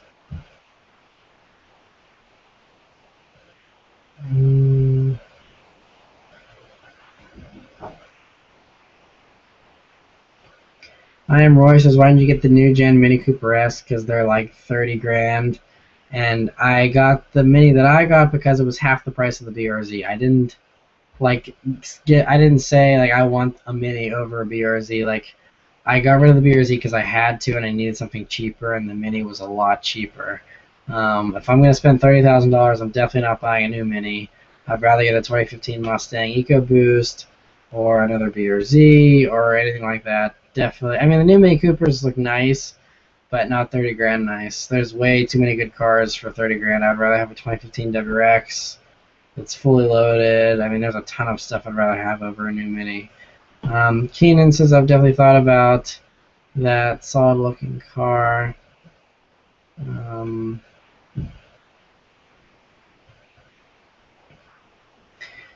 NJ Foxdog says, any plans to do rallies in the future? Yeah, it'd be kind of cool. I don't know if you mean like road rallies or like rally, like off-road stuff. Probably not the off-road stuff, although that'd be tons of fun. I'd love to do it at least once in my life. Road rallies, possibly. We'll see. I'm so busy, I can't imagine having the time to do any of that kind of stuff. But maybe in the future. Letting some more comments here. Demis says, how do you figure out you wanted a Subaru BRZ? I was following the development of the BRZ and the FRS before they were even named. Whenever there was just this 86 successor that they were going to be doing, I just was following it the whole time and was interested. And once they announced that Subaru was going to make their own version, it was going to be called the BRZ and everything, that I was like, I loved the way it looked. I loved everything about it. I was like, yeah, that's what I'm getting. I want one of those. And then I just worked hard to make it happen. DSI says, would you want to do a review of a Prelude Type SH? I have one sitting at my house. If you are in the Pittsburgh area, sure. Otherwise, I would probably have to say no. I can't do too many more trips right now. Jose says, you ever been in Chicago? I have been. I've been there once before, and I really liked it. It was cool. I was only there for like a day, but it was a very cool city. What the Buzz said, what's your opinions on the Genesis Coupe? I just gave my opinions a few minutes ago. Larry says, thanks for answering all my comments. You're the best. Have an awesome day. Hope you feel better, dude. Thank you. I appreciate you hanging out and asking all your questions. Glad I could answer them. BMass C says, did he say what car he plans on getting next? I came late. The three cars that I'm considering right now are the 2015 Mustang, either the EcoBoost or the GT, the 2016 BRZ if it has more power, or the 2016 Miata, which is looking like it's going to be a pretty interesting car. So those are the ones I'm considering. NJ Foxox says, any plans to do any rallies in the future? I just answered that one. So good on that. Karen says, why are you so cool? Serious question. I'm so jealous of you. I'm glad you think I'm cool. I'm just being me, and I'm glad that people enjoy that. So yeah. Anyway, so AD says Ottawa's 8 hours away from Pittsburgh. Okay, so it's 8 hours from Pittsburgh, but my question is, how far away is it from Toronto? Because if I'm doing all these car reviews in Toronto, potentially, and I could just swing over to Ottawa after Toronto, that'd be kind of cool. So I can Google that after I get off the live stream here, and I can figure that stuff out.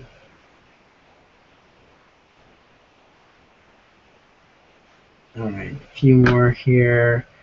Sebastian says, what do you think about Engineering Explained schooling Mighty Car Mods in black intercoolers? I don't follow Mighty Car Mods or Engineering Explained or any of that stuff, so I don't even know really what you're talking about, but yeah, sorry. Karen says, Subaru BRZ or 2012 WRX? Depends. If you want straight line speed, get the WRX. If you want four doors or all-wheel drive, get the WRX. If you want the best handling car that 25 grand can buy, get the BRZ. Sebastian says, what kind of dog do you have? It's my family's dog. I still live with my family, and we have a Maltese. His name is Oscar, and yeah, that's our dog. I'm Husky says, I do a lot of freelance graphic design work. Are you interested in any new graphics for your channel? I have someone that handles all that stuff already for me, but I'm always curious. I'm always interested in seeing new stuff. Like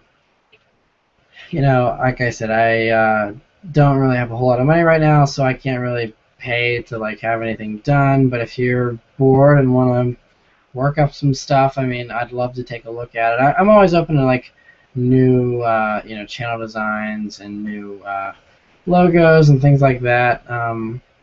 So yeah, I mean, if you have some ideas, feel free to send them on by. For sure, I'd love to check it out and see some of your work.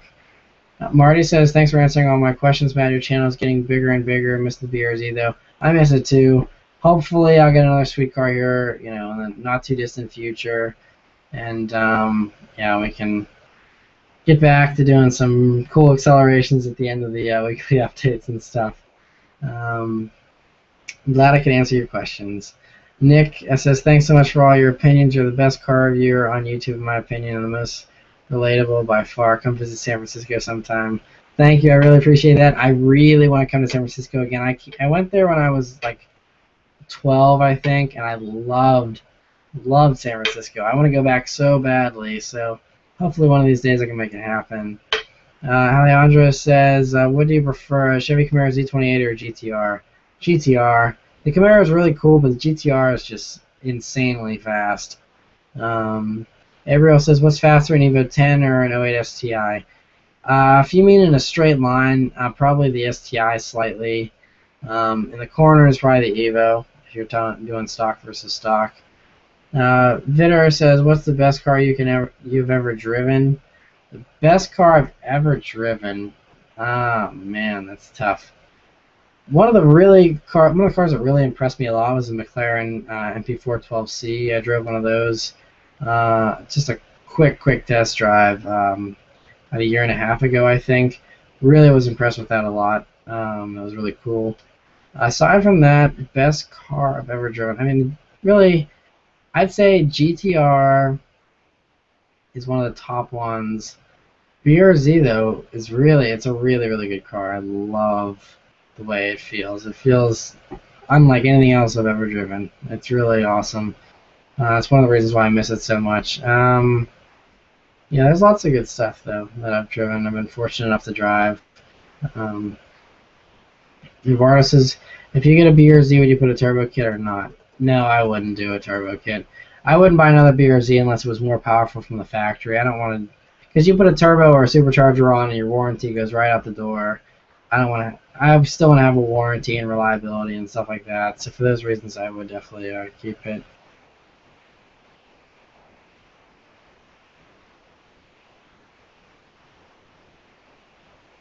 All right, I'm gonna do a few more questions here. I think it's like 11:06 here right now, so probably I don't know. We'll go for maybe another 5 or 10 minutes here. I'll stop at 11:15. How's that? So probably not gonna get to all these questions, but like I said, if you have more questions you really want to ask me, you can either send me a message on the Subaruwrxfan Facebook page, or just wait for the next live stream. I'll try and do them, more frequently here as well, and hopefully make the camera quality better and stuff in the future.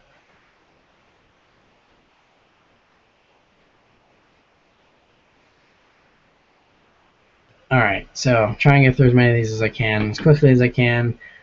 Alex says, how long do you plan on having the Mini? Anywhere between a year and 2 years. Hopefully not longer than 2 years. I'm hoping to be in something cool, by that point.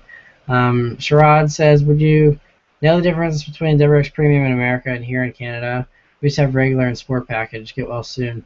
Okay, so yeah, there's the standard base WRX, there's the Premium, and then there's the Limited in America. The Premium is the middle trim. Still has cloth seats, but you get the moonroof and one or two other things for that. I think the Premium is pretty similar to the sports package, but not really totally sure.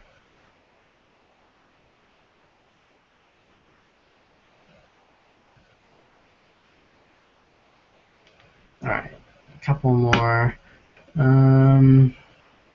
80 says 4 hours from Toronto. You can make it in 3.5 hours, doing 75 in a 65 zone. Okay, well that's not that bad of a drive. I might have to do a little Canada trip here. Not sure when. I don't know when your winter starts up, because it might be in the fall before I even have a chance to get there. But definitely need to try and do something, because it sounds like we have some awesome stuff. Hopefully, all of you guys that have cars in the Toronto and Ottawa area, all send me messages here on Facebook. I can kind of put them together and hopefully try and get a game plan here. That would be awesome for sure. T-Banger says, I just got done paying off my 2008 135i. Do you think I should get rid of it before it starts to have reliability issues, or keep it? It's up to you. I think you probably still have a couple more years before it starts being unreliable. But it's up to you. It's nice to just not have a car payment probably. So totally up to you. If there's anything out there you want to buy new, then you can obviously get that. But I would keep it. 135s are great cars. Simple Minded says Audi R8 GT or Audi R8 V10 Plus. V10 Plus for sure. I love that new dual clutch in them. It's really impressive. Dima says, do you think 60 to 70 horsepower is too much for the updated BRZ? I don't know. I feel like whatever Subaru and Toyota decide to do, it's not going to be too much. I feel like they know the spirit of the car and what the personality of the car should be, and I trust their judgment. So whatever horsepower bump they give it, I feel like it's going to be good. I don't think it's going to be too much. I mean, they could ruin it or something, but I don't think they will. I don't think it'll be 70. I'm thinking it'll be somewhere between 50 and 60 horsepower more. That's my guess. But yeah, I Am Roy says, I heard that Subaru's factory nav is pretty bad. True. The one in the BRZ wasn't the best. Lost reception when I needed it the most normally. When I was totally lost, that's whenever it wouldn't work. But it's not too bad. I think people are being a little bit harder on it than they should be, but it's not the best for sure. I can understand. 10 Saturn says I should come to Colorado sometime. That's pretty far, but hey, I love traveling. I'd love to see Colorado for sure. Instruct Effect says, how would I go about getting money out of my lease car for a new one after the lease? The problem with the lease is it's basically like a car rental. You're giving them the money, and then once you're done with your lease term, you just walk away, and you have nothing, you have no equity or anything at all. I mean, you can trade in your lease car, and you end your lease early if you want to get a new car, but there's no way to get any money out of a leased car, I don't think, at least. Connor says, what should I get, a 2011 WRX or a 2007 WRX STI? Depends which body style you like better. Do you like the more room in the 2011? I personally would probably the 2011 WRX just because I love that wide body look.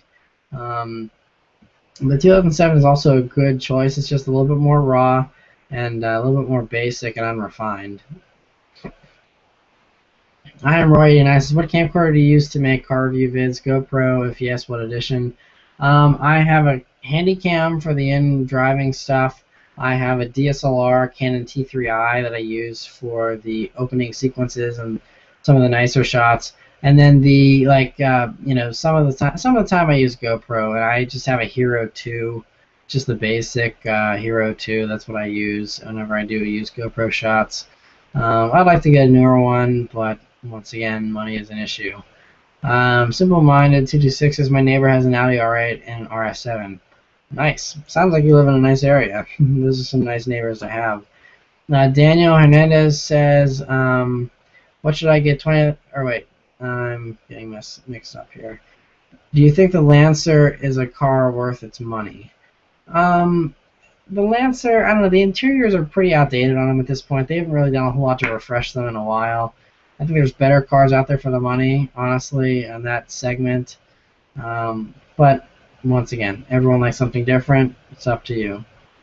T-Banger says, what is the difference between 04 STI and 05? The 05 seem to go for a lot more money. That's because the 05s have an upgraded rear diff. So the 04 STIs, if you do a lot of launches, the diffs would just blow up in them. The 05s, they reinforce them, made them better, so they're more durable. That's why the 05s go for more. Also, the 05s have a slightly nicer interior. The 04s are pretty basic. So those are the only two differences I really know of. Heavy says, I have any plans to work with that dude in blue again. I answered that at the beginning of the live stream. Yeah, it's just the idea of getting both of our schedules to match up, and also he's not close to me. It's like 5 hours or so.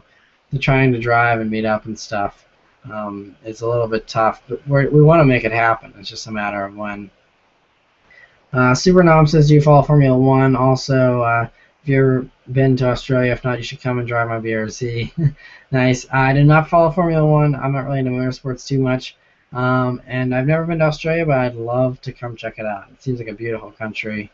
Yakivari says, so I was wondering, I just got a Scion FRS and I love it. I wanted to get the Tier D exhaust, but then I saw the price tag. Is there an aftermarket exhaust system that reproduces similar? And the comment just ended. I think you mean like a similar sound. I'm not totally sure. You can look around on YouTube and you kind of see there's stuff that sounds similar. But you're not really going to beat the Tier D build quality though and stuff. I think it's probably worth the price, but that's just me. Alright, I got like one more minute and then I'm going to have to go here.